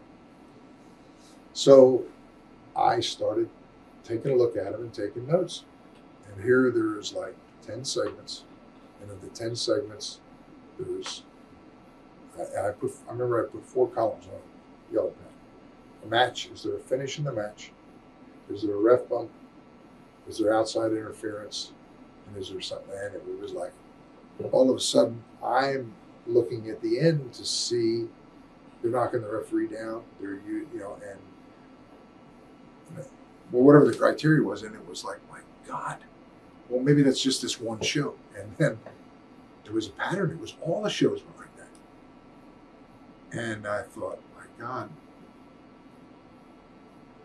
this can't go on indefinitely like this. And what I was also doing was tracking the wrestling time. And in a traditional 2-hour show, there was like 35, 37 minutes of wrestling. Well, it was down to 15, 13 in a 2-hour show. And so I finally went to Bill Bush at first, and Bill said, "Oh," he said, "I kind of like that, it's yeah." I said, "Okay." And then I would keep my notes, and I went to him and I said, "Bill, we're running a business here, and you've got to protect your revenue streams. If you give it away all on TV," I said, you're shooting yourself in the foot. And it's more than just ratings. Ratings are important, and I started going back and doing a history and track back to when WCW dominated the WWF in the ratings. The WWF still was maintaining a profitable pay-per-view revenue stream. They were controlling their production costs by running every 2 weeks and taping the odd week, even when their business was down, until they got some talent where they wanted and got back. And their second tape show, there was no correlation in the ratings between that and a live show. And then you had Eric Bischoff saying, "Don't turn in, I'm going to save you the trouble of turning in to watch Cactus Jack this week win this title and do something, then stay right here with us." "Oh, what?" And they would flick over to see how it happened. He knew nothing about the wrestling business. And, and it just, so with Russo, it was like, Bill says, finally, he said, "My God, I see it." And the specific incident that I remember was Jeff Jarrett was to have wrestled Chris Benoit in a trilogy, 3-tier match. One was a Olympic type, not Olympic, but by the rules match. The next one was supposed to be a wild brawl match, and then the third one was going to be in a cage. So on the Monday before the last Raw going into the pay-per-view, Vince Russo brought in Tito Santana, Jim Myers, George Animal Steele, and Jimmy Snuka, who's now 50 pounds heavier than when he worked before. Jeff Jarrett, for free, on Monday, wrestles these 3 people who nobody knew in the WCW audience. I mean, they weren't. Tito Santana had been gone. Jim Myers had retired. Whether Benoit came down and would look away or something. Jeff got beat in the classic wrestling match by Tito Santana. He got beat in the brawl by Jim Myers.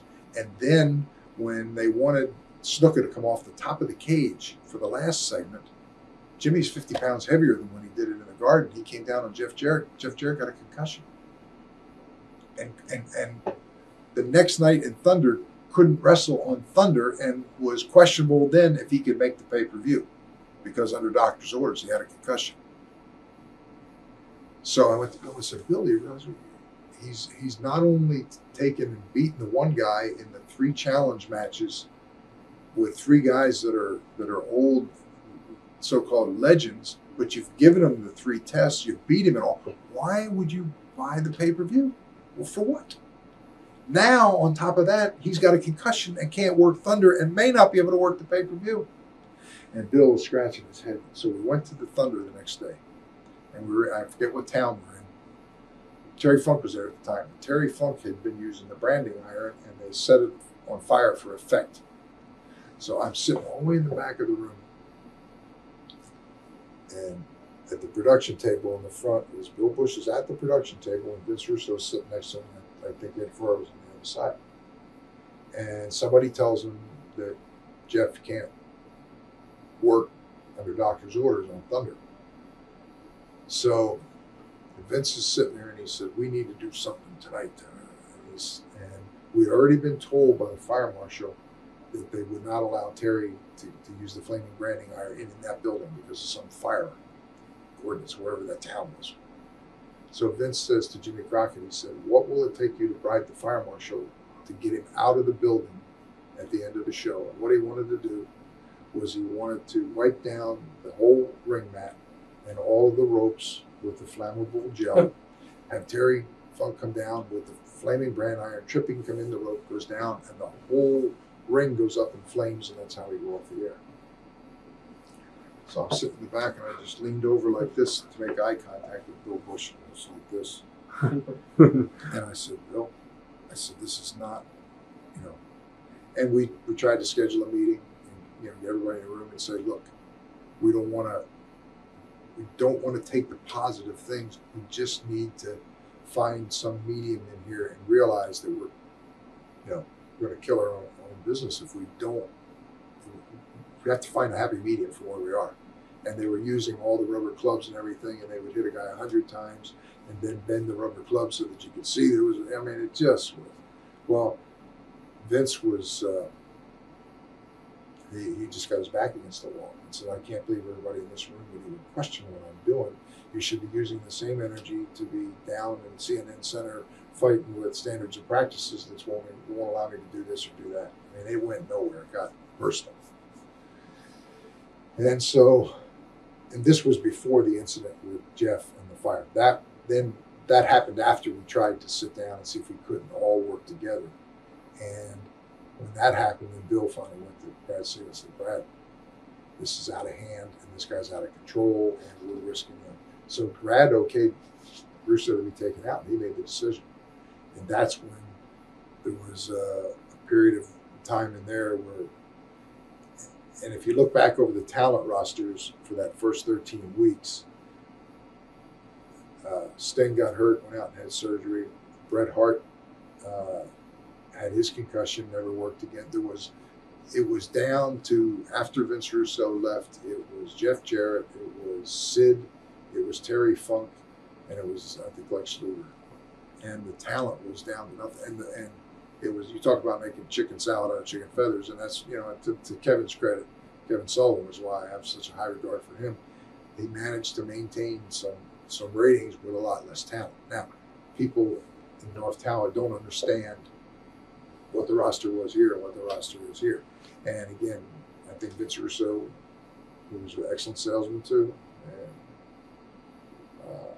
Bischoff got into Brad's ear, and Brad made the decision. And Bill Bush said, I know what this guy's about. I was here with him. And he'd been with WCW for 10 years, had a 3-year contract for good money.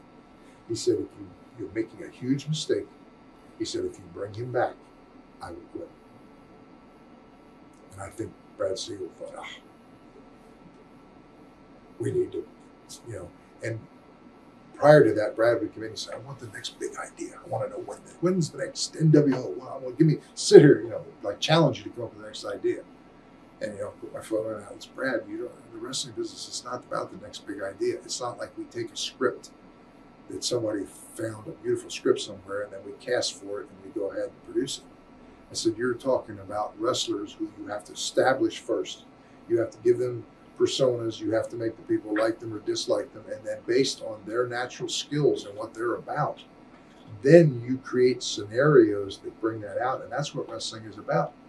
I said, if I told you that there was a football player out of the University of Georgia who had a bald head, shaved head like Steve Austin, who never wrestled yet and got hurt in football, his knee was screwed up, but we think he would do good in wrestling, and we think we could give him this finish where he picks guys up and jackhammers them, and he's real intense, and isn't that great? And he would look at you like, what the hell are you talking about?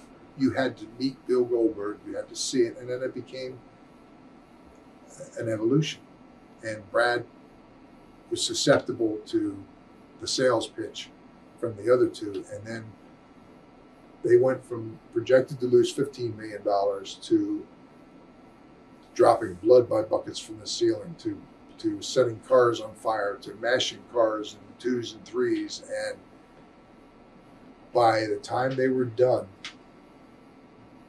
they were projected at the end when they closed the doors. It was reported to lose. At one point, it was $80 million, and then it got cranked back to 62. And that, when they closed, that's what it was, with another 60 projected loss for the coming year. And that's when they had the fire sale to Fusion. And you talk about Eric Bischoff and his ability, and I sat there for a year and basically was, like Brad Siegel, well, I'm going to protect your job, and there's people that would like to see you gone. But when they sent Kevin Sullivan home and paid him, and I sat there in the office and I kept thinking at some point somebody's going to say, this isn't working, and let's at least ask some questions. And Brad Siegel came less and less. He would scurry past my door, wouldn't look. His career, he must have a contract. His career has had to go down the toilet. How he could not be held accountable for those horrific losses. He's a lot smarter man and knows a lot more than I do. It's inexcusable what happened to that company to run it into the ground like that. What was that whole thing about when Vince Russo he shot on you and Gary Juster on Nitro? What was that all about? Well, that was the first day, and that weekend I get a call. TV was that Monday in Denver. Brad Siegel calls me at 10 o'clock at home, and he says, "I know you have a ticket to go to Denver," but he says, "Don't go to TV.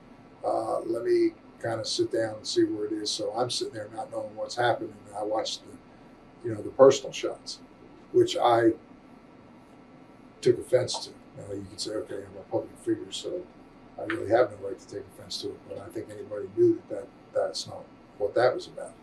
And it was a way of, and especially when that rating came in that first week, it was like, well, it was all downhill from there. And the losses were, and everybody kept quiet that there may be a buyer. And when Fusion was going to buy it, they never did due diligence, and the merger was about to take place with AOL. And so they sent a private plane to California to pick up the Fusion people. That night, flew all night back and had a press conference at 9 in the morning, hours before the AOL merger was finalized. The WCW was sold and all off the books. So then Fusion came in and started doing their due diligence. And I get a call one day from a woman vice president for Fusion in California who is an attorney. She said, I want to call, and I was referred that you're the one that I should ask by legal about these talent contracts and how they should be done, and kind of give me some information. And I said, well, they had a press conference which I was excluded from, and Fusion people introduced Eric Bischoff as the new president of the company and the creative director and the wrestling expert. And I said, I suggest that you go ask Eric Bischoff. And I said, I'm going to help you out. And I said, I want to tell you that when you ask him, he won't know what to tell you. He doesn't know the answers. And I said, I do. But I said, why should I tell you? I said, I worked up there and did all the payoffs and the talent structures and understand. And I said, well, why should I give you that information? If you want to hire me, we might have something to sit down and talk about. But I said, you know something else? If I told you the formula, and tried to explain it to you, you don't have the expertise or the understanding of the talent manager of how to implement it anyway. So it wouldn't do you any good anyway. That was the first and only phone call that I got, and within a month, the deal went south. Never happened. Now, you were the one that wanted to put the belt on Chris Benoit, right? Or was that a Kevin Sullivan move? Yeah, Kevin. We both thought that was the right business thing to do. And there was if anybody could have had personal issues, it probably could have been Kevin. But again, Kevin, when it came to business, knew that at that time that was the right business thing to do and wanted to do it. Had nothing to do with trying to, break up a group of people that were going to go. It was the right. It would have been the right thing to do business wise. Yeah. What did you think of those whole circumstance that had Benoit and Eddie Guerrero and Perry Saturn all leave? And Malenko as well, because you were right in the middle of all. Yeah, it was regrettable. It was a power play that, if you can't control what other people are going to do, if you had caved and said, "Okay, Kevin Sullivan is out, and you guys are here, and now you tell us what you're going to do," it was more of the same thing of inmates running the asylum. Bill Bush had no choice but to say, if you give me a mandate, you go. Now, it already fell apart because I think they turned on Shane Douglas, and he got left out. I think the one commodity of the whole group was Benoit. And I don't know if he was manipulated, if he felt a sense of loyalty to the other guys. Eddie Guerrero is a great talent. Eddie's had some demons. Eddie had some problems. He got some problems when he got up there. If Eddie can be kept on the right track, he's a great, great talent. And I hope for him and his family and his own health and well-being that he stays that way. Dean Malenko, I think, had achieved everything that he was going to achieve there.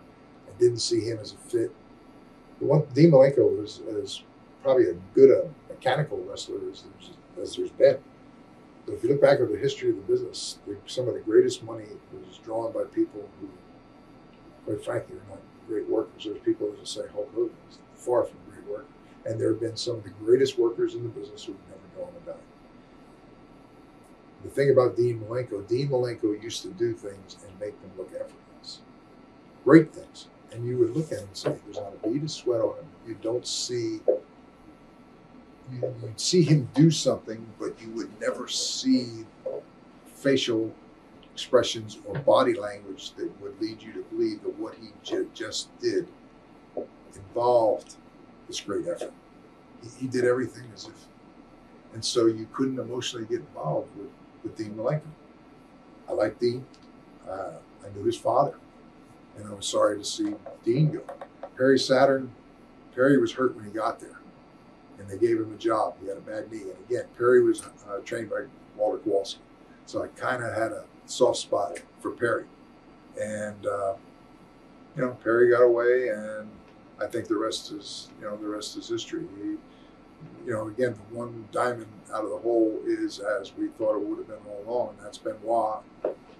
And Guerrero has been able to work out some of his problems, but for what they paid and how long he's been off, I don't know financially if he was a good investment or not. When he's on and performs, if you just look at that, you say, boy, he was worth it, because he's had some match of the year efforts. Did you think putting the belt on Benoit would help keep him? I thought it was a token of genuine feeling as to how we felt about him. And it was the right business thing to do anyway. And if he was going to leave, he was going to leave, and you take that chance. And if you didn't put the belt on him, he probably would have gone anyway. If you did put the belt on him, I had hoped that maybe Chris, not knowing how much pressure or leverage was being put on him by other people, that he would realize that there were people there, there were businessmen, that there was nothing personal, never was anything personal, even with Kevin. So basically, you guys would have liked to have kept Benoit, but didn't Absolutely. really care about the other three. And it was a matter of, if you gave them what they wanted and Kevin Sullivan was out, then you would totally lose control. Yep. I got you. What made you return as talent? Yeah, that whole chief. What was it? Eric, and I always have been somebody that whatever I can do to help, whatever you want. And it ended up that they wanted some announcement about something, And they said, well, have me do it. And so I went and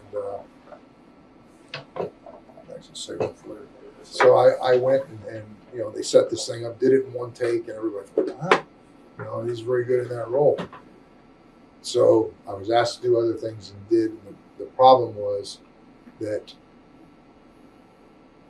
for someone in that role to work, you have to have an authority figure. You have to have credibility. The whole thing it was a bad mistake to want to be a team player. And now next thing you know, I'm in the ring taking bumps. I'm being spray painted, which I'll do whatever they want. I'm there to try and help. I never wanted to say no. He wouldn't. He put himself above what was asked of him because he was asked to do something that might have been embarrassing or something, and he wasn't willing to try and help us. So I did some things that to me didn't make sense, that diminished the role that they wanted me to play, that I couldn't help them by doing them.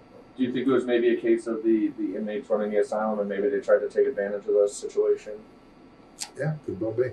Yeah, like Nash and everybody there.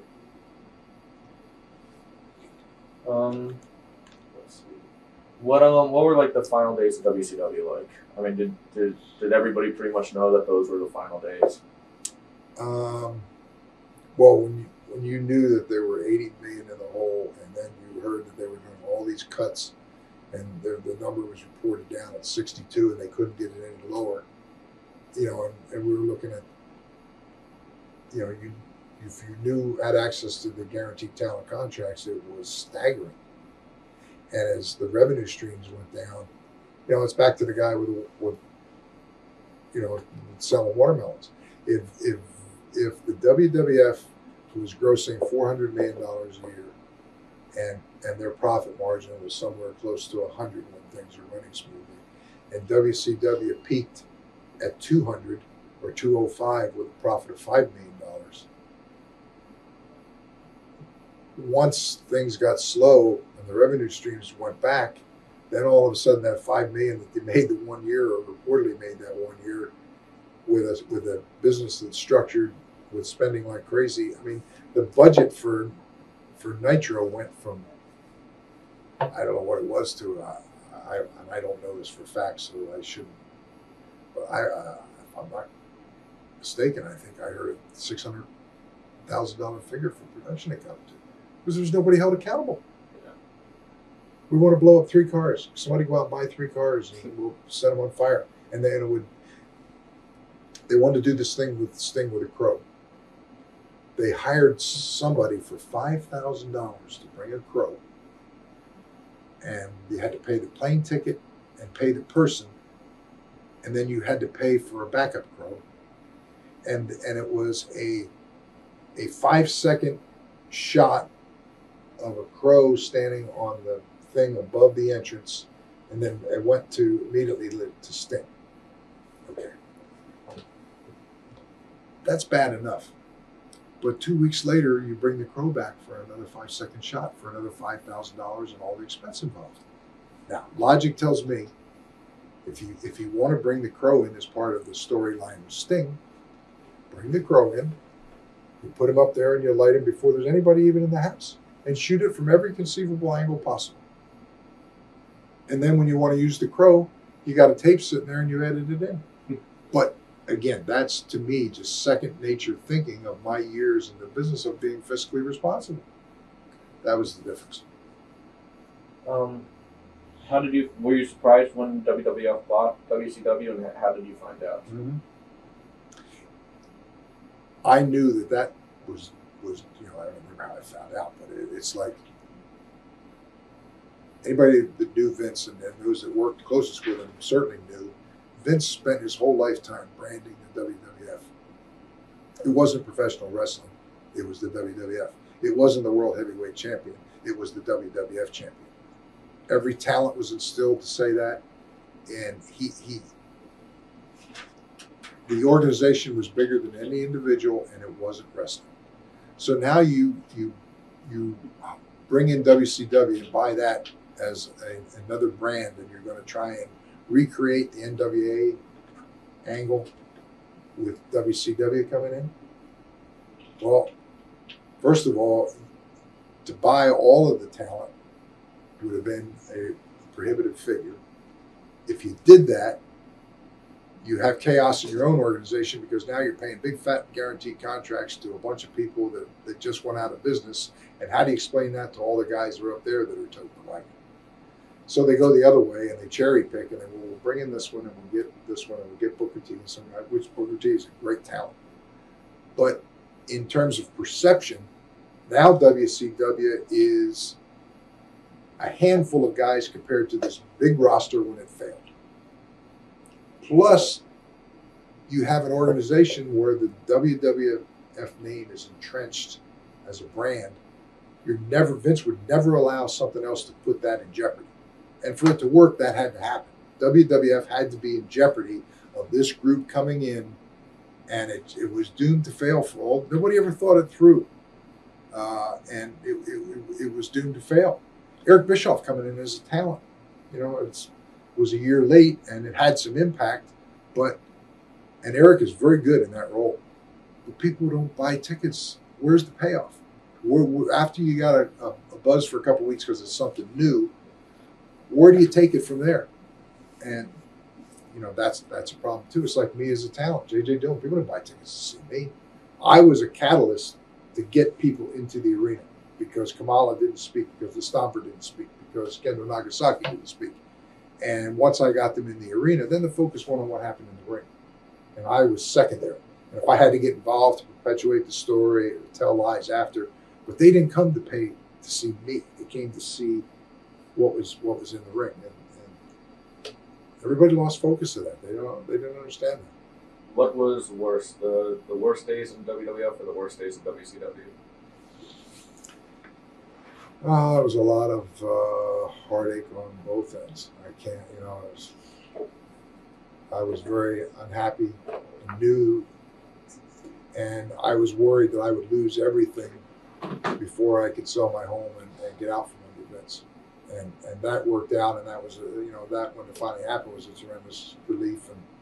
And Vince thought I was going to do some grandstand play and have some press conference in New York and it was the weekend of Shane getting married. Unfortunately, I know I stood behind Shane. It wasn't about Shane. It was just happened to work out the timing that I closed on my house the weekend of his wedding, and I could not have worked for Vince one more day. I felt that strongly about it, and I packed up my family and left. And at WCW, I really thought, what the sad part of it was? Really the worst part, because I knew how Vince felt about Ted Turner. That's what it was about to him. And when the deal came down, the part that hurt me the most, that I was most disappointed as a lifelong fan, was Vince doing a simulcast on the final episode. And so here he is on his show on Raw, and on Nitro he's simulcasting the same thing on Ted Turner's network and saying how I bought WCW. I'm in the, you're no longer in the wrestling business, Ted, or what, and he made it personal with Ted. Now, here's a guy who did so much for our business and really loved wrestling, is Ted Turner, who, because of a series of mergers and what have you, didn't have the power to get involved. But that doesn't change the fact that here's a network that he started before his name, and now here Vince McMahon manipulated himself into a situation where he could go on the last show on Ted's network and basically take Ted's name and face and rub it in the mud. That I was sad to see, and I don't know how Ted feels about it. Ted got inducted into the Hall of Fame for the Braves the same weekend that last year that Dale Murphy did, and Ted sat in with the commentators on the Braves network, and what was interesting was they talked back to the beginning of when it became a superstation. They talked about how the Braves initially floundered as a baseball organization. And I remember in the 80s, you could get down there and get a ticket, and they'd virtually fire a shotgun in the crowd and not worry about hitting anybody. There was no people there. And they talked about all the promotions of rolling peanuts up the foul line, anything to try and get people in there. And they said to him, Ted, what did you do to turn the Braves network around? And Ted said, I hired the best people in baseball and let them run the organization, and the rest is history. And I thought, oh my God, here he's saying with the Braves, this is what he did to fix the Braves. And if he could have applied that same logic to the wrestling business and done the same thing, they might still be in business. But instead, here's Vince McMahon, that last episode, taking Ted and just rubbing it in the dirt. And that was, I think talent is gone in the business. You know, the talent that are up there in New York, the Undertaker's been a huge card. They've done everything with him. They've changed the scope of his character from the dead man that set up the set, said nothing, to a much more complex character. You know, I don't know how much more they could do with him. Austin, a great character. He can maybe come back and have a run for a year, but you know, he's taken a lot of physical punishment. The Rock's had a taste of Hollywood with all that big money, and to come back and to work every night. You know, I don't know if he could come back and put his heart and soul into it. You know, Triple H, well, you know, how much more can he do? Shawn came back for a short term. He's, you know, not the greatest physical shape. They tried bringing Hulk back and doing all that, and you know what Hulk did with Rock at WrestleMania is still mind-boggling too. And it just showed that no matter what you do, the people will ultimately decide what they want to see. I think Vince's business is in real trouble. When I first went there, he was running 3 towns a night. He was limiting it to 6 matches. There were, with referees and agents, there were about 18, 19, 20, 21 guys to pay. And then it was 3 towns, then it was 2 towns, then it was 1 town. And now he's got, you look at the matches, because you don't have the guys who can go out and tell stories anymore. He's got 10, 11 matches on the card. And when you start adding up that there are triple matches, he's got 30 and 33 guys that he has to pay a night. Now, when you're selling out, that's great. But when your house show business all of a sudden is in half or maybe less, and you still have 33 guys to pay off, the payoffs go down, the morale goes down, and he's caught in the same position that WCW was when they had 3 hours of Raw and 2 hours of Thunder, or Nitro and 2 hours of Thunder. You got 5 hours of original programming a week, and you don't have the depth of the talent to support that. And you burn it out. They gave away matches for free to have Bret Hart and Hulk Hogan in the organization at the same time. That's a match that you could have talked about for 6 months and build up for a year and got a huge payoff on pay-per-view. They come on at 9 o'clock and say, well, the challenge is made, the match is made, and at 10:05 the match was over in 3-4 minutes. Go on. You can't ever recapture that. And that's what, you know, that was the mentality. And they gave away so much. And Vince now has, I saw, you know, where his deal on UPN for SmackDown runs out another year or so. Probably the best thing in the world that happened to him is that one of those shows go away, because he can't sustain with the 2 crews. And with business being down and the overhead that he has, I hope Jerry Jarrett and Jeff Jarrett and the TNA NWA promotion makes it. First, because Jerry Jarrett's a good guy and he's given his life to the business, and Jeff Jarrett's a good guy too. Plus, for the business, it affords talent another place to go work. It would benefit Vince McMahon because the better workers eventually would probably gravitate to him, because the financial rewards would be greater with not only, you know, the operation he has, but the merchandising and everything.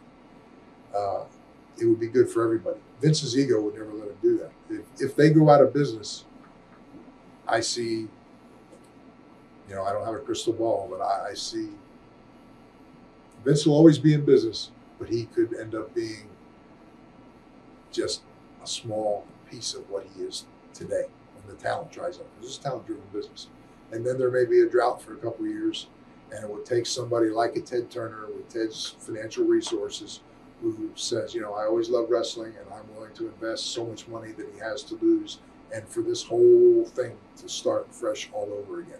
But then you've got the problem of where did the talent come from all over again? And the things that still have some face value and market value at this point, you know, the number of years go by, you know, he has no value. So when you start from nothing, that's the hardest thing in the world, is to how you can have a bunch of great workers, but if you don't have anything to compare them to, if you don't have somebody that's an established star that gives the rub to elevate that guy, that's the toughest scenario in the world. Okay, we're almost out of tape, but real quick, one final question. Okay. Do you think NWA TNA can make it? We haven't talked about it at all. So you just mentioned it for the first time. I think they can. I think they've got a tough road ahead of them, because if a lot of things are going right out of the box, that first impression is important. And if it had a marketing plan with people that work better, maybe it could have been different. I don't know. Now they may need to find a broadcast partner that sees some potential there, that wants to get involved. But traditional thinking of starting with what it costs to produce a TV, and now the TV stations want to be paid to get on the air to promote a revenue stream like pay-per-view. The numbers don't work. You can't do it anymore. And that's why I say it'll take a couple years and somebody like a Ted Turner with all that money to come along. So I hope for the good of the Jeff Jarrett, they make it, and for the good of the business and for Vince McMahon and the WWE or WWF, whatever they are, it'll be good for them and for the business too. Any chance of seeing you with WTA? I doubt it. I've kind of enjoyed the last couple of years. You know, fame is very fleeting, and it's nice every now and then when you least expect it to have somebody recognize you and say hello. It makes you feel good. But I never thrived on that. It wasn't what drove me. And I look back, and there's things in my life that maybe I could have done differently, and I'm frustrated that at my age, some things didn't fall in place and go better for me, because I don't worry about myself. I look at all the things I've done in life and the places I've gone and the things I've done. And now I think in terms of my family and my children and their education. And I'm at an age where I can't save for 30 years for their college education. I'm in my 60s and it's going to be here, and I have to, I have to have some things go my way and fall in place for me to be able to give to them the things that I want to give to them. And that's my fulfillment at this stage of my life. Okay. Any final comments or anything? No, this has been a wonderful opportunity for me. I had no idea what to expect. I've not looked at any of the previous tapes, so I didn't know what the theme would be. I probably have rambled a lot, but I've been, very honest, and I've had a chance through this to say a lot of things that the last 15 years I never said because I didn't want to, and I thought it was nobody else's business. But I'm out of the business, and maybe it's a chance for me to capture some of my thoughts that in the years ahead I can look back and say, I had forgotten about that. And maybe there are some people who have judged me, maybe will look at me differently, maybe feel differently, maybe not. I don't know. That's not the reason I'm doing this, but a lot of information has come out, a lot of things have been said, that maybe there are people who misjudge me and have the wrong impression and may judge me differently. Thank you very much, sir. Thank you.